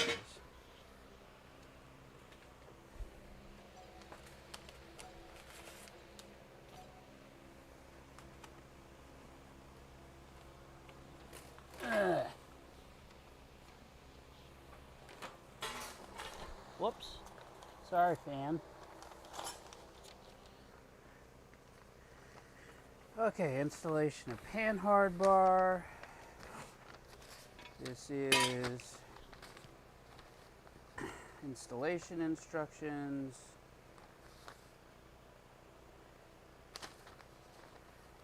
For those.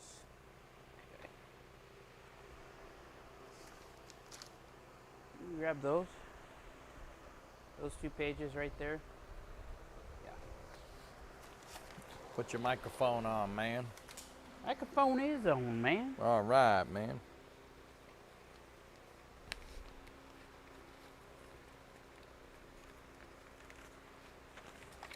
Okay.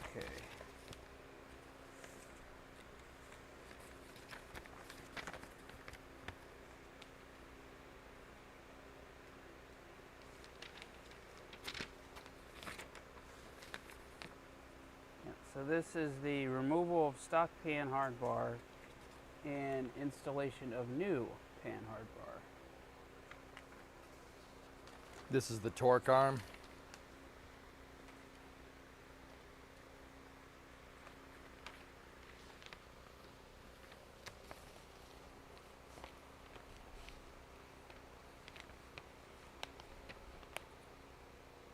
This is the coilover strut, camber, and caster plates.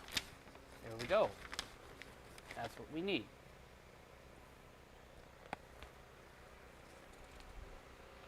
This is for the front wheels. That's for the front, not the back.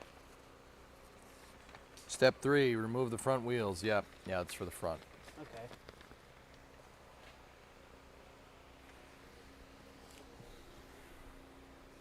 So there should be instructions for the back.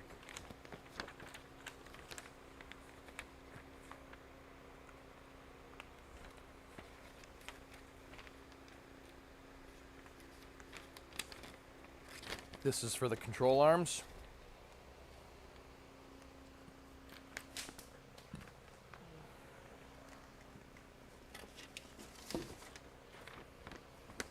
This is for the trailing arms.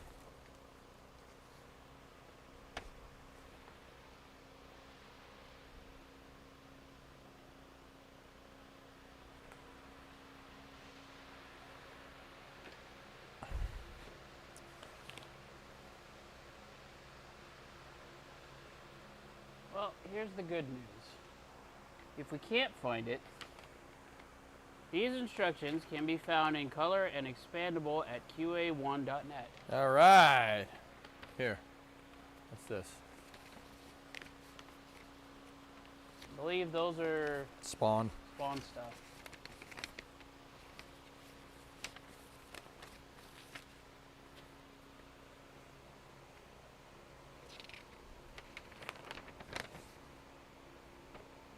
Yes, the new rear end is the one on the pallets, Bantha. Yep, that's a new rear end. It's a 340, what is it, 342? 342. Posi traction, disc brakes. Pretty cool. All right, so. But we got to start, yeah, I got to start cleaning this. So, here's what we gonna do.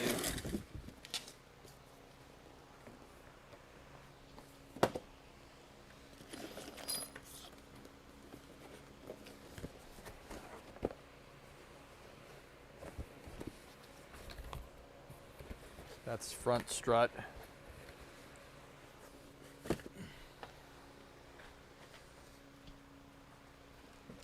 What do we got here? What's in this blue package? Yeah.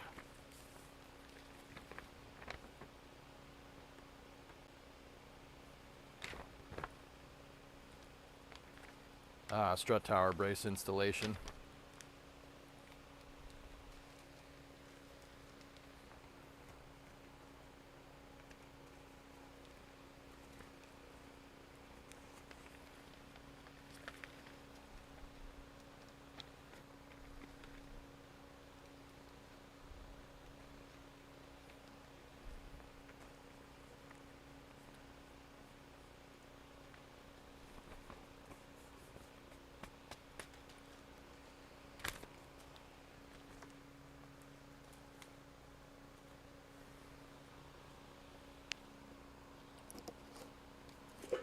$250, that's a spring. We're gonna need that one. Oh no, these are $250s are the front springs. Goes over there. 130s are the rear springs. We need that.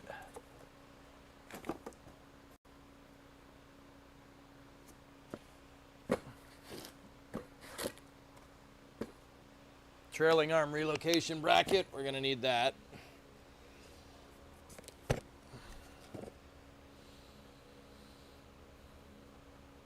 Coil over sleeve kit. Yeah, I bet you we're gonna need that.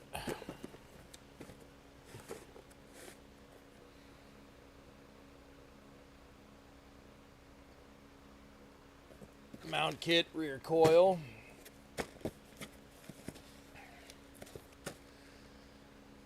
Coil over sleeve kit. Actually, this stuff might be for the front. Trying to move all the front stuff over to one side.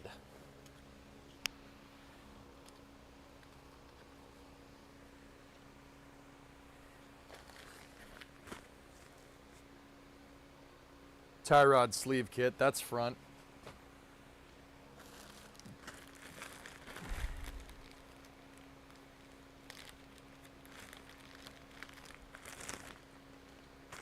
This is a bunch of hardware, but we don't know what that's from.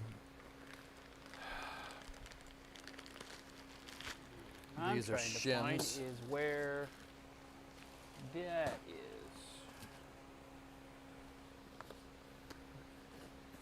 This rear coil, a rear shock. That's a rear shock right there. Stock coil spring mount kit. I'm not sure about this one.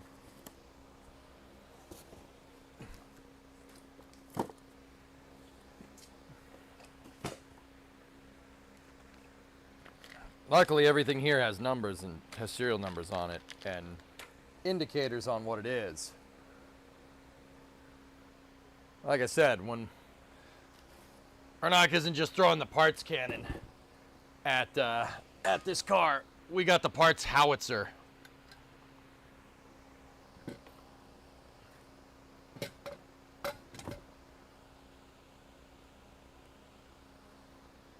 That's the panhard bar. We're definitely going to need this.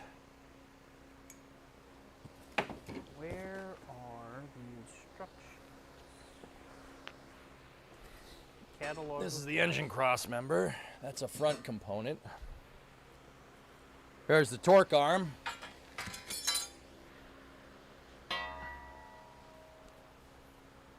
Very nice.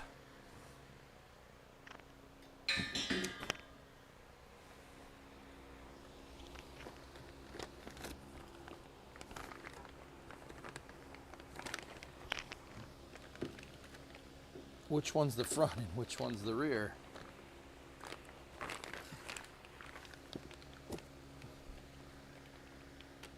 I'm gonna go ahead and guess that that's the rear. Yeah, that one's definitely the front sway bar.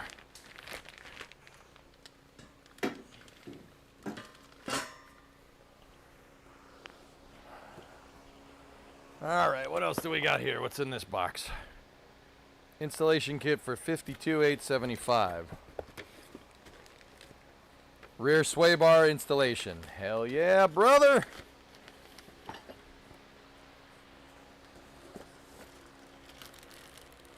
Ah. Torque arm installation. Very nice. New bushing for that. Very good.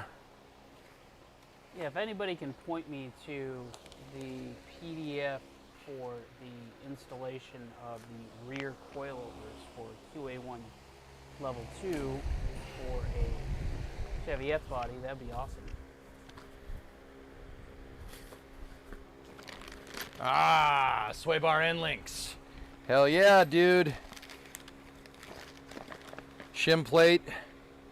Bushings for the sway bar. Oh, yeah. Formula 5 pre-lubricants. All right. Bro, this thing is going to freaking scream, dude. She's going to go fast. It's going to feel like you was on a spaceship. Am I a little quiet? Here, hold on. How's that? Is that better? I turned the microphone up. Is that better? Yeah, is that better?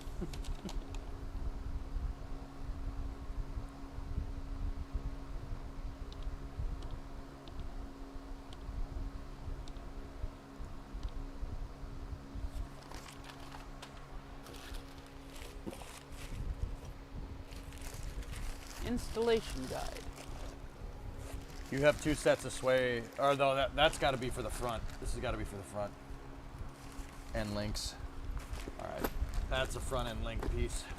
Thank you, Hellfish. That is very useful. All right, this is the rear.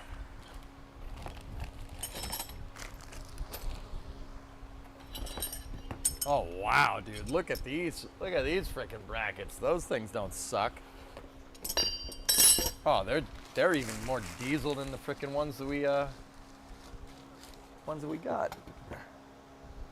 The stock ones. I mean, obviously they are. But I'm not ignoring you, Vamp Rogue. I'm busy. There is a difference. Vamp, I'm ignoring you. It's because I can't see chat. Yeah. Yeah. I am trying to find instructions. Because we want to make sure that we do this correct. That's gonna be sick, dude.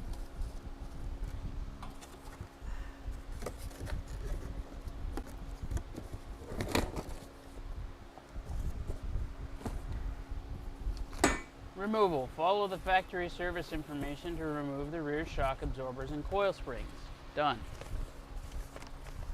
Coil over shock assembly. Fully extend the piston rod and then screw the aluminum lock nut and spring seat adjuster nut down to the last thread. No further.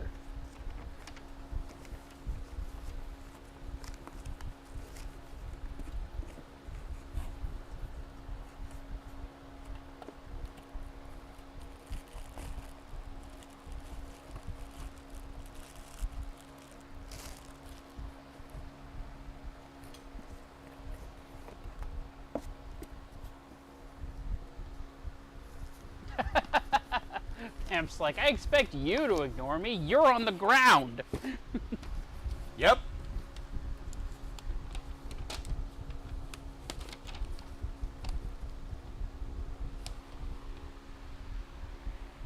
Oh, what'd you find?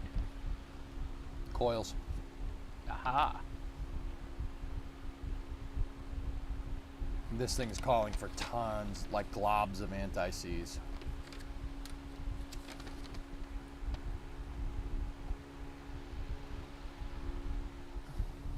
How much anti-seize? All of it.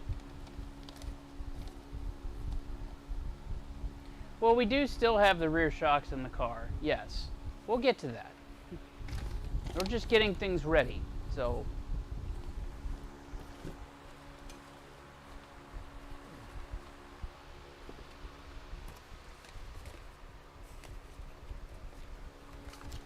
I'm just wondering how it's looking for.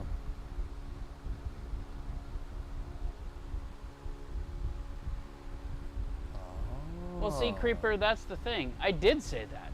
She just must not have heard it. Oh, these go into the shock mounts, not the coil spring mounts. Yes. Yeah. Yeah, that makes sense. Dude, that's super trick. It just picks up on the shock mount. That's awesome. This stuff is pretty freaking cool, actually.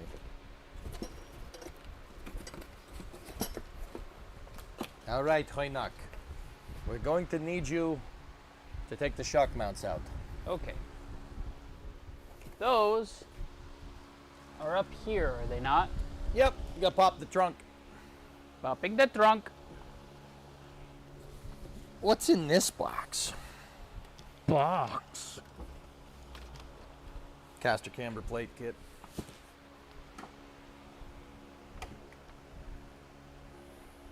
Anybody got prop rods for the trunk? We need new prop rods. Hold up.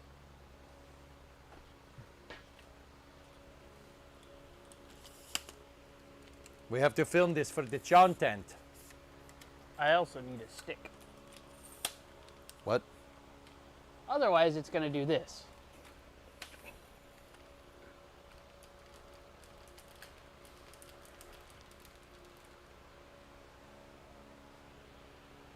I require a holding stick.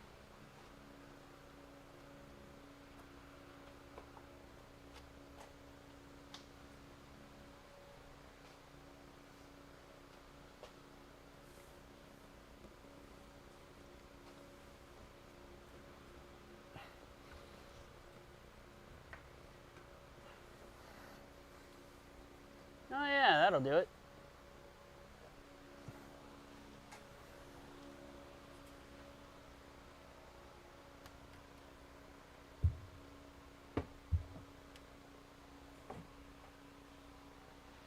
Okay.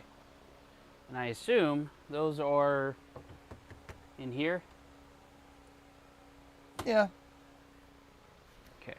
I mean, just look where the shock is, dude. Based on where the shock is, it would track that they're in here with the seat belt.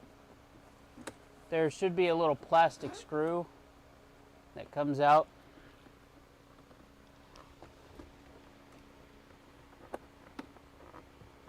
That doesn't want to come out because, of course, it doesn't.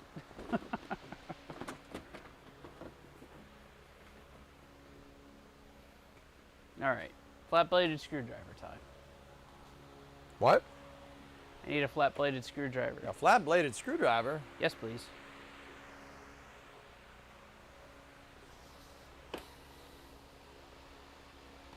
A jelly donut? How did it get here? A jelly donut?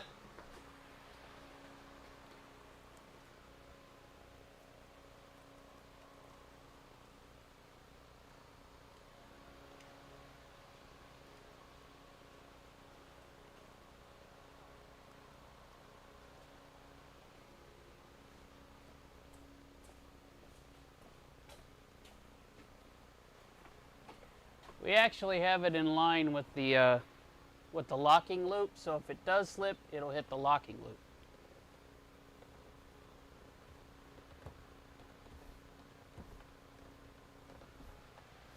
Dude, this smells like the 1980s. The what?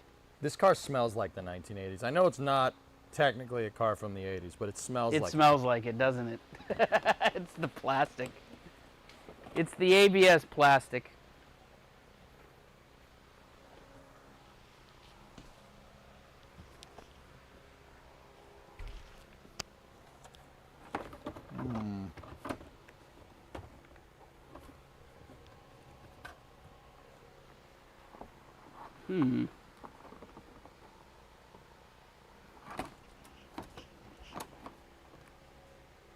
Find out what Hellfish is saying. See if I'm looking in the wrong place, or if the seat belts have to get out of the way.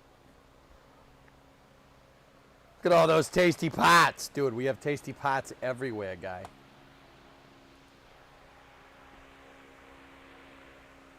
You've been delaying your back brakes since March, but looking at you guys inspired me to get going. There you go.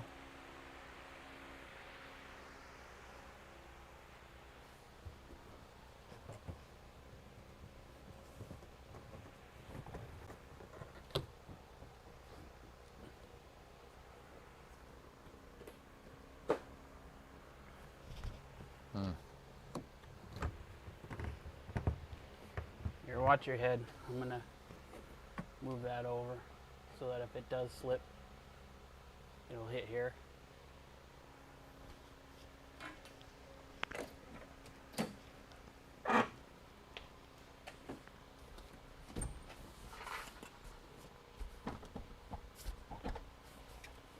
There. Now it should. Nope, it caught again. Now it should go.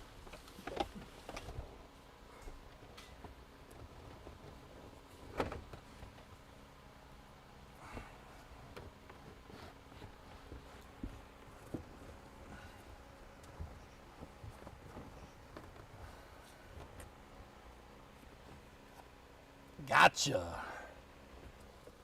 Found him. Got him. It's down here, guys. Yeah. Easy peasy. 9/16, I think. Well, it's either 9/16 or whatever millimeter that is in millimeters. Communist numbers.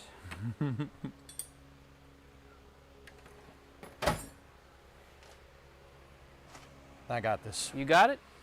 Chad, I'm calling it. It's 9/16. Can you move the camera so they can see? Yeah. Let's see if I'm right on the first try. Ready?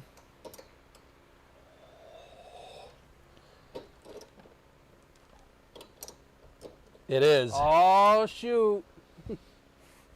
Oh, shoot. Here come Pac-Man.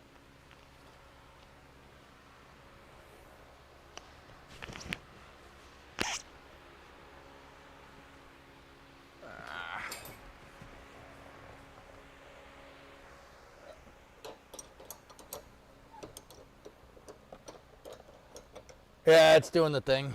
All right. It's starting to twist? Oh, yeah, it twists, but it's also twisting the shock with it. Yeah, of course it is.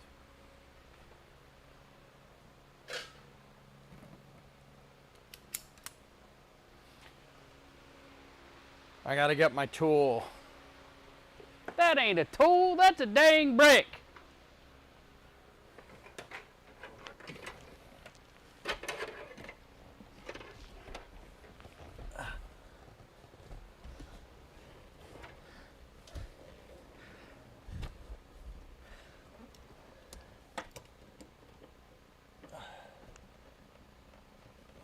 Communist numbers that every democratic country except the U.S. uses. Yes, sweetheart, yes, yes. There are two types of countries, Vamp. Countries that use the metric system and countries that have been to the moon. Yeah, see that? This guy knows.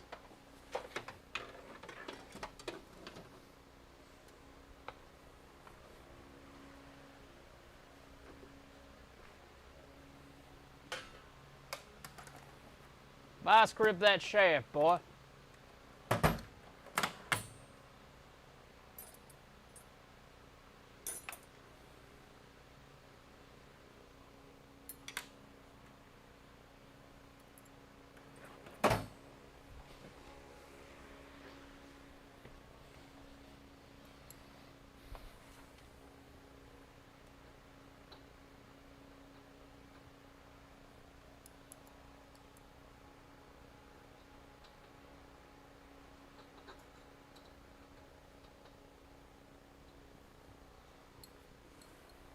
Top drawer, put that back.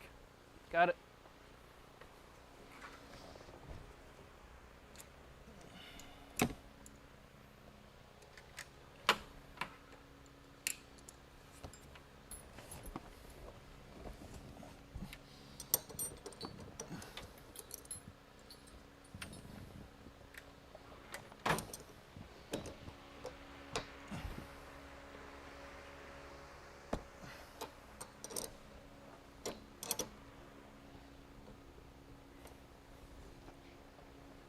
Ah.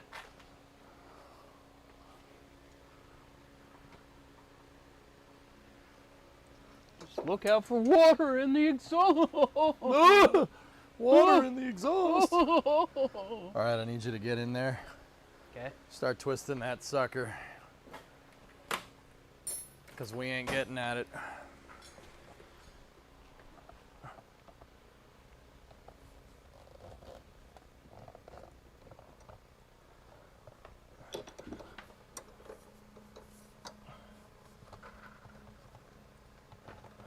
Oh.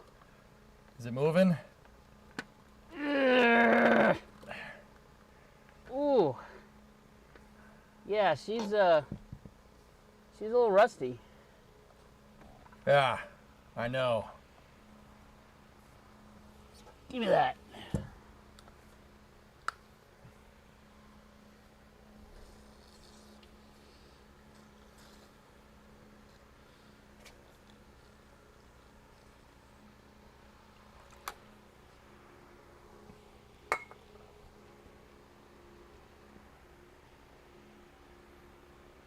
Spray the other one. Yep.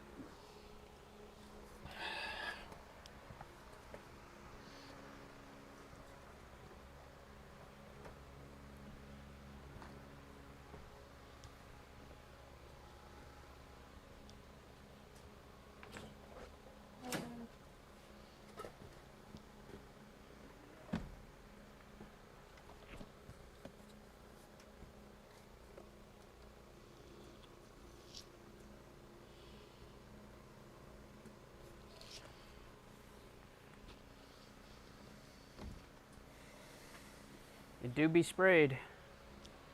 Okay. Yeah, it's just moving around.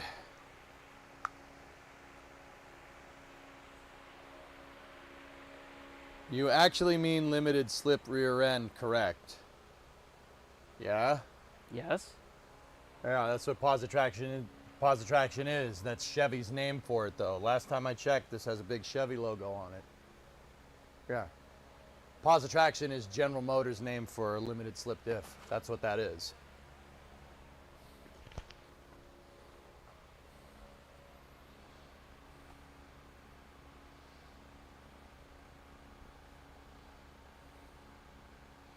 1,000 cash today for the red truck? No. No.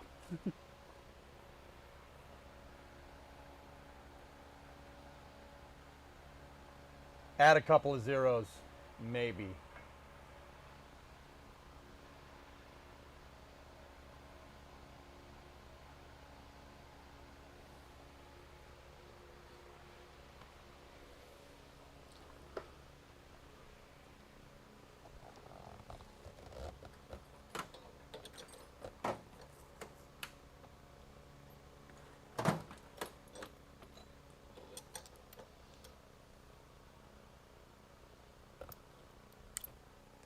Hey, do me a favor. Yeah. You get back down there and hold it again. Mm-hmm. It moved a little.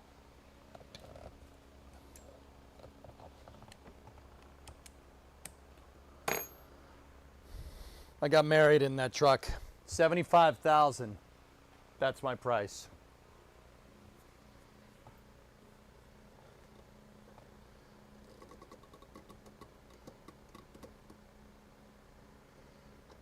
All right, let me see if I can get that to turn. Ugh. I think we got it. Yeah? Yeah. She's going.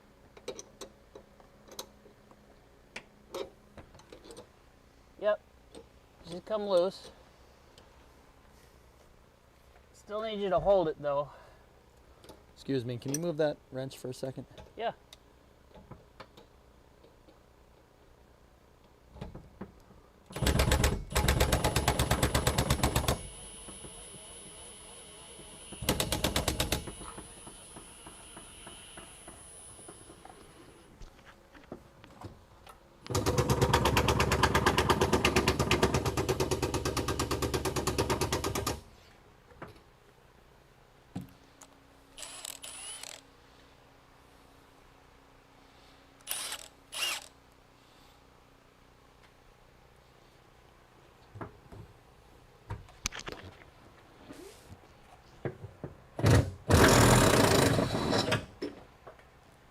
Out she comes.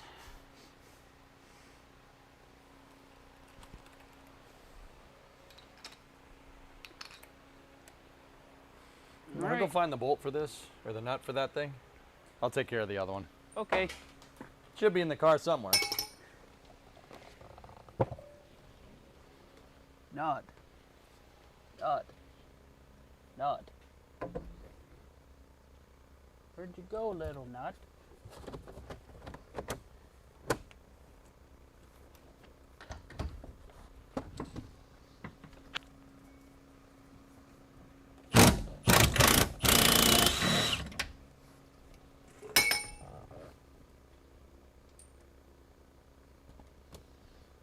Yeah, it probably fell down between the crack of the seat down there. Okay. I have to lift the bottom up. So this needs to go back up so I can lift the bottom out. Put those up there. And then, yeah, make sure you find that nut. Nut. Nut. God dang it, I love impact wrenches. Yeah, these shocks are pretty okay. We're not in bad condition.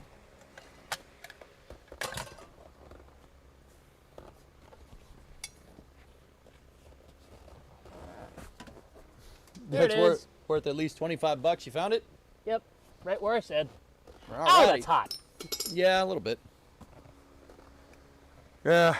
Guys, even 75 G's is probably a little low for me for that truck. I wouldn't sell it. I got married in it. I'm not doing that. That truck's worth a lot to me. We've had a lot of history, and it's a family truck. It's been in the family for probably 30, 40 years at this point.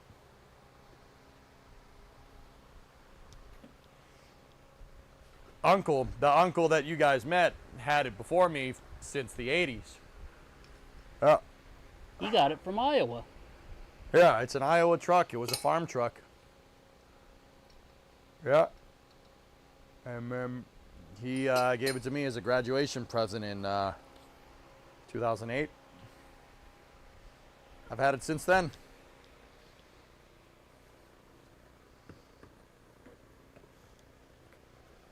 Will exhaust be part of the project? No. This has got a MagnaFlow kit on it, dude.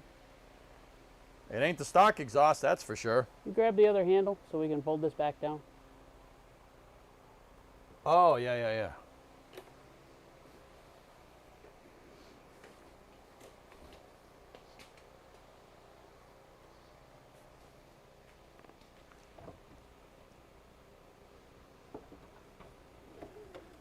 There. We need to be able to get to those shock towers again.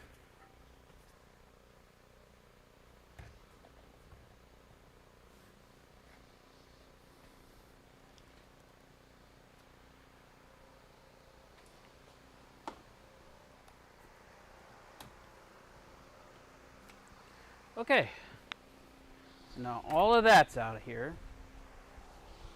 You give me that spring? Here,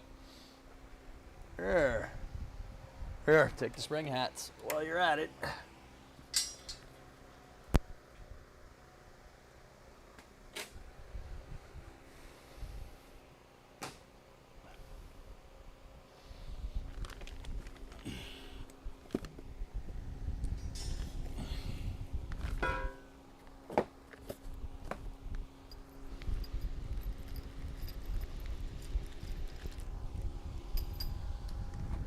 Okay, now we got to kit out this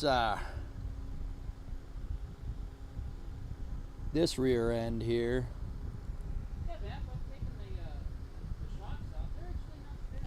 No, the shocks are, all those parts are in pretty good condition.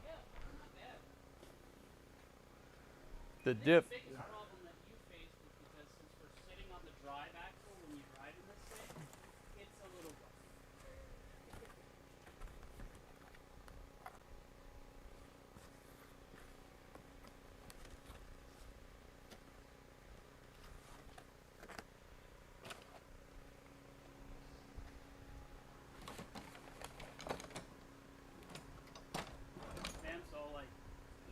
Younger than me? Yes, sweetheart, he is. I'm not touching that one. I ain't touching that one. I don't know what you're talking about.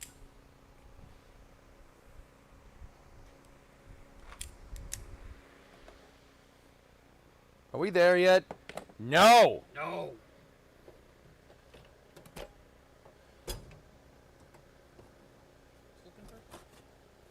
I need shears. I need my clippers. Sideways ones or the other ones?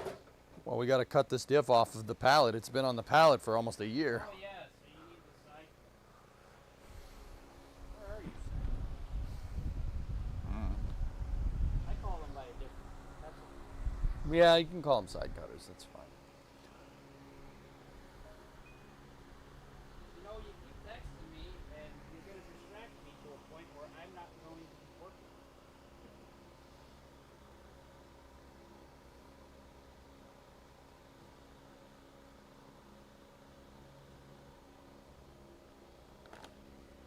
I have some in a package over there. I don't know where the other ones are. They're in a package over there by the white tube. Just got to open them up. Guys, I have to go use the restroom. I'll be right back. So snip this all off. I'll be right back. I got to go take a dump.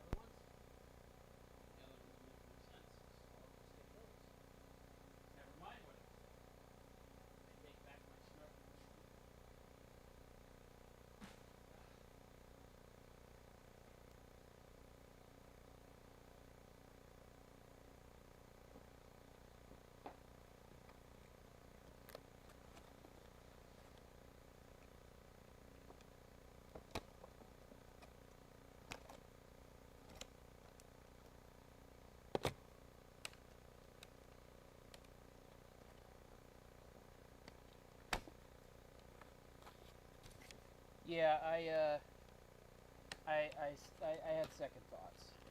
They're crazy. I'm like, those probably ain't gonna do it.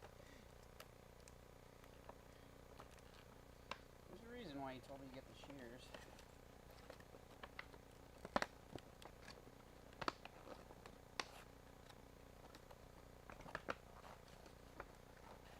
Stupid plastic pieces of crap.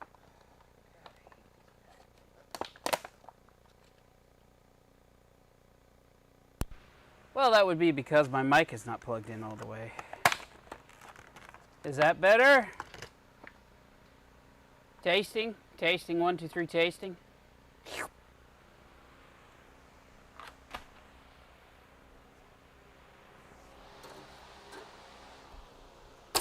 Hey! How about that?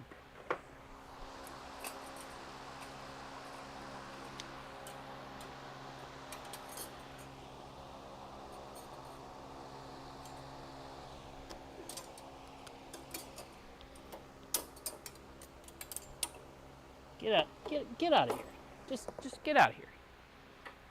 Stupid thing.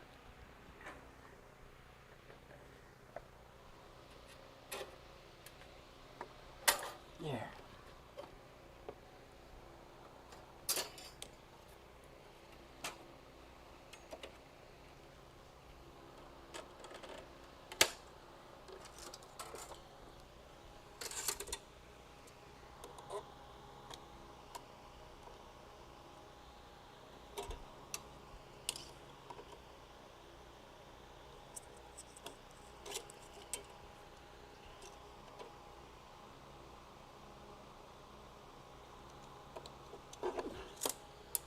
There.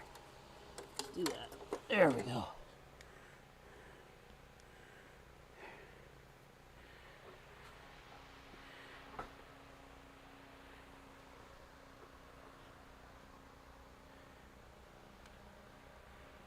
Okay.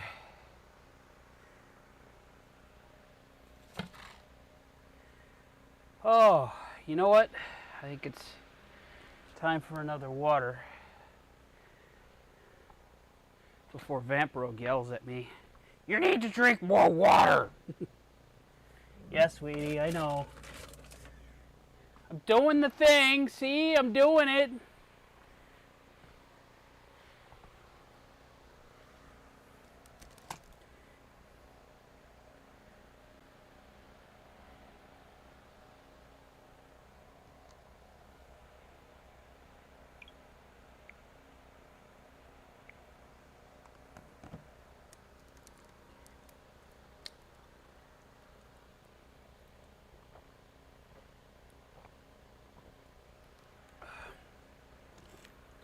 Yeah, but see, I do have a belt on. I have a belt. But you're always going to get a little bit, no matter what I do, you're going to run into an issue where the camera's going to be pointed just right that you're going to see some butt crack. And it's not that we're trying to do it. It just happens.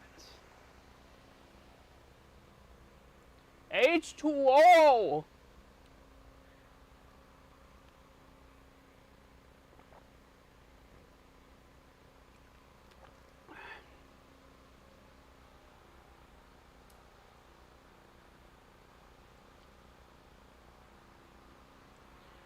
Oh.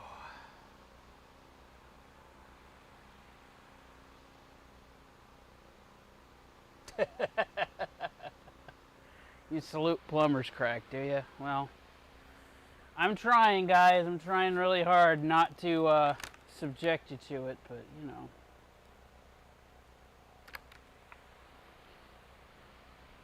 They don't think it be like it is, but it do.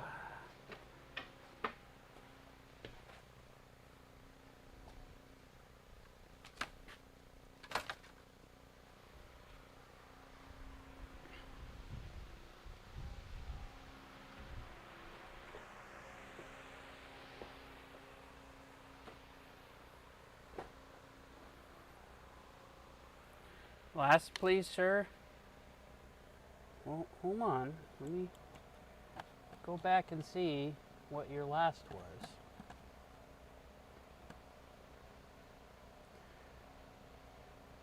Yes, the torque arm is adjustable. Here, let me show you.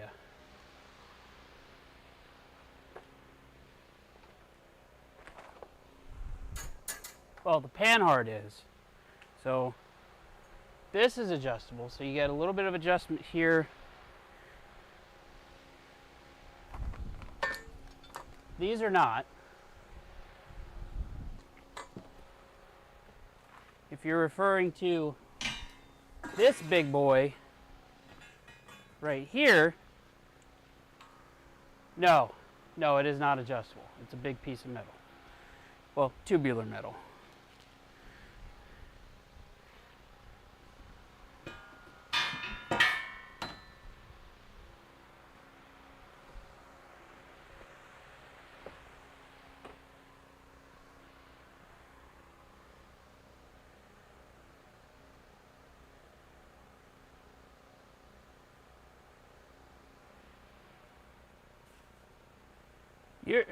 Are you talking about you there, Element Watson?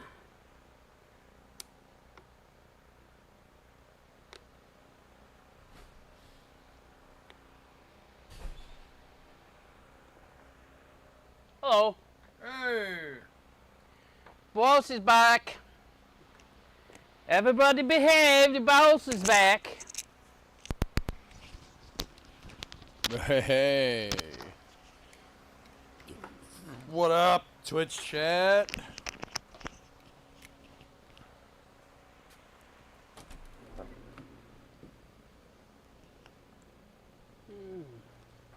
Yo, what up, boss? Hey, boss. You get that all unsnapped? All unsnapped. Ready to go. Sweet. We be fast and they be slow. And they be slow, yeah.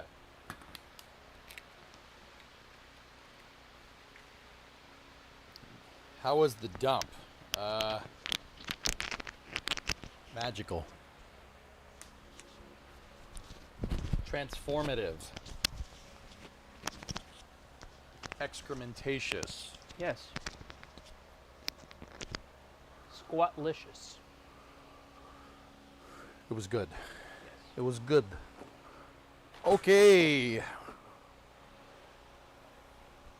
So, this thing. Oh boy. Will it float? Yes, it will. Hey, Chad, how good are you at squats? Who could squat 400? Yeah?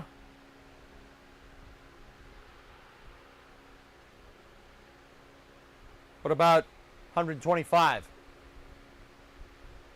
Geek said me. You can't squat 400, Geek. Stop lying to yourself.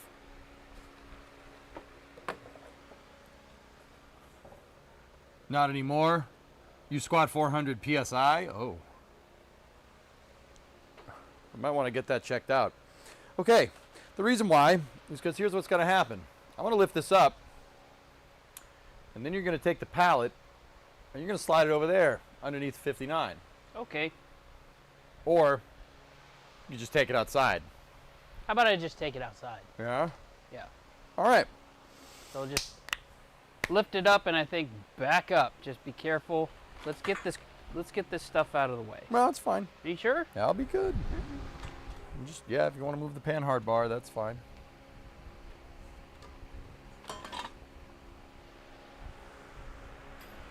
All right. Ready? Hak tour. Hak tour. Give it the old hak tour. Spit on that thing.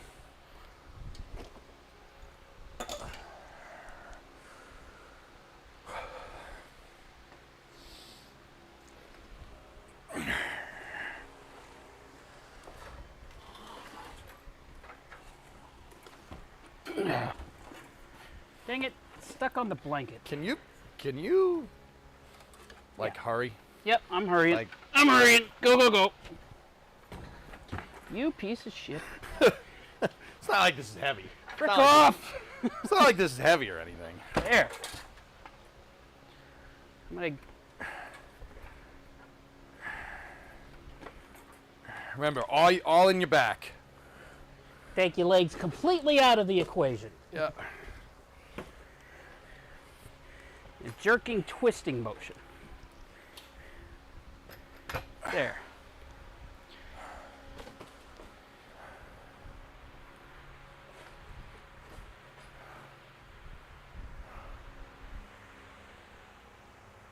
Okay, now I'm gonna take that outside.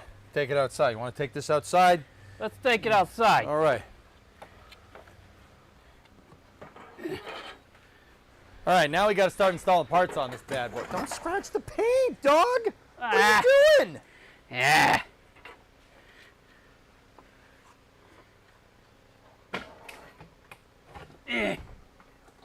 There we go. It's fine. This is not your car. All right.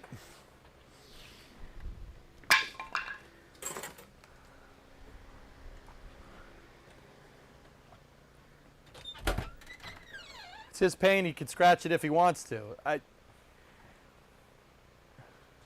Hey, this is my shop. Yeah, that's gonna make some good firewood later. Oh yeah, it'll do nicely. Excuse me, man, but where are we going? Outside. Oh. Ugh. Now park the truck outside, get some room. Ugh. Nah, it's got a transmission leak. Oh, look, That's a why it's in bunny. here. But hey, I have a big enough shop where it's not a big deal.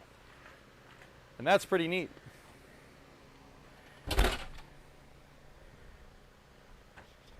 That bunny was very confused.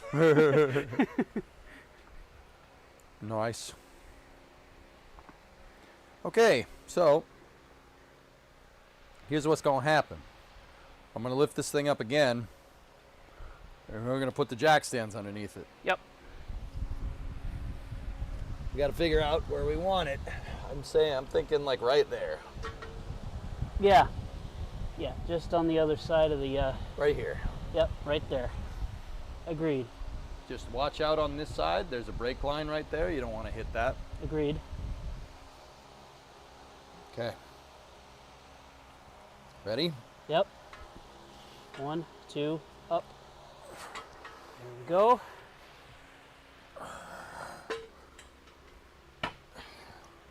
Okay. 1, 2, up. Up more. Up more. There we go. Why are you groaning? You didn't lift this. I know. I'm also fatter than you. Okay. Does that answer your question there, smart guy? Yeah. We should probably move it back a little bit. Yeah. Because of the trailing arms. Yeah. Well, now that it's on jacks, it's easier to move. Yeah, definitely.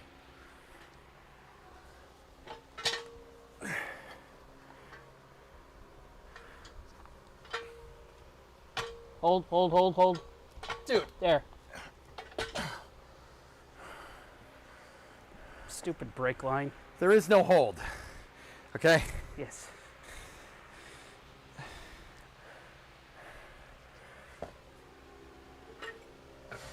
Whoop. She rolled. You got it?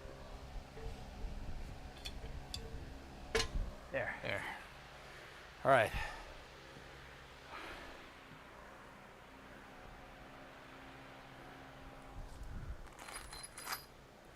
It's limited slip, clang bang, yeah. It's a 342 Posi. This is, I guess, you know, for people that don't know, it's a limited slip differential. Might even be a 345. He said it was 340. He's like, well, it's either 342 or it's 345. It says 342 on the back. Okay. Then it's 342.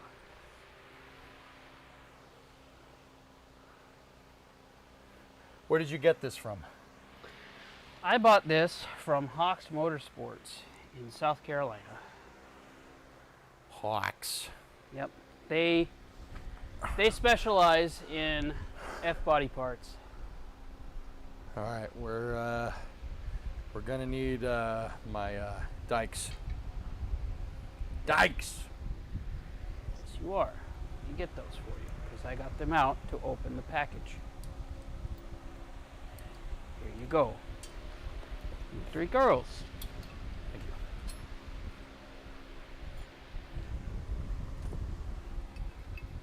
you.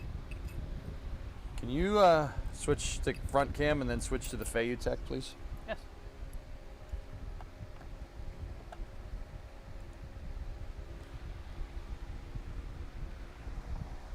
All right. Fayutech should be 2. There you go. That's not the Fayutech. That's not That's the that Fayutech. camera over there. Okay. So Fayutech is 3. There you go. Excellent. Now just slide down on the left-hand side. See that up-down thing? Slide it down so it zooms out a little bit, and then change it so it's looking towards me.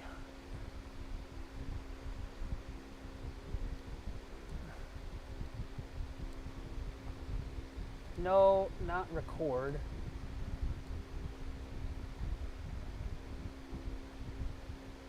How do you zoom it out? I'm sorry. There. Hey, how you Yeah. doing? All right, come here. All right, so the reason why I needed the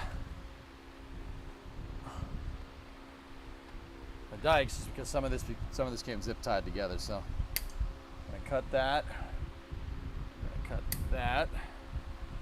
And we're gonna cut that.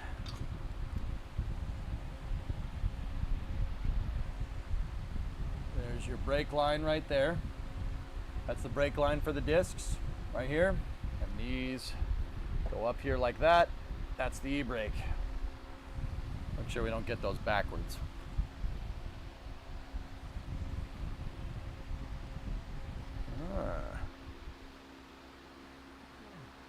Okay. The e-brake on this is a manual adjust of the caliper.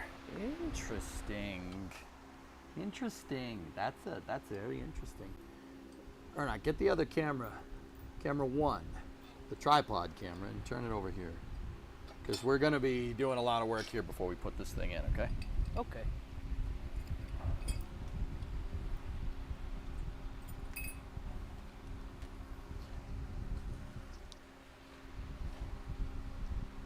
That scare you too? Yeah, a little bit.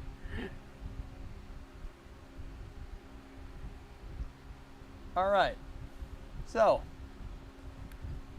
we got some work to do here. Shouldn't be too bad. We got to put in these really nice QA1 trailing arms. So that one goes there. And then Flip it around. Nope, that one goes over there. Flip it around. Well, no, you're right. Sticker goes out.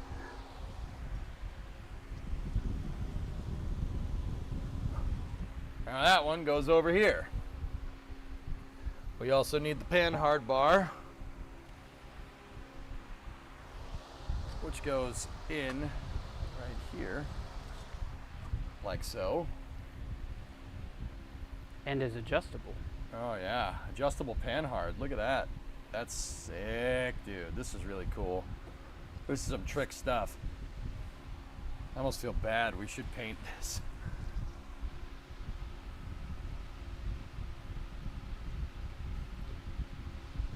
You want to get the flap disc out and give it the old shh, shh, shh.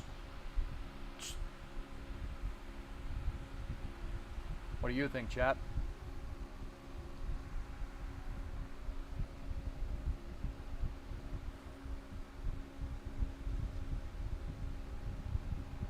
You want the Zerk fittings down, because the Zerk fittings are down. Yeah, you want the Zerk fittings down because you want to be able to reach them when you're under the vehicle. I turn them over, guys, because I don't want the Zerk fitting pushing into the concrete floor. Yes.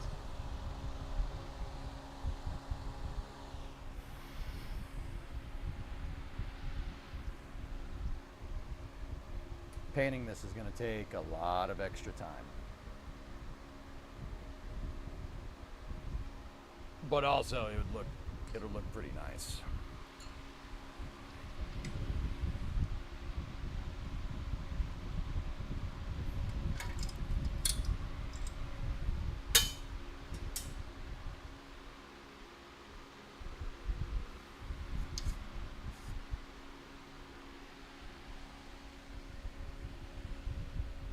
What do you think, dudes? What you should do is paint it with POR so it converts the rust to a hard surface. I didn't ask what we should paint it with. I asked if we should paint it. Do it. Sandblast it, paint it, please. It's going to take a lot. Do it right, paint it. It's going to take a lot of If you don't have the time, then don't do it. I don't have the time. We don't have the time. Ernok's only here for a certain amount of time, and I really would have a lot of trouble putting this in by myself.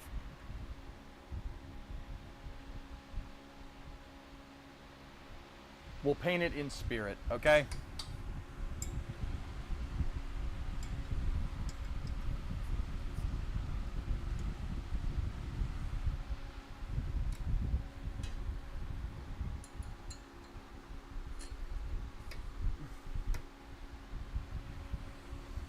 Paint it with Flex Seal tape. Oh, yeah.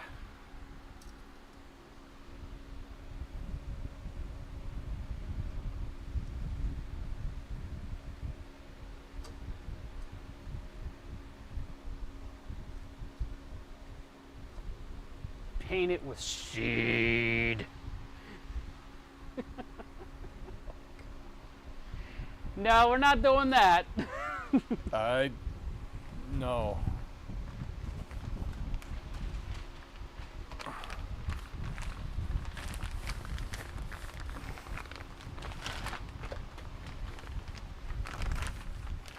I think that's the front one. Oh, yeah? Or I'm just wrong and an idiot. Your words, not mine, man. Yeah. Or I'm wrong and you know better and I should shut the hell up. Once again, your words, pal. Yeah.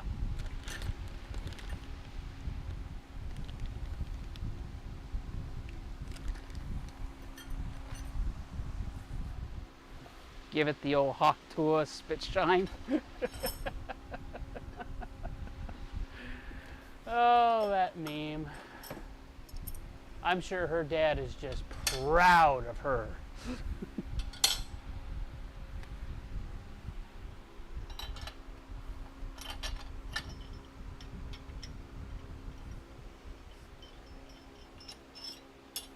Yeah, there's a nice little tab here welded on the back of this diff that'll locate the sway bar perch. Excellent. Yeah, see, there's a little notch right there. It'll locate on the back and it'll stay in position. Now, we just got to figure out which one of these is part of the rest of this. One of these papers says.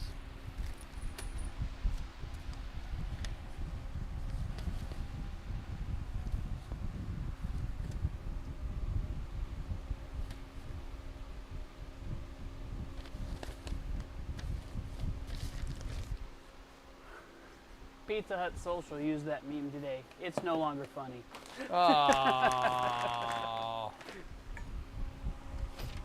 Well, that's a shame. It was fun while it lasted, dudes. Yep, dead meme.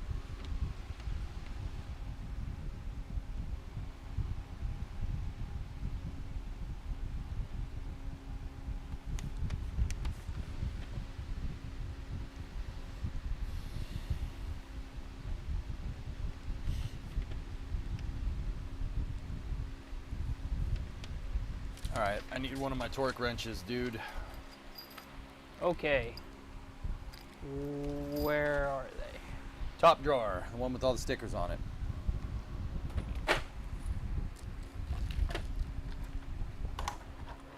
What's the torque spec? Maximum torque spec here is calling for 35 foot-pounds, so one of and the take small. the cobalt. Okay.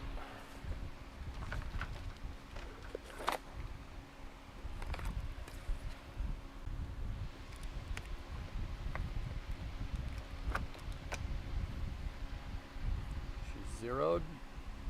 Good.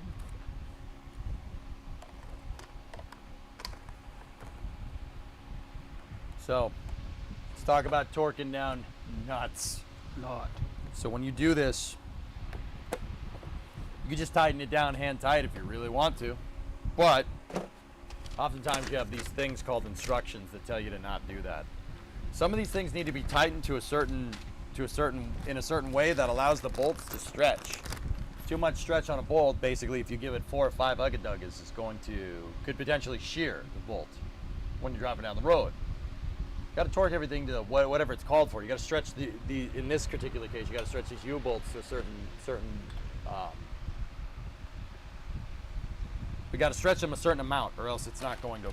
Yeah, it'll really not. If you over torque these things, those U-bolts will bend, and then your sway bar comes out of alignment.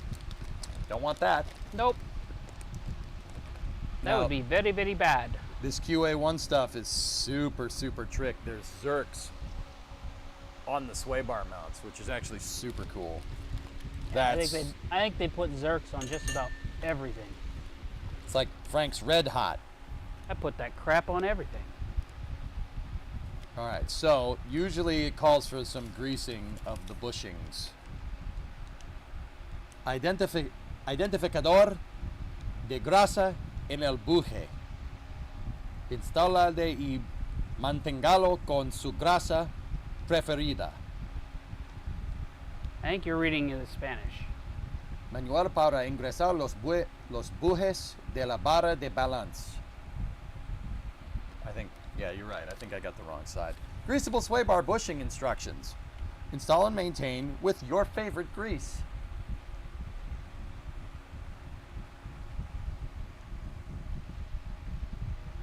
Grease the inner diameter of the bushings in the contact area of sway bar prior to installation. All right.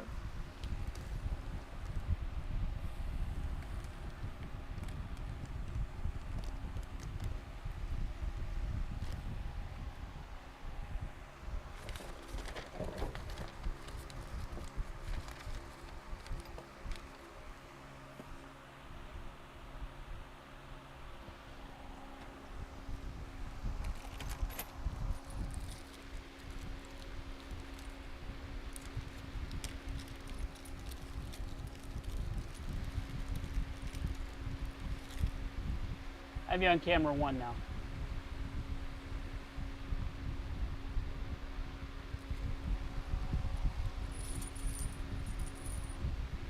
Spank you, helpy Helperton.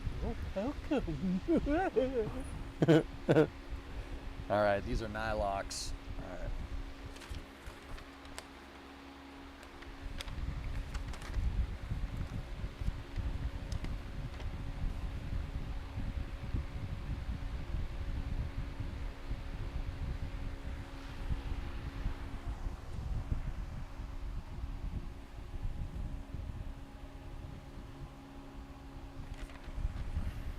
Okay, so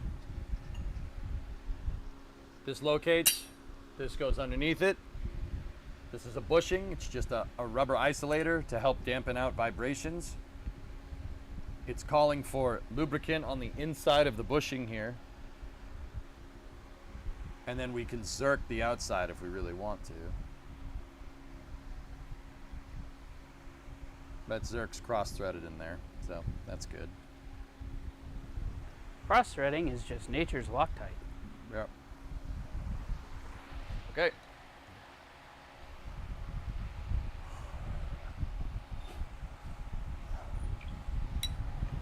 Oh, hello.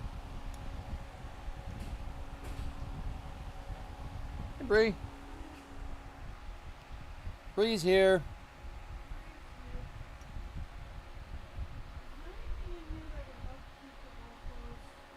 Keep the what closed? The door. Which door? Front door. The screen door? Yeah.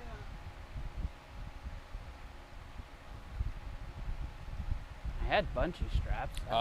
Nope. Not really. That's a project that I'd have to work on, baby.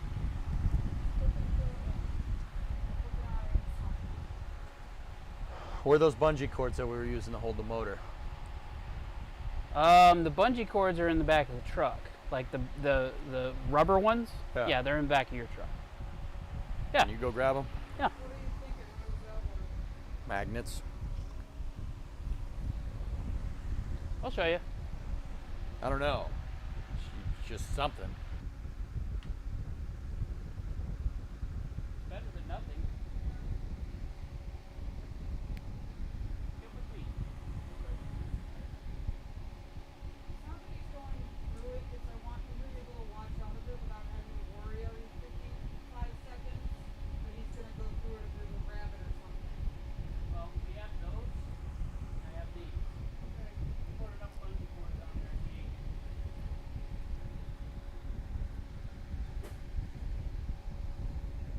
Yes, Chad. I know I'm wearing what I wore yesterday. Deal with it.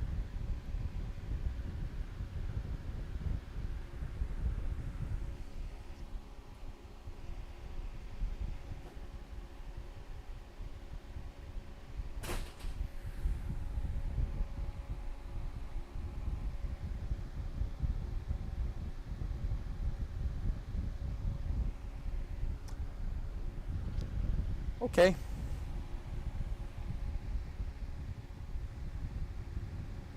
All right, so I greased one of the bushings here. Now I'm going to put that on the sway bar. There we go.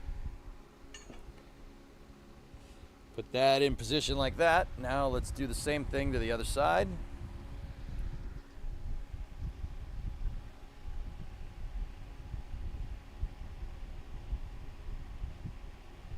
I'm just running it all around. There's channels in here for grease to go.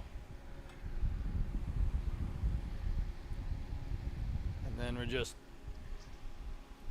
running it all around, all up in there. Oh yeah, baby. Oh yeah, baby, that's a new car she's washing.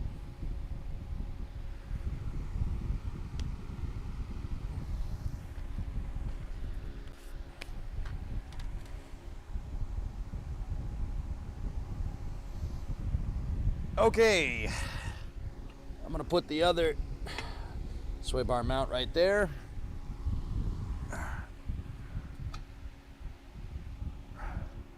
Okay, now we can put these on like that, and we can move the sway bar.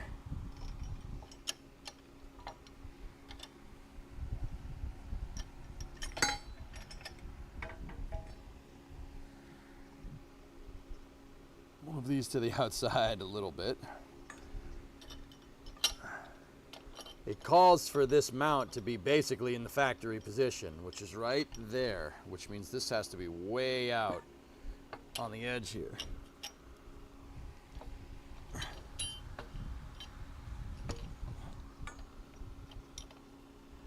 Man, I really wish I had another person to hold this. Just kidding, they're not. I know you're helping Bree out. It's all good.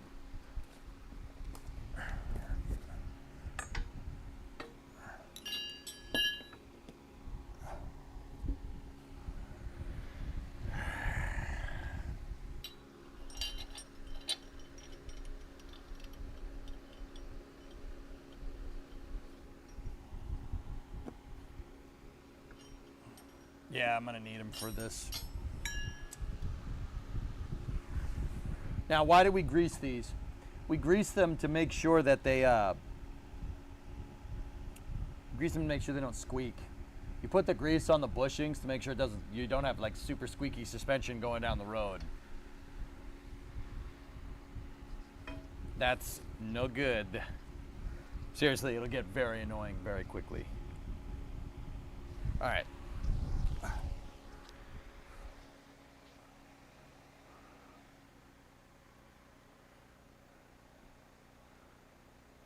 Oh yeah, baby. That's a neat car she's washing. You think that's a straight six? Ooh, your innuendo is priceless.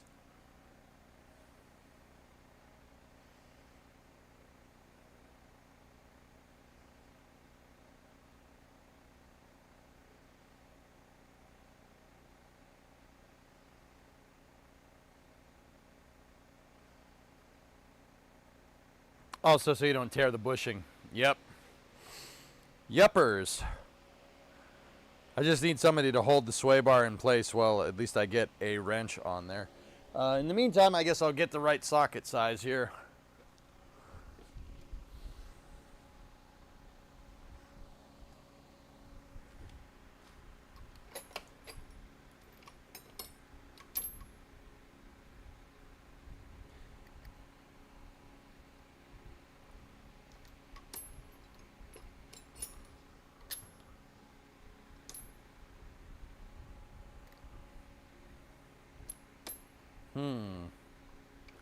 Huh.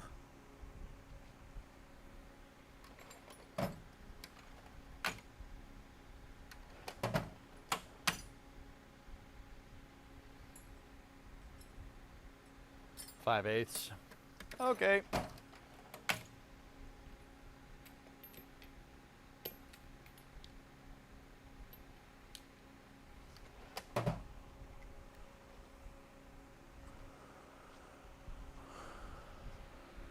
All right, so the first thing I'll do, actually what I'll do here is grab the ratchet. Where's my electro ratchet? Oh, there it is. It's over there. It's where I just was. Dang it.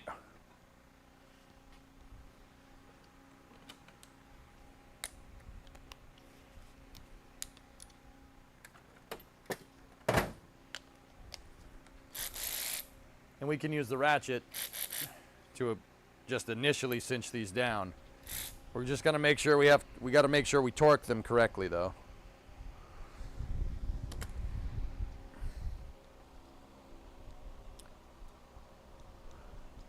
All right, well, if that's gonna take a second, I'm gonna switch to something that isn't going to take a second.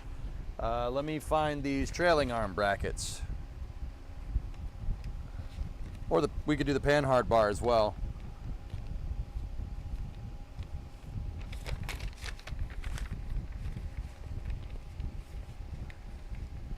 Place a drop of blue Loctite on clean bolt threads and torque to 50 foot-pounds. QA1 panhard bars are adjusted to stock height. To adjust, loosen the jam nuts, turn the adjuster sleeve.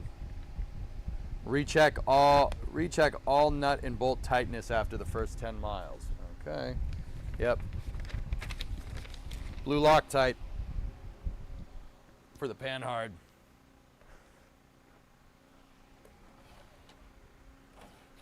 Oh, I have red. Where's my blue?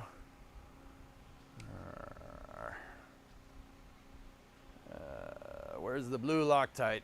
Gotta find that.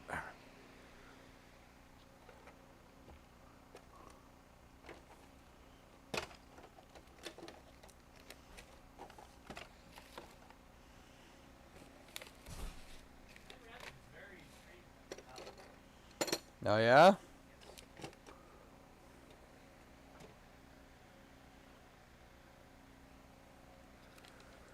Also,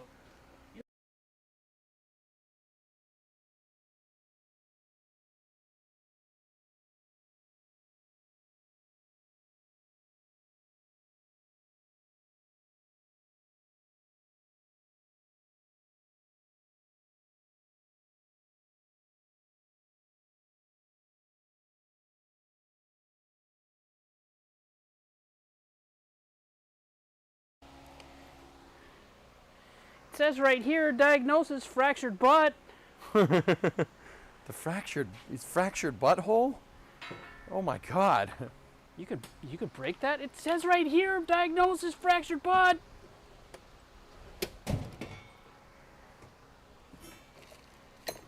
Okay, so you need like a third arm or something, right? Yeah, pretty much. I also need blue Loctite, and I don't know where my blue Loctite is. I know where red Loctite is. It looks like this, but it's blue. I'm looking.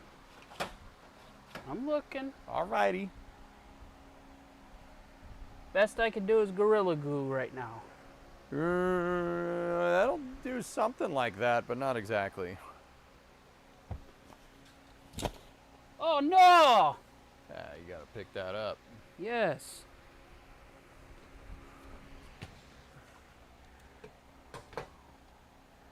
I didn't let it touch the ground, chat. It's fine. Thank you.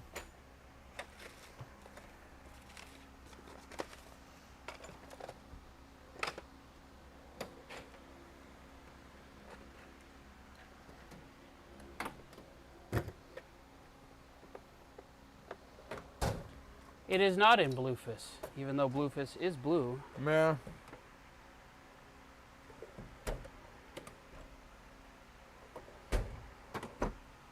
Amazingly, we had nothing that we needed to Loctite in Bluefish.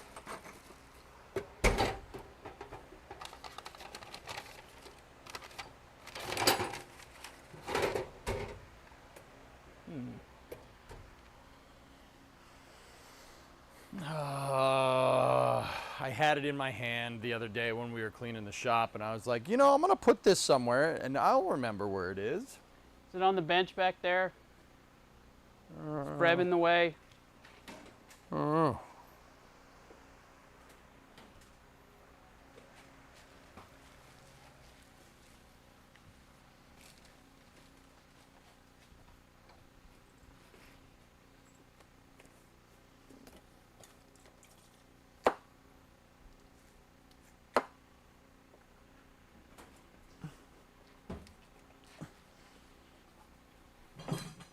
I mean, we can scooch Breb a little bit to get back here, but Yeah, it'll be all right. I don't see anything over here.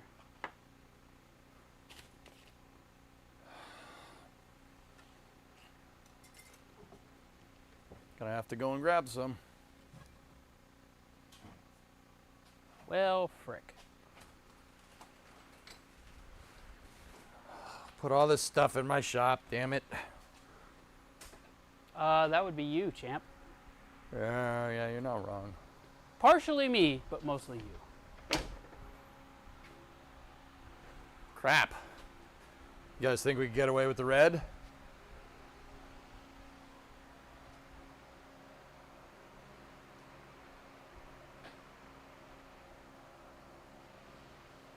No, it's not the bench behind Freb.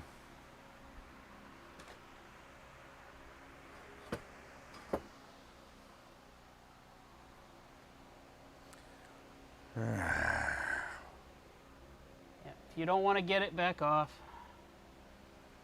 Red is intense. Will this stay on for end of life? Sure. Yeah, it's gonna be there for a while.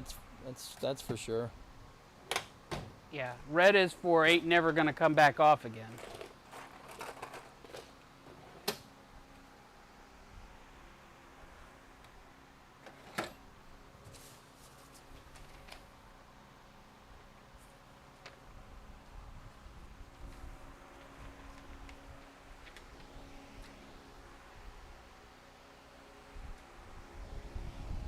I know we're gonna need that for later. Yes. Yes.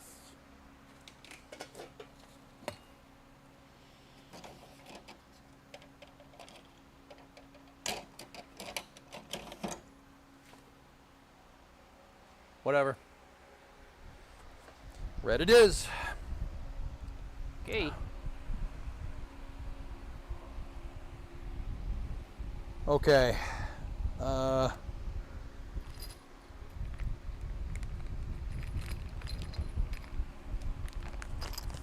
You will need to ooga dooga it if you use red, but it will work.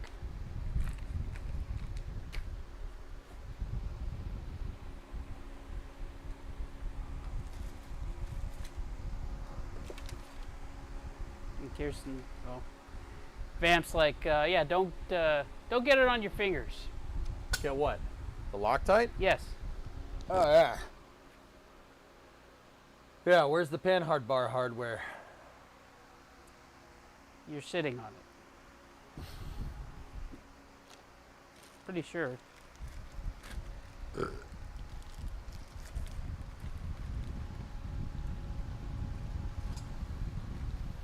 Whatever. Let's do the sway bar now.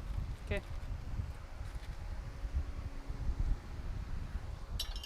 All right, this is where I need you to pick this thing up, okay? Okay.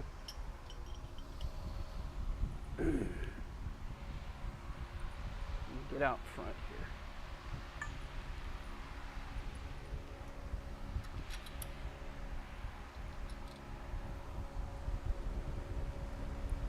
Oh, it's sticky.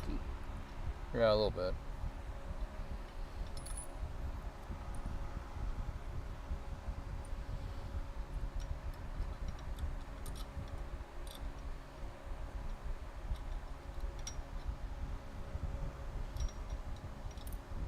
Well, since those ain't gonna fit, let's just do that. Okay. Up we go.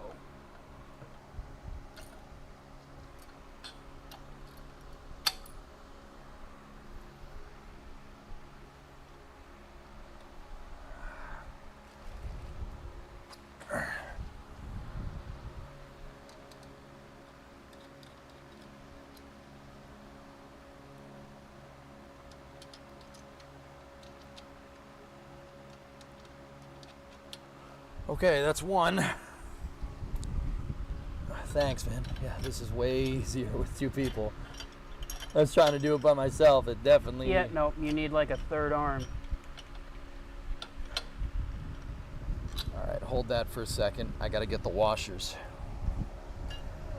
All right, just let it down for a moment. Yeah.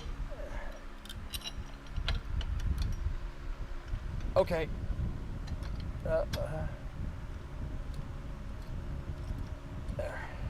There. Nope. There. No, back towards you. Down a little bit. Back towards you. There we go.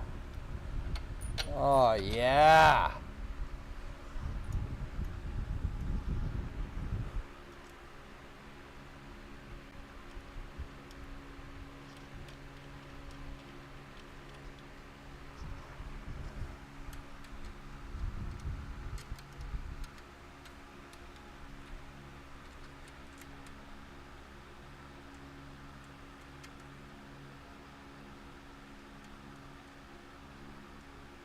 Okay. You can let her down. Just let it sit for a second. Whoa, look at that nice QA1 stuff.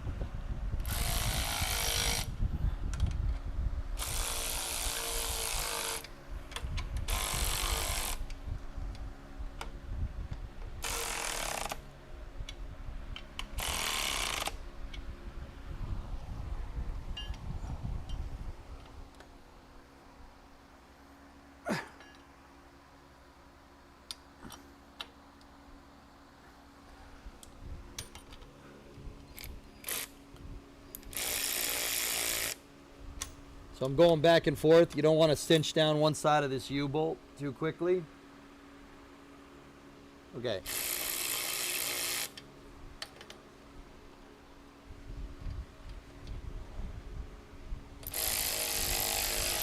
So if you're wondering what this component does, this is a sway bar or an anti-roll bar. It prevents body roll on the car. So when the car is going around the corner, if my hand is where the car is, right, and this is the rear end, the car can sometimes move independently of the rear end like this. Now, the things like the panhard bar, the trailing arms, and the torque arm that you're going to see all installed here, that helps keep this thing more or less centered over it. The sway bar prevents the flex. It prevents the chassis from kind of moving this way and flexing between the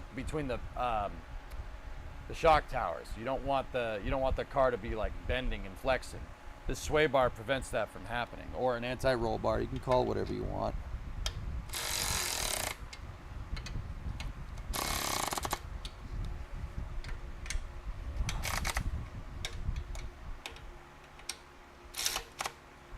Cool. Now I know this thing doesn't have high torque, so what we're gonna do is swap the bit over to here, or swap the socket over here to the Cobalt torque wrench. Do we want to wait to torque that until that's up there?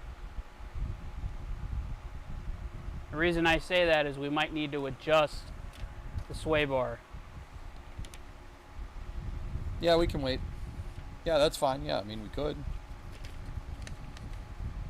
Yeah, we may need to loosen and adjust where the sway bar is sitting. So that's the only reason I say it. Also, we get everything connected, and then once we get into place, then we torque it down. Yeah, I gotta put the Loctite on here. Crap, I forgot to do it. There's that for... Oh, that's for the trailing arms. Okay, cool.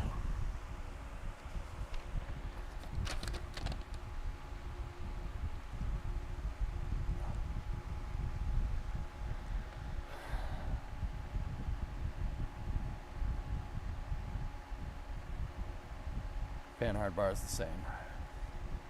All right.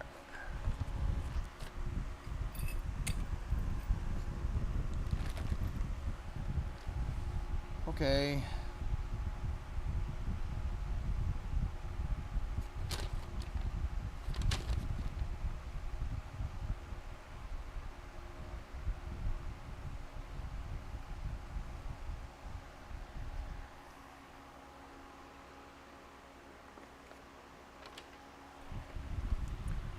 All right, yeah, we can, we'll torque everything down when we get it in, so. I need Panhard bar hardware. That's what I'm looking for right now. Should be that bag over there. Check one of those. That is the lower control arm bolts. These are the end link bolts. Okay. Panhard bar. Let me check the box. Box, box, box, box, box, box. Otherwise, it's in one of these small boxes behind you. Okay. In fact, I think it's in that small box behind you. The white one that says QA1. All good, man.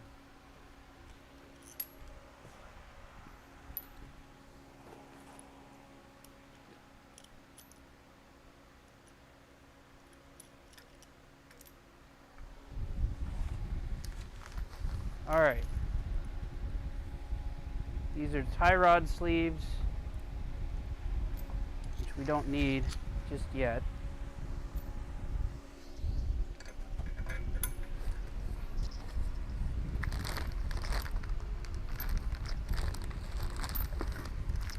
Nope. These are front. These are for, these are the end links for the front.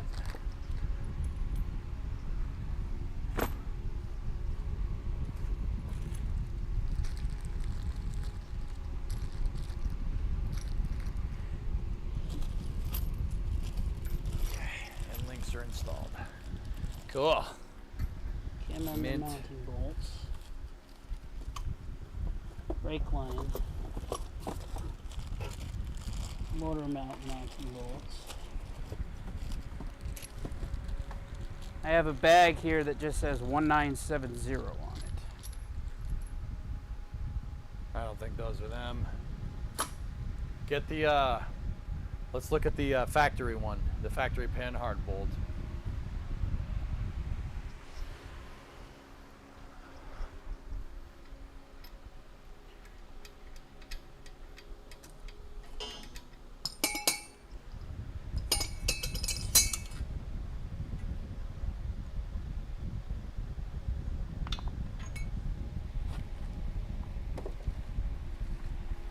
Should look like that.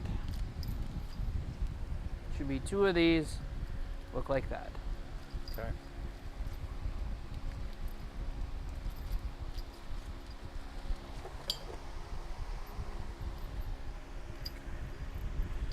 That bag is all ripped, but that's the trailing arm stuff for there.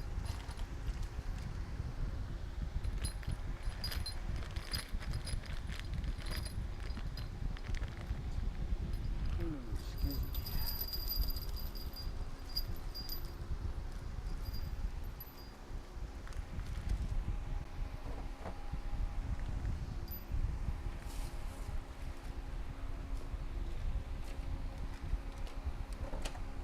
Let's see.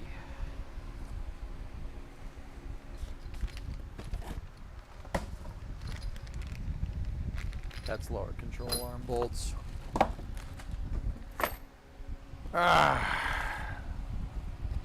Mount kit.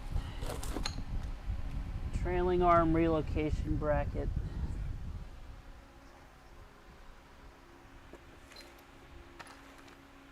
What's in here? Tie rod sleeves. So it's going to be in one of these boxes back here then.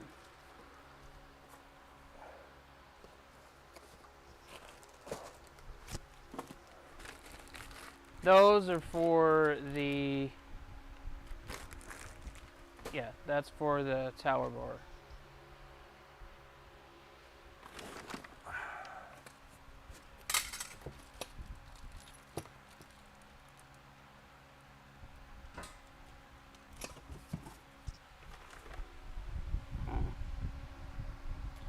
I know you like that, Twitch. Mostly just boxers.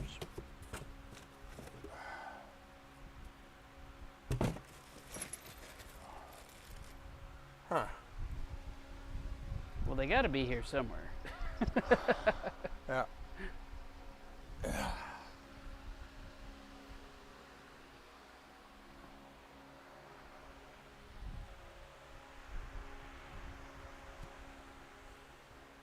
Hmm.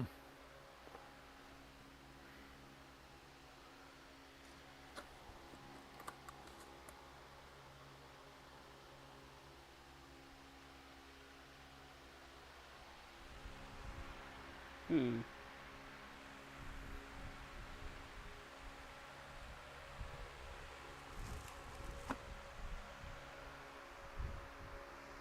Is this a new season of Home Improvement? I thought you were replacing the whole axle, not just the suspension. Yeah, what do you think that is over? What do you think this is? Right here. That's the old axle. That's the new axle. Yeah, man.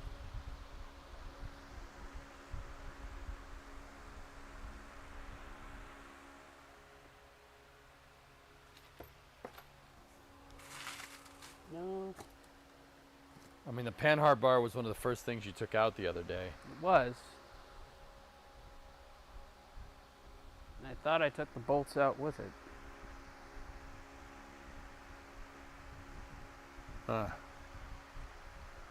We're missing some hardware, chat. Yeah, I would have taken it out with it. So.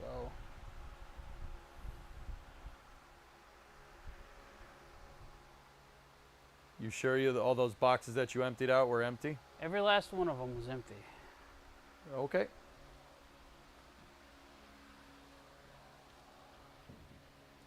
Don't look at you. You didn't need it. You sure?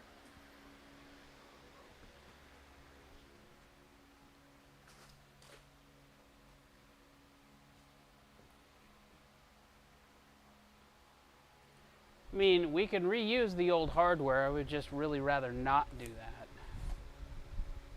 Yeah. Gonna have to if we can't find it. Yeah. If we find it, we can always replace it. It's not a big deal. Yeah. I'm sure we will. Old hardware. What's that? We got the old hardware. It's right over there. Yeah. All right. Get the One of the bolts is already back there. I'll get the other one. Yeah, man, work on getting that off. They're just finger tight, so it shouldn't take me too long. There's one. All right.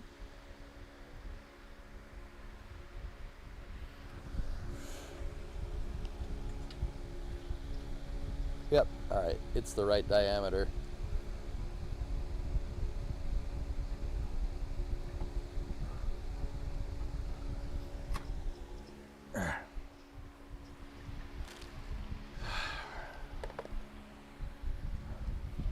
Oh, yeah.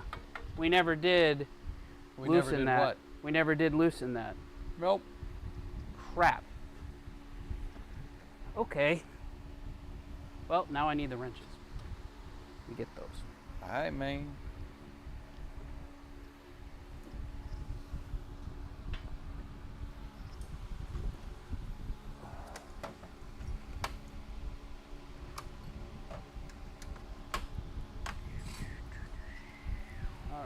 I think I need this one.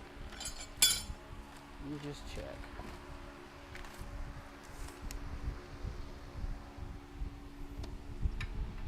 No.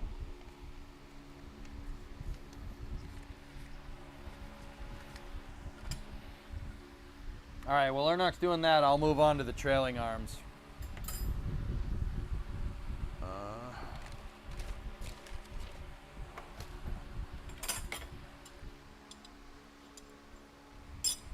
Where the heck did I put it?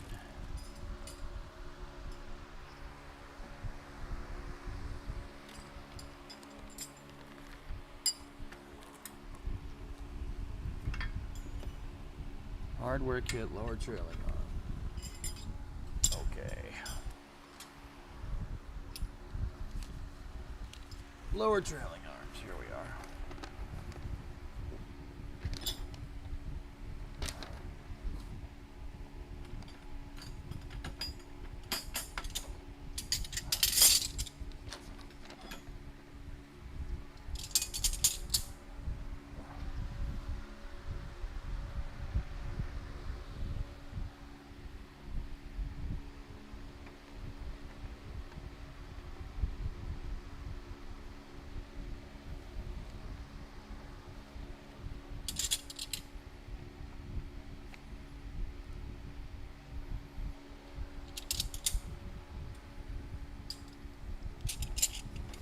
Okay.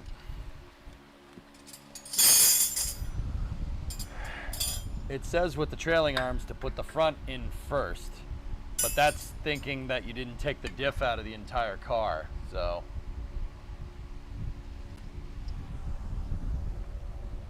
So, yeah, here we go.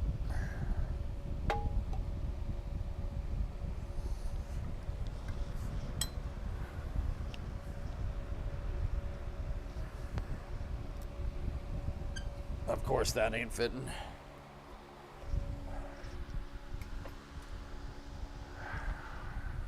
Let's see if the other one goes. Oh no, it's looking to be a little bit on the snug side. Pretty sure that's probably on purpose then, if it's on both sides. Both sides are like that, that's absolutely what's going on.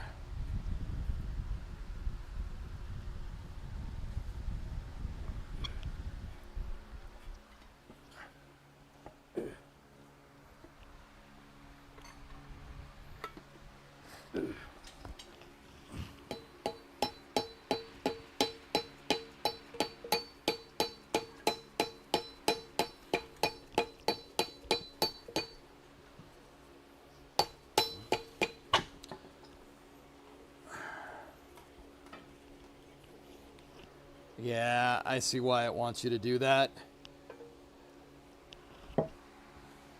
Okay.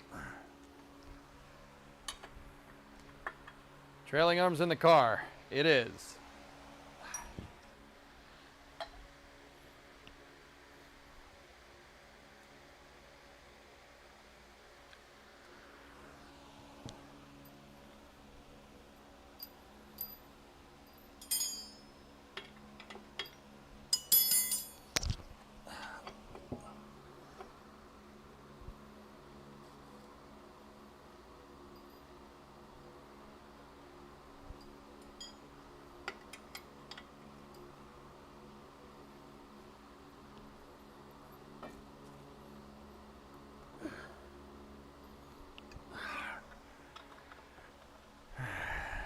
I'm missing one washer.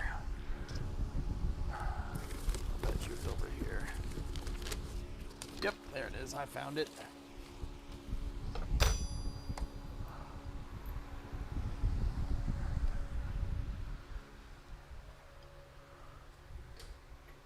Did you get it? Nope.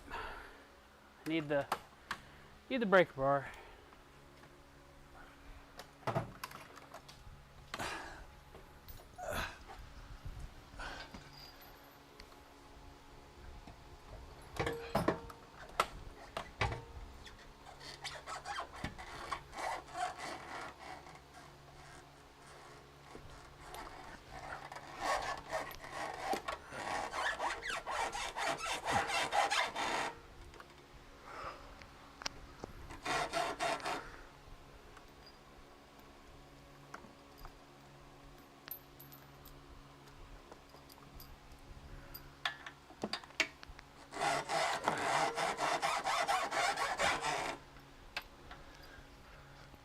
sure you guys love that noise.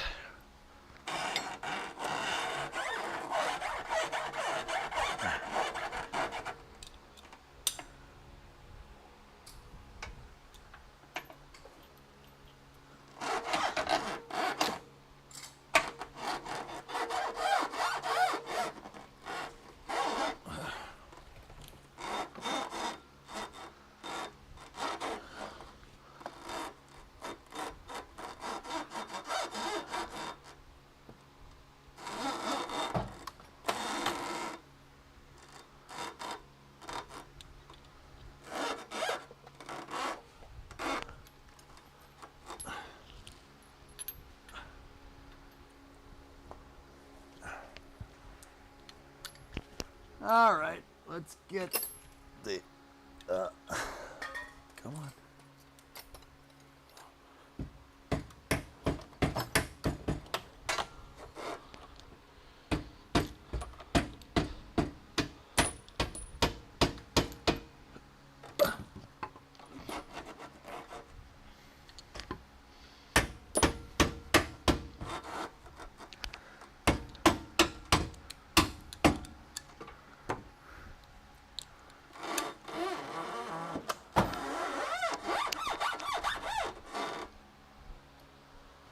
Ah. Squeaky, squeaky, squeaky.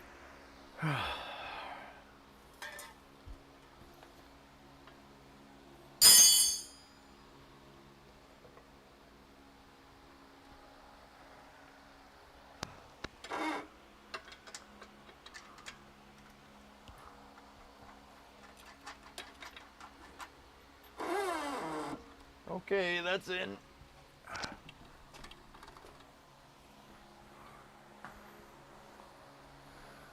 We might need to grease that thing. Let me read it one more time just to be sure.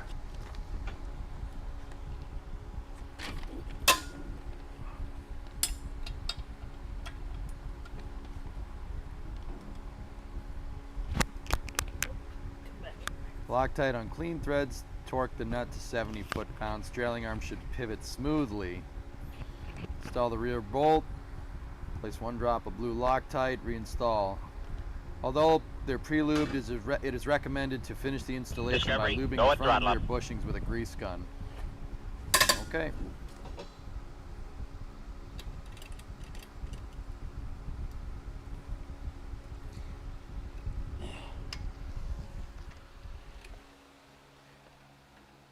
Hey, Iger.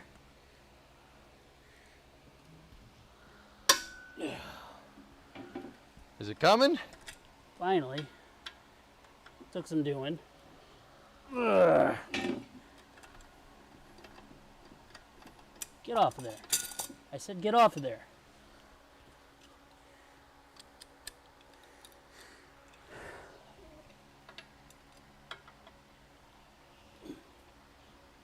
Some of them are poly, some of them are rubber, Stingray. There. Now,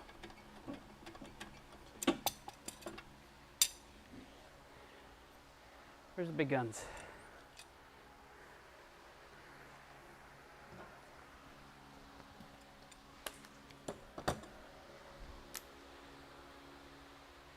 Thank you. Yes, sir.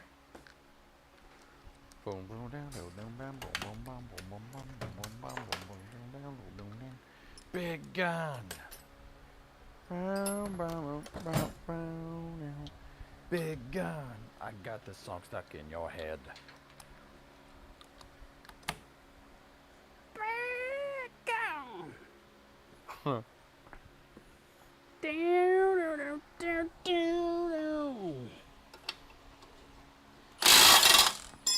Oh, very nice. Shot the wrench right off.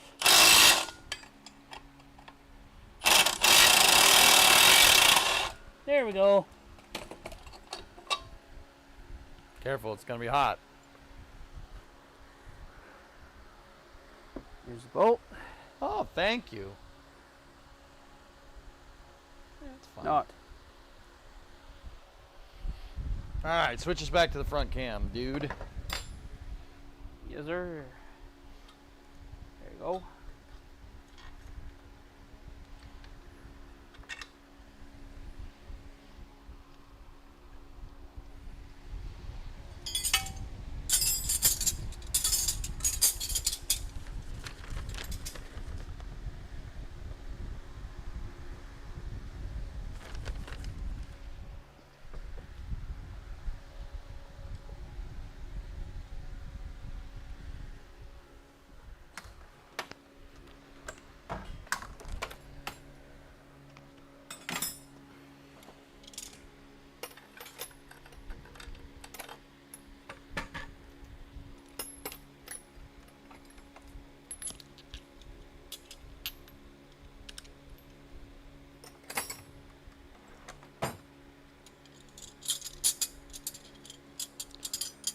Loctite's no good.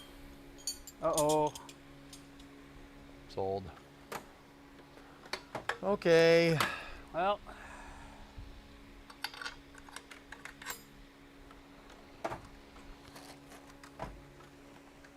We're gonna have to make a run to the shop. But I think everything's closed at this hour. What is it, Tuesday? Yeah. Where would we be going? Just any parts store. We just need red and blue Loctite.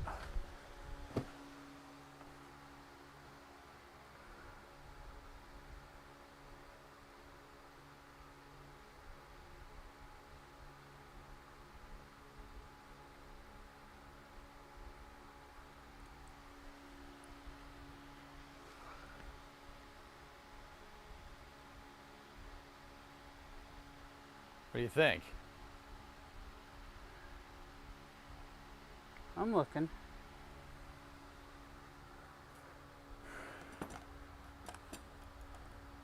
We'd have to do it within the next hour.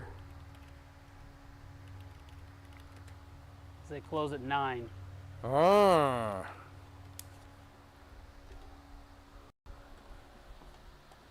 Yeah, it is open till 9. Go, go, go. All right. I'll be right back. You good here for a second? Yeah, I'll babysit him. I'll be back in 30 minutes. Okay. If you're not back in 30 minutes, I'll just wait longer. Just wait longer. Yeah.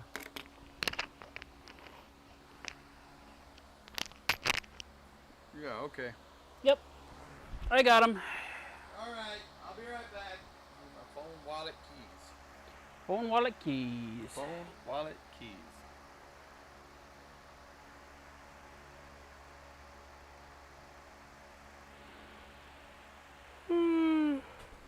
Oh.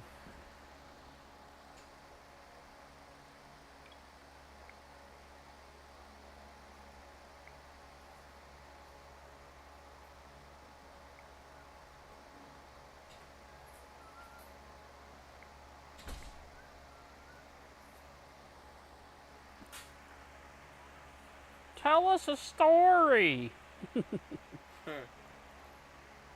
right, I'll be right back, guys. Give me 1 second.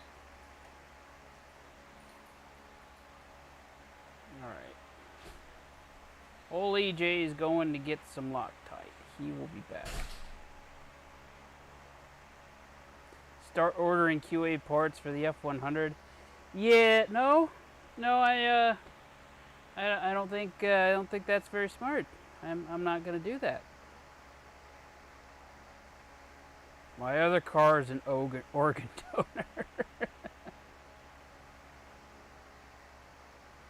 Install Genshin Impact on his computer? No.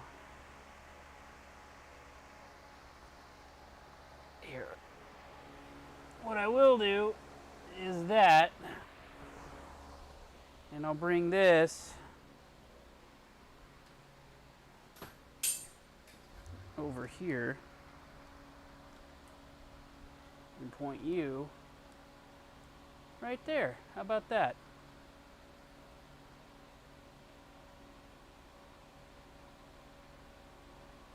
There.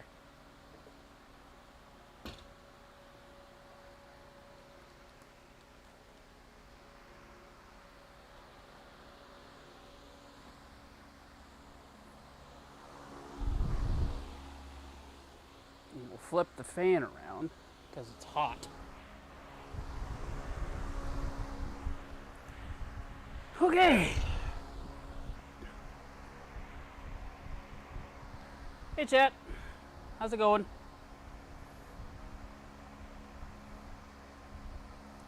I will say this couch is very nice. It's very comfy.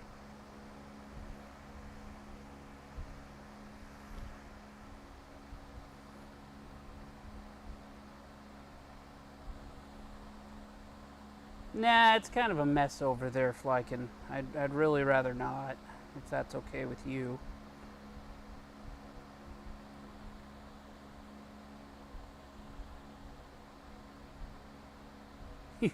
Gaw, you fell asleep and missed your niece's softball game? It's softball. It's okay.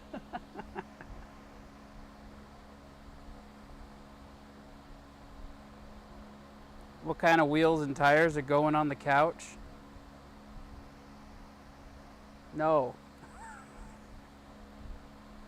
What was my first car? So, that's actually a really interesting question, because are you referring to the first car I ever drove or the first car I ever owned? Because the first car I ever drove was like a 81 Chevrolet Chevette. First car I ever actually purchased with my own money was an 89 Camaro.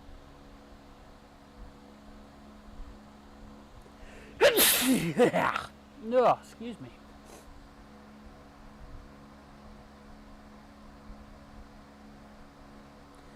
I was clocked at 105 miles an hour somewhere in Wisconsin. Does that answer your question?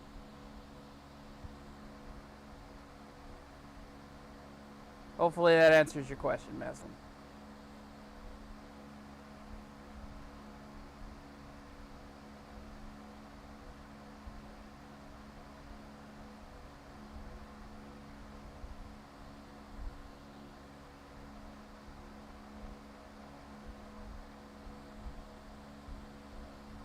Yeah, you know, the Walmart would probably be a good idea. We'll let him run down to the parts store, and if he can't find it there, that's probably where he'll go.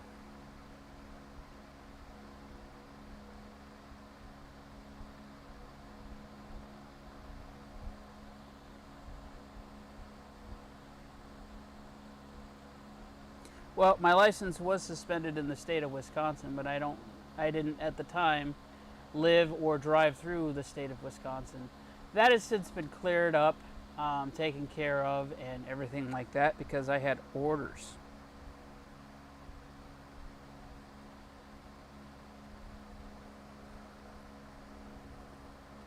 First car I ever drove was an 01 Honda Civic LS. My first car to own is most likely going to be our current 2005 Hyundai Tucson.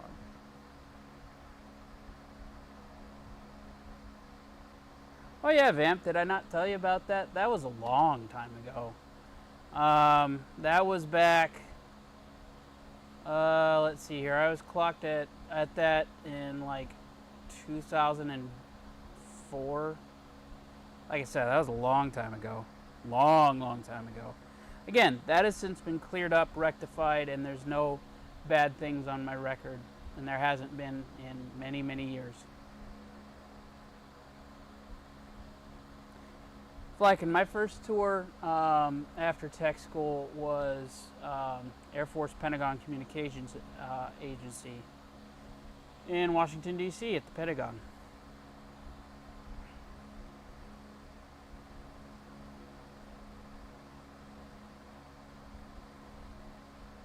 Somehow I got more tickets with an 89 Crown Vic than I did with my Mustang. Yeah, Crown Vics do that.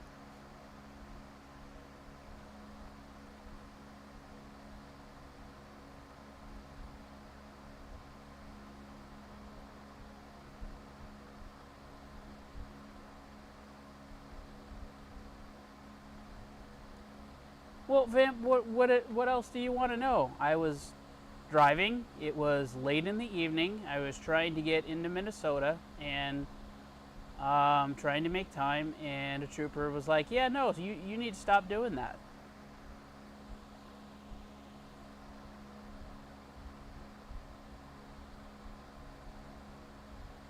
My first car, my buddy gave me his old 325i BMW. Oh, 325i.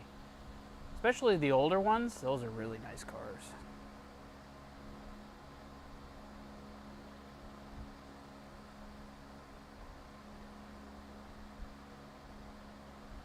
Well, I actually worked in the National Military Command Center on secure telephone systems, cryptographic systems. I can't tell you what or who used any of them, but all I can tell you is that that's what I did.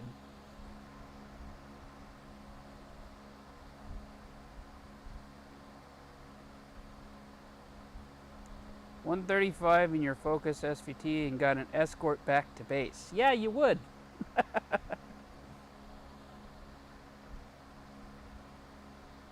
Correct, Stingray. Secure comm.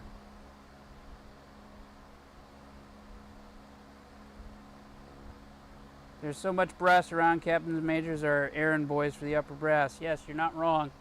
And 90% of them don't want to be saluted. They're just there to work. They're just like, don't salute me. I'm trying to go to work.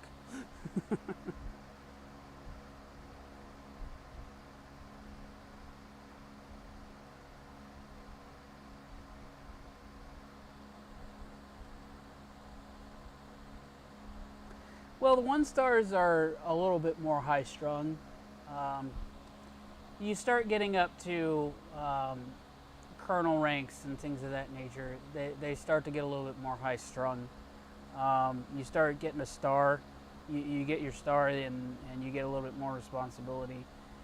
They take their rank a little bit more seriously. But yeah, if you're a lieutenant colonel or a major or anything like that, most of the time they're very, very loose at the Pentagon. They're just office people.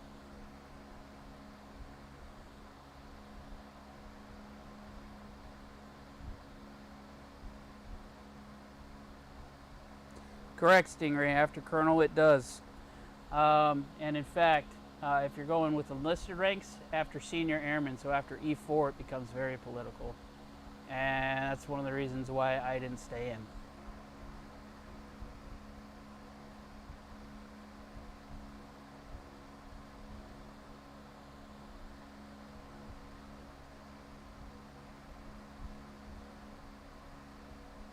Flyking, as far as I know, no, because I'm not dumb and I don't give out government secrets.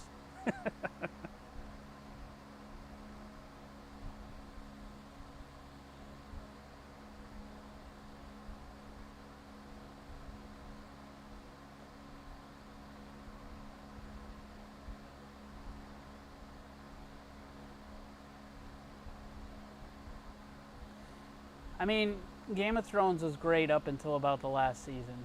I agree with you. I don't like how they ended it, but again, they had to end it somehow.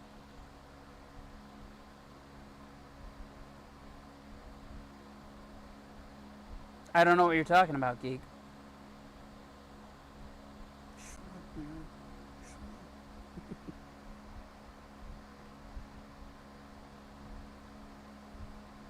One, two, three, four, five.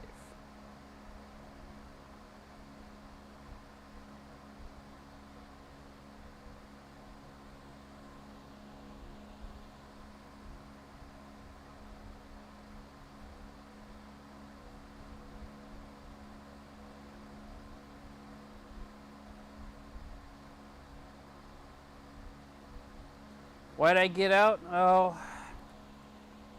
the back half of my career wasn't the greatest. That was when my divorce was. It's when a lot of things just started going wrong in my career, and it just wasn't an option at that point. So I wasn't forcibly discharged, but let's just say the brass did not give me the option to re-enlist.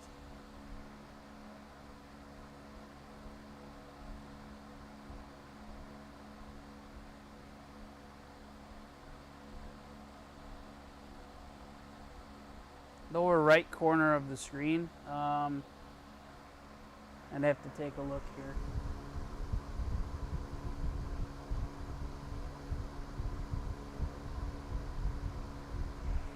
Oh, that's a Super Soaker.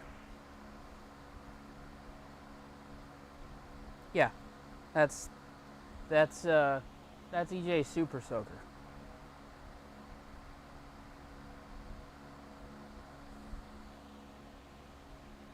Yeah, we take that out on special occasions. ISMIC. So I was, if you're familiar with Air Force AFSCs or MOSs, my Air Force AFSC was 2 Echo. So I was a secure network and cryptographic systems guy.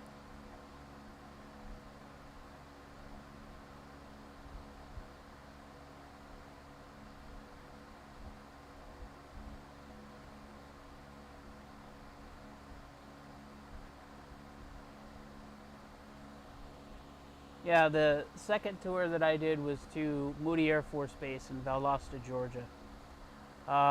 There I was it's part of the comm squadron, so we just did base communications.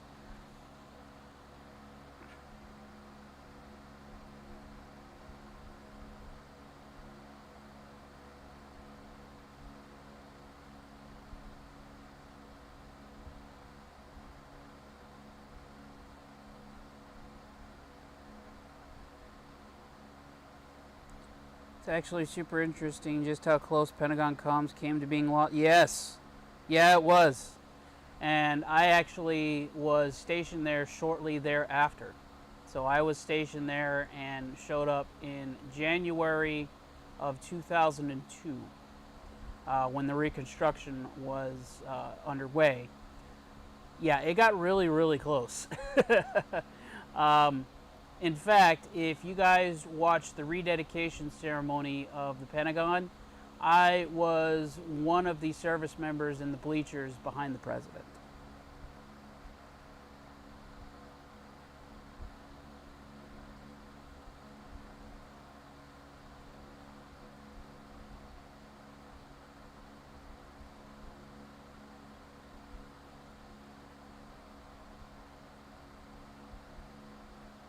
I have heard of number stations, and yeah, they're super, super strange.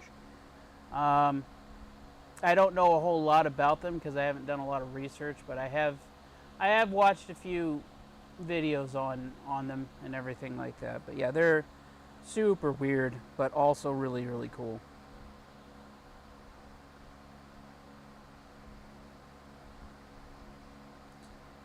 If you had a cell phone, that was the only way you could call long distance. All the land trunks were all... Yep, every last one of them. Every last one of them was used on that day. It was bad.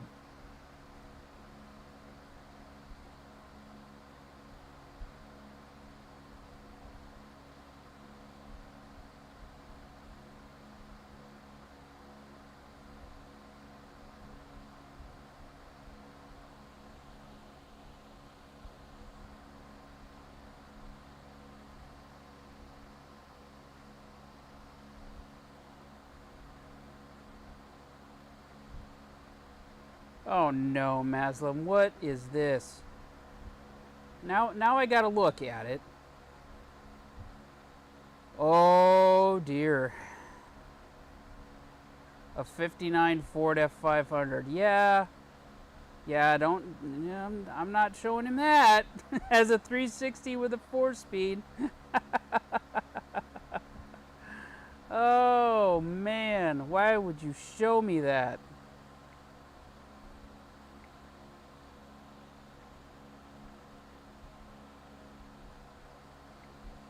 That is incredibly dangerous.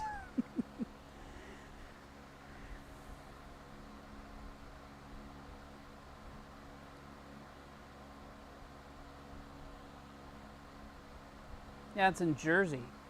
It's a little ways away, but it's not too far.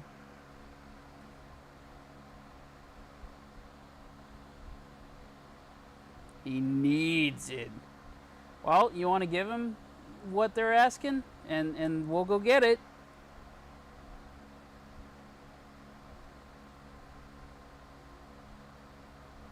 Yeah, it's kind of a mess over here, but that's okay because we've been opening stuff. A lot of the stuff that you see here is stuff from the streaming setup, so it's kind of a disorganized mess. But some of the other stuff that we're doing on the other side of this is fairly organized.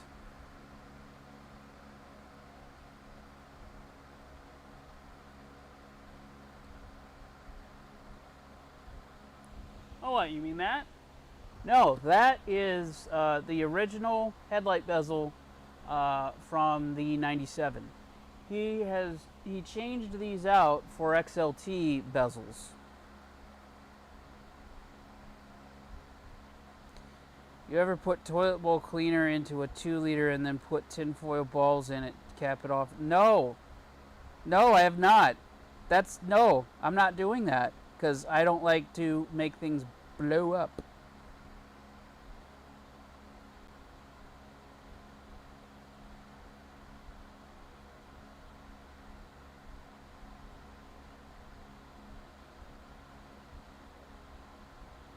.429 powered Ford Fairlane Club sedan down in Providence, New York he could go get. I'm sure there is. The problem is we just got done doing a cross-country road trip. We need to wait.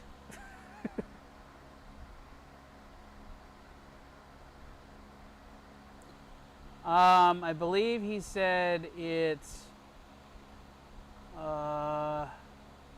20 by 30 by 40 is what he said. It might be bigger than that though. Did EJ ever find that tool or part he set aside and can't find? It's on one of those shelves to your left. I'm sure it probably is.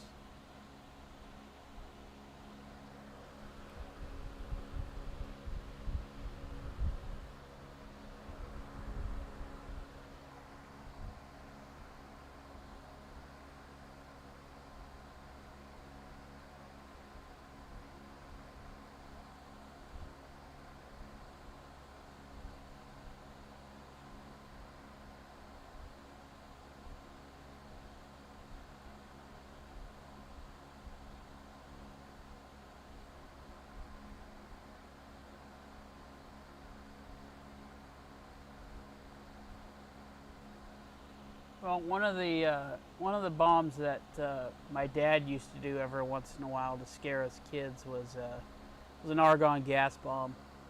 So he would take a plastic bag, stick it at the end of a welding torch, and just fill it up and then light it. Big boom. Yep, welder bomb. Oh, hey, look who's back!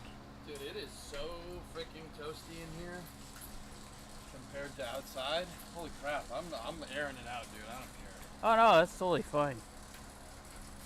EJ's back, quick run!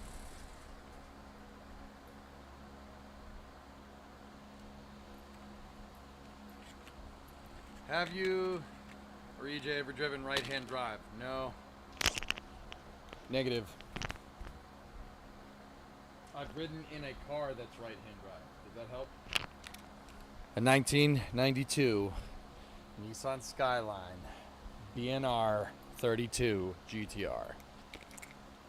Lucky bastard. Yup. Ernak was just telling us that the launch codes are 1, 2, 3, 4, 5. Oh, it's amazing. I got the same combination on my phone.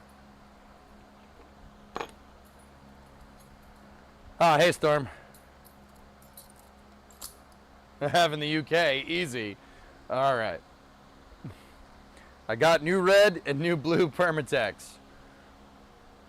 Let's roll.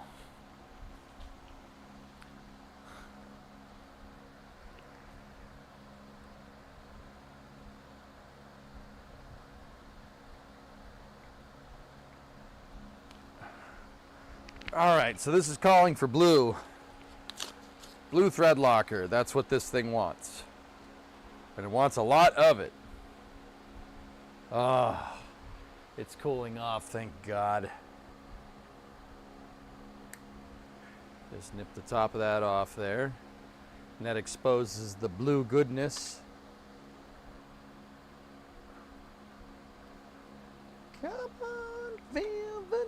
boys. It's on the radio. Girls, rock your boys. We'll get wild, wild, wild. All right. Get some of the blue. Get some of the blue on there. There we go. Yeah, I was reminded that it was probably not a good idea, so. What? Well, they started, people in chat started talking about making homemade stuff that go boom. Only somebody who wants to break the law would do that. Yes. What are you trying to tell us, chat?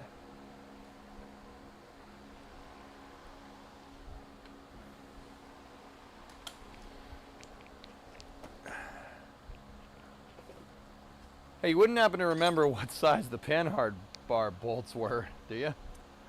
They were 13, so 13/16 and then an 18 mil. Oh, yeah. Which is weird.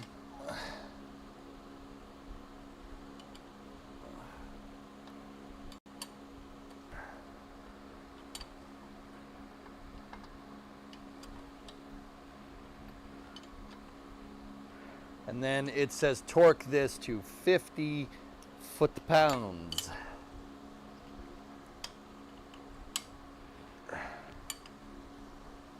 Oh, that cool air is coming in, baby. Oh, it feels so much better in here. Holy crap. Yeah. Okay. All right, now give me a 13/16 saqueto. Oh, yes, it's saqueto. Oh, yeah, it's so quieto. Struzzo.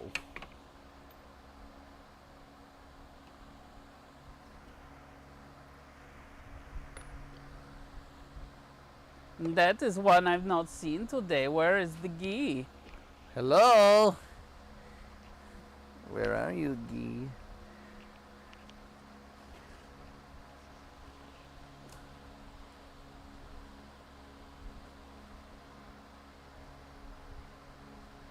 What's 50 foot-pounds in Newton meters? I'll get you that answer in a second. It's not a lot.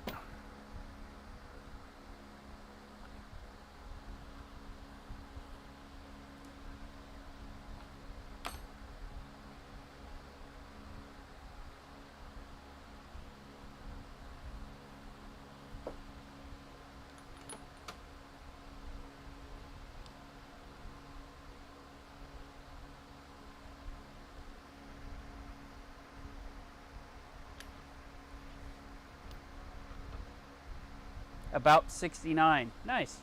All right, let's go. 67.79.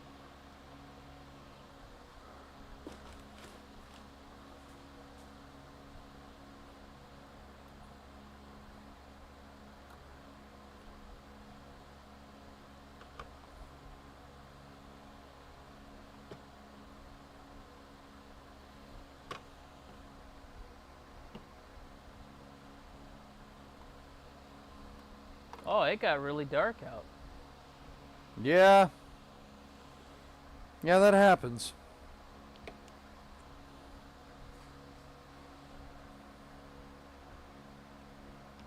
There's a 3/4. There's 15/16. 3/4 again. Are you looking for the impact? Yeah. I might know where it is. I think I see it by the mallet over there.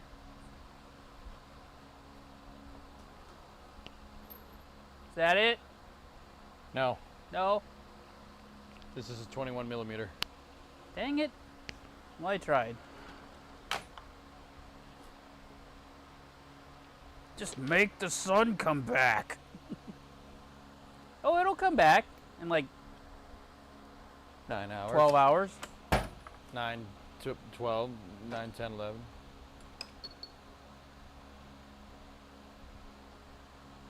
Yeah, like 9-10 hours.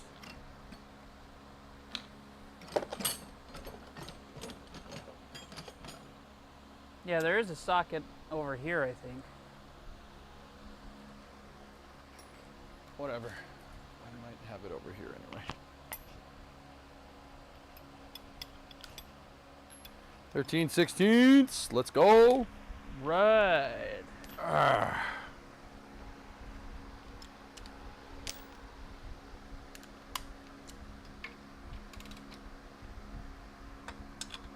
Jam it on home and torque that puppy down. I mean, no, not that, not that. It's looking for 50 foot-pounds, so I'm going to set the torque wrench.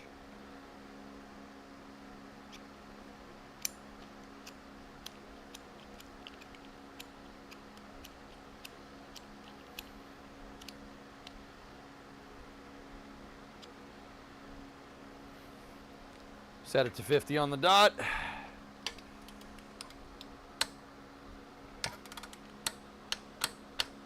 Well, that was easy. That didn't take much.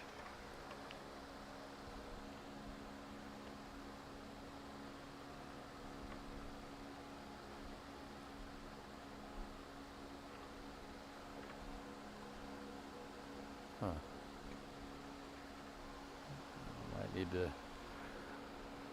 Might need to do some clearancing there, but we'll see when we get it in the car. Is that the grease zerk? No, no, the jam nut is having trouble here. That's okay. It'll be fine. We might have it backwards. It's not backwards. The adjustable side is on the driver's side, Okay. per the instructions, so. Okay. That was what I was going to ask, is what does the instructions say? Where's the adjustment supposed to be? Yep, it wants the adjuster on that side. Yeah,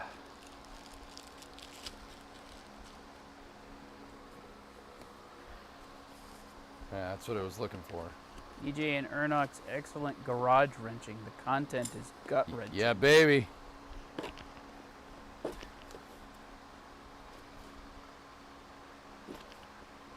Instruction writers. What do they know?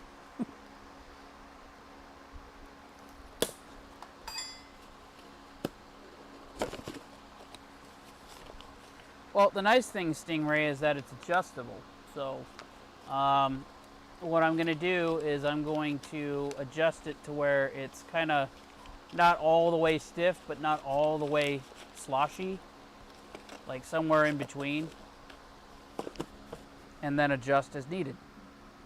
Okay, sway bar on, panhard bar on. Let me get the other control arm in position on the other side. And then is that it? Oh, the springs, yeah. Derp. Derp.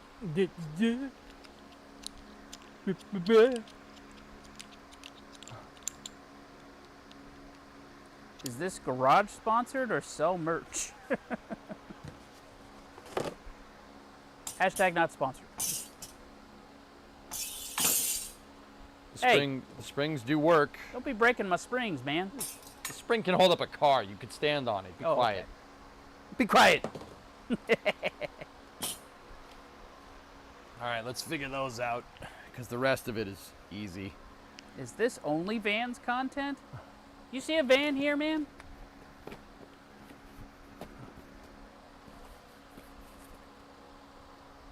Rear. Okay, let's go. So these coilovers pick up on the shock mounts. That's I think that's how this is working.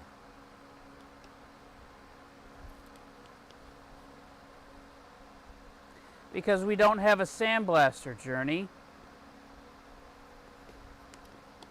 Yeah, I want to just get this done, guys. I know this is it's a little bit weird putting scaly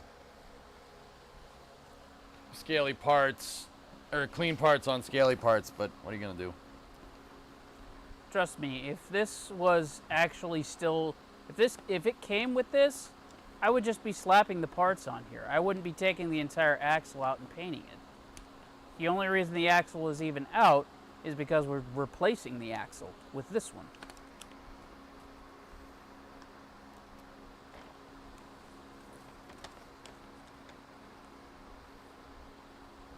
Yeah, but see, then you get all that dust everywhere. We don't want to do that.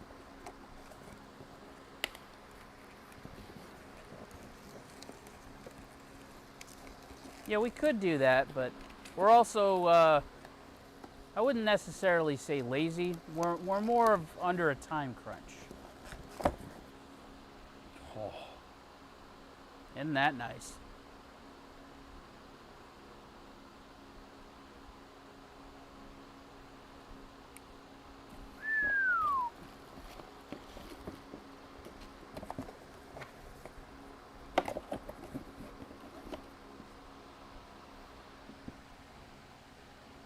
That's right, Purdy.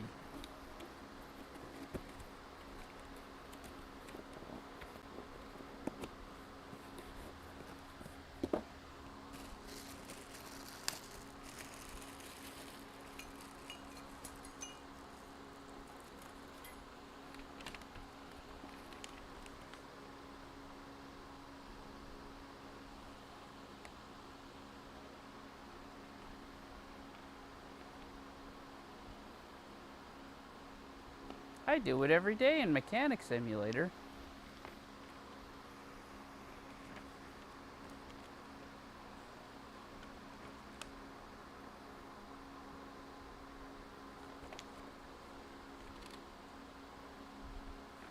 Everything's chrome in the future.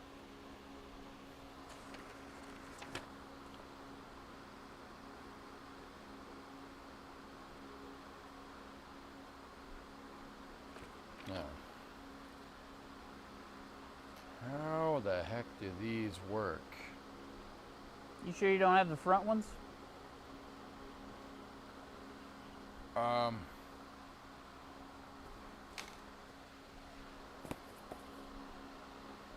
Star rear coil over suspension adjustable shock. Oh, that's it. Okay.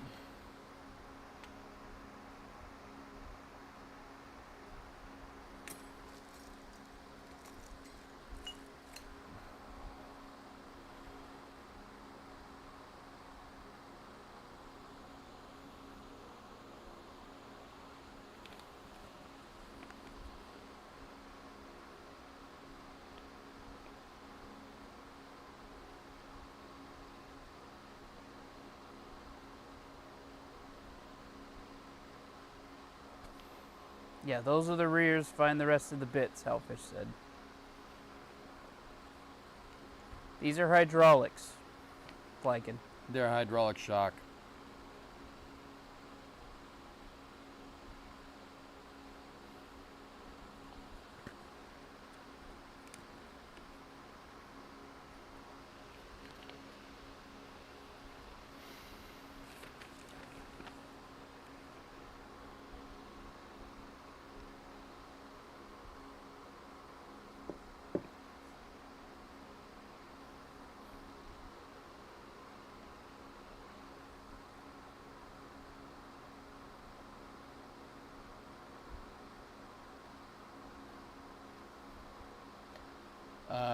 I'm a little confused how this mounts together. Hellfish has provided a link. The top mount bolts to those top eyes. What? He has provided a link. The top mount bolts to the top eyes.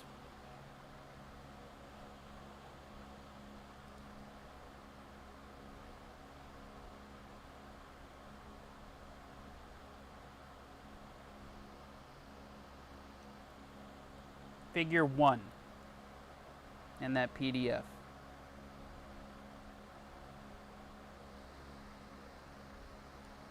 Okay. Yeah, I see it. Okay. Some assembly required. Batteries not included. Yeah, no. Look, there's a Heim joint up on the top here, dude. See that? See the Heim? We need to, there needs to be a piece, another piece here.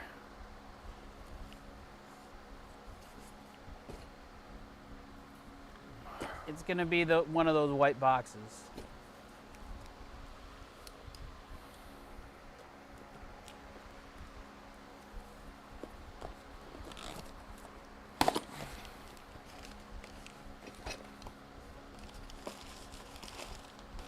Yeah, here we go. Yeah, you need to attach your spring perches and adjusters like a horrible nesting doll. Yeah, I see it now.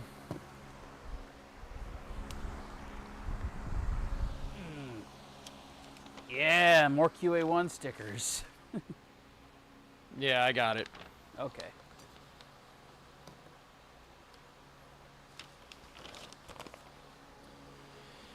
Yeah, the coilover adjustment kit is probably...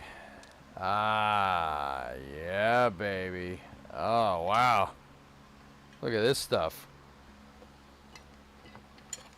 Oh, wow. This is a super complicated erector set, man. Yeah, if you're going to coilovers, it gets complicated really quick. Okay, can you shut the garage door? Bugs are starting to come in, dude. What's that? Can you shut the garage door? Sure. We're starting to get bugs. Lots of bugs. Bugs. Yeah, okay. I see it, Hellfish. Yeah, I was getting really confused because, yeah. I was going to say, like, that's got to go in there like that.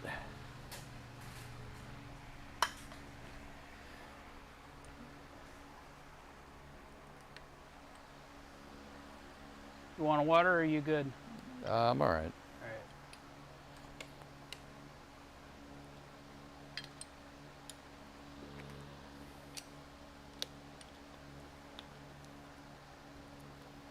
Oh, wow. This is super trick, dude.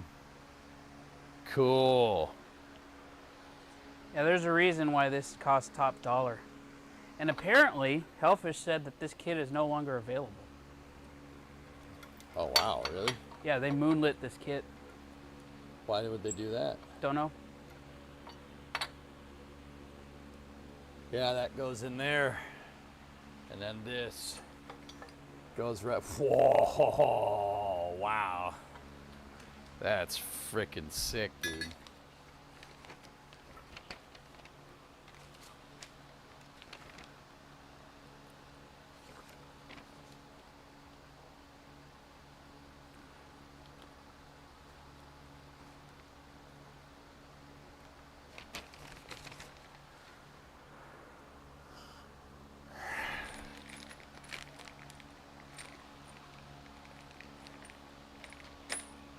Yeah, and this is the mid-range kit. This is the stage 2.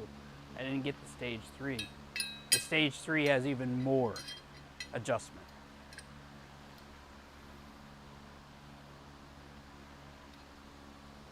I just didn't want to spend $2,400 on just the kit.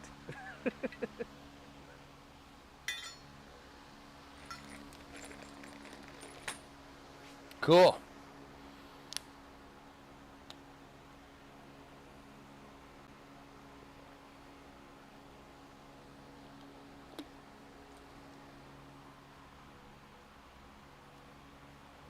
What time is it, dude? It is currently 9 p.m. Cool.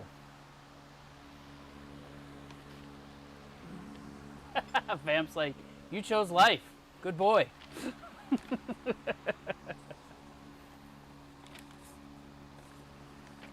Look, sweetie, you know I wouldn't have done that if I didn't think I could have afforded it. That's the whole reason why I bought the Stage 2 kit, because it was all I needed and it was what I could afford.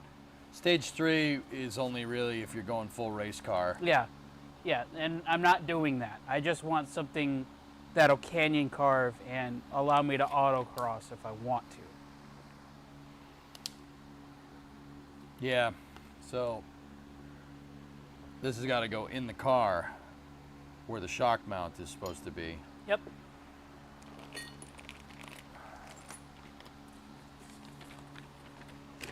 All right, let me read here for a second.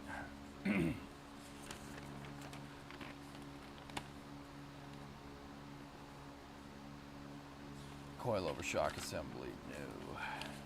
Yeah, this car was never meant for rallying, Flykin. This was meant to do one of two things. Autocross or go really, really fast in a straight line.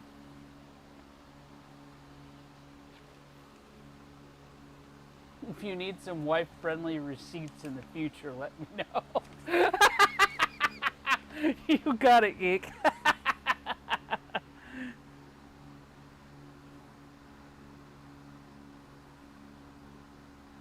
Yeah, that's actually correct, Hellfish. Yeah, it's more like really, really hardcore street.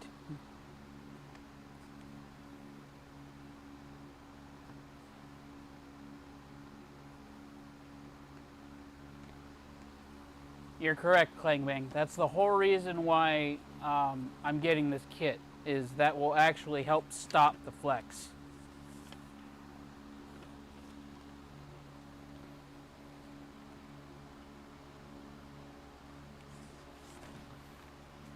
All right. I gotta go up in the car for a second.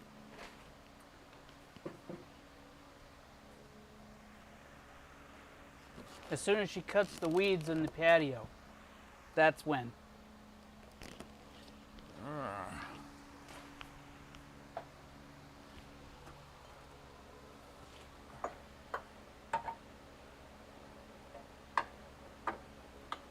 It's a unibody Maslam.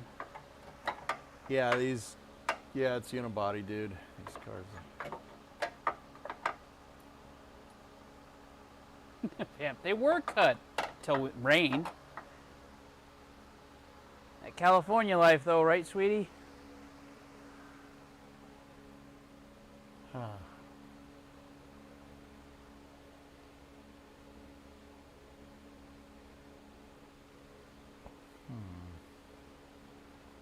A lot of this stuff is just slightly too small. The holes in the car, guys. We might need to get the drill out. Yep, we might have to make some adjustments.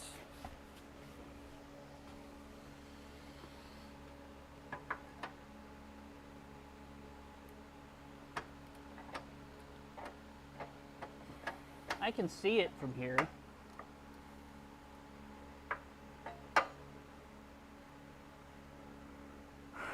Let me come over there. Hold on.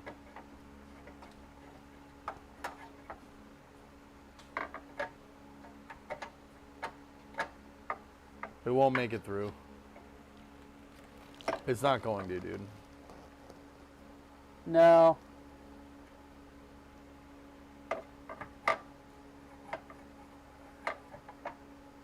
Yeah, it's just slightly too big. It needs to be opened up just a bit. Yep, that needs to be opened up just a bit. You got a Christmas tree bit? I do.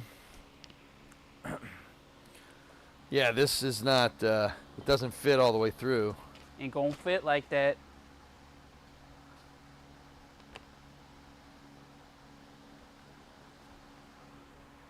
Gonna fit, won't fit.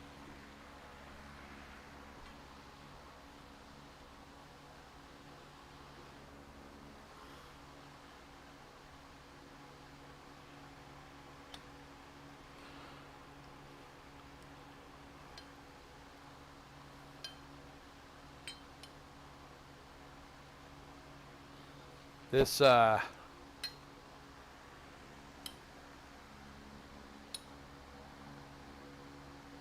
having some real trouble getting in there.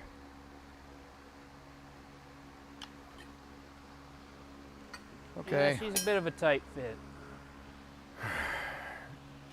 And then these guys.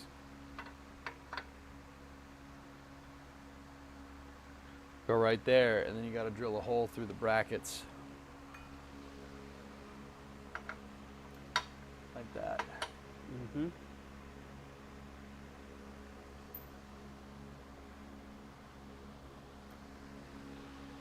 And once those are in there, this can come off. I'll leave it on there. I mean, we could grind it off, but that's just wasting time. Yeah. It could come off. This one can't because the panhard is mounted to it. Yeah. But that one can. Yeah. But, again, that's a lot of grinding. I don't feel like doing that. No, me either. We'll just leave that We'll there. just leave it.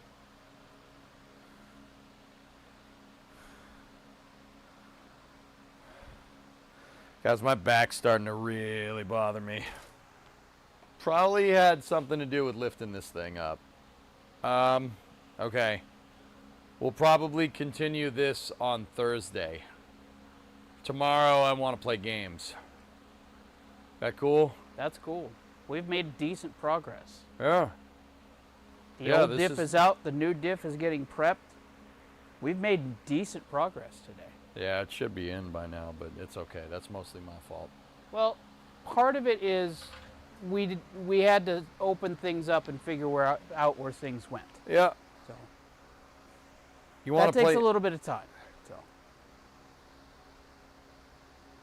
you want me to play Hearts of Iron tomorrow? I mean, I could.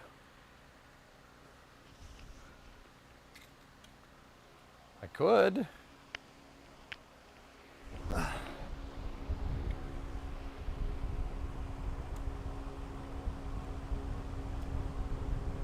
don't forget to put away all your tools.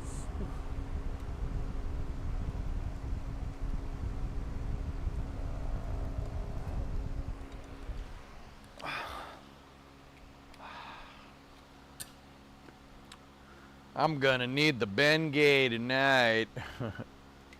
Mom, bring the Bengay. Bengay, bathroom.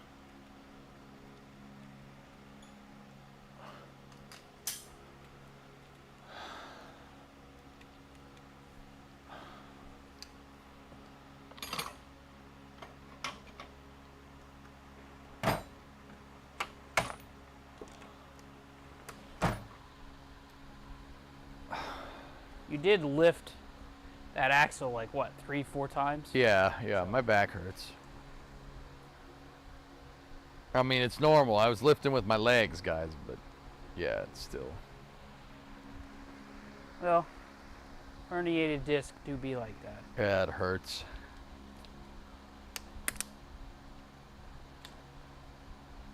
All right. Let's pack it in for the night, dudes. Okay. No, you're a towel. You're a towel. Yeah, not worth your back. Yeah, exactly. Let's flip this back up to the high cam. There we go. And yeah, I got a wedgie first of all. There you go. So you needed that. Yeah, beer clock. Indeed. I guess that means go over to your neighbor's house. Yeah, maybe. We'll see. Okay. Yeah, let me go back into the office. Stand by for loss of signal from the garage, as expected.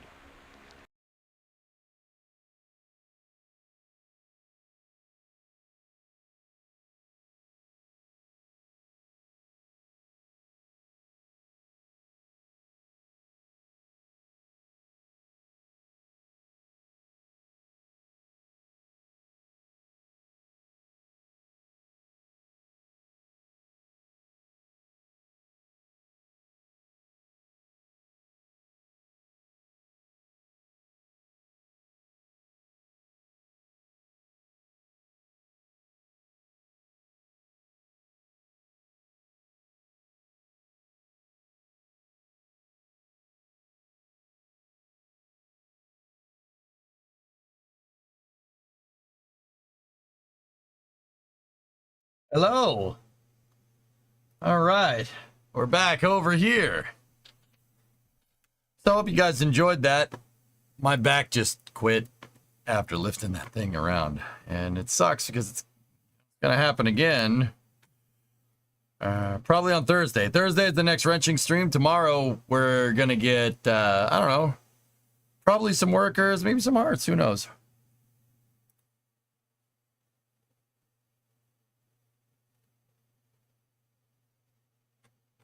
Let's see who's out and about. Ed Tal is playing some Star Citizen. Paint the diff in the meantime? We could.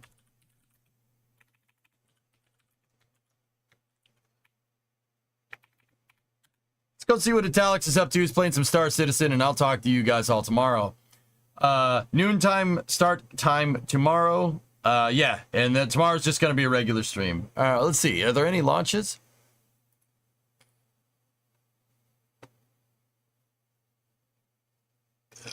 No, nothing. Goes You is still flying right now. The next one is on Thursday at... Oh, no. Alpha. Firefly Noise of Summer is scheduled for 12:03 a.m. Eastern Time on Thursday. So that's Wednesday. Ah, nice. Tomorrow's going to be a nice long stream. So not realistic to be finished anytime soon. I might need a day off stream where we just belt some of this out because, yeah, some of this stuff requires a lot of focus. So we'll see. Anyway, I'll talk to you guys all tomorrow. Thank you very much for watching and have a good night.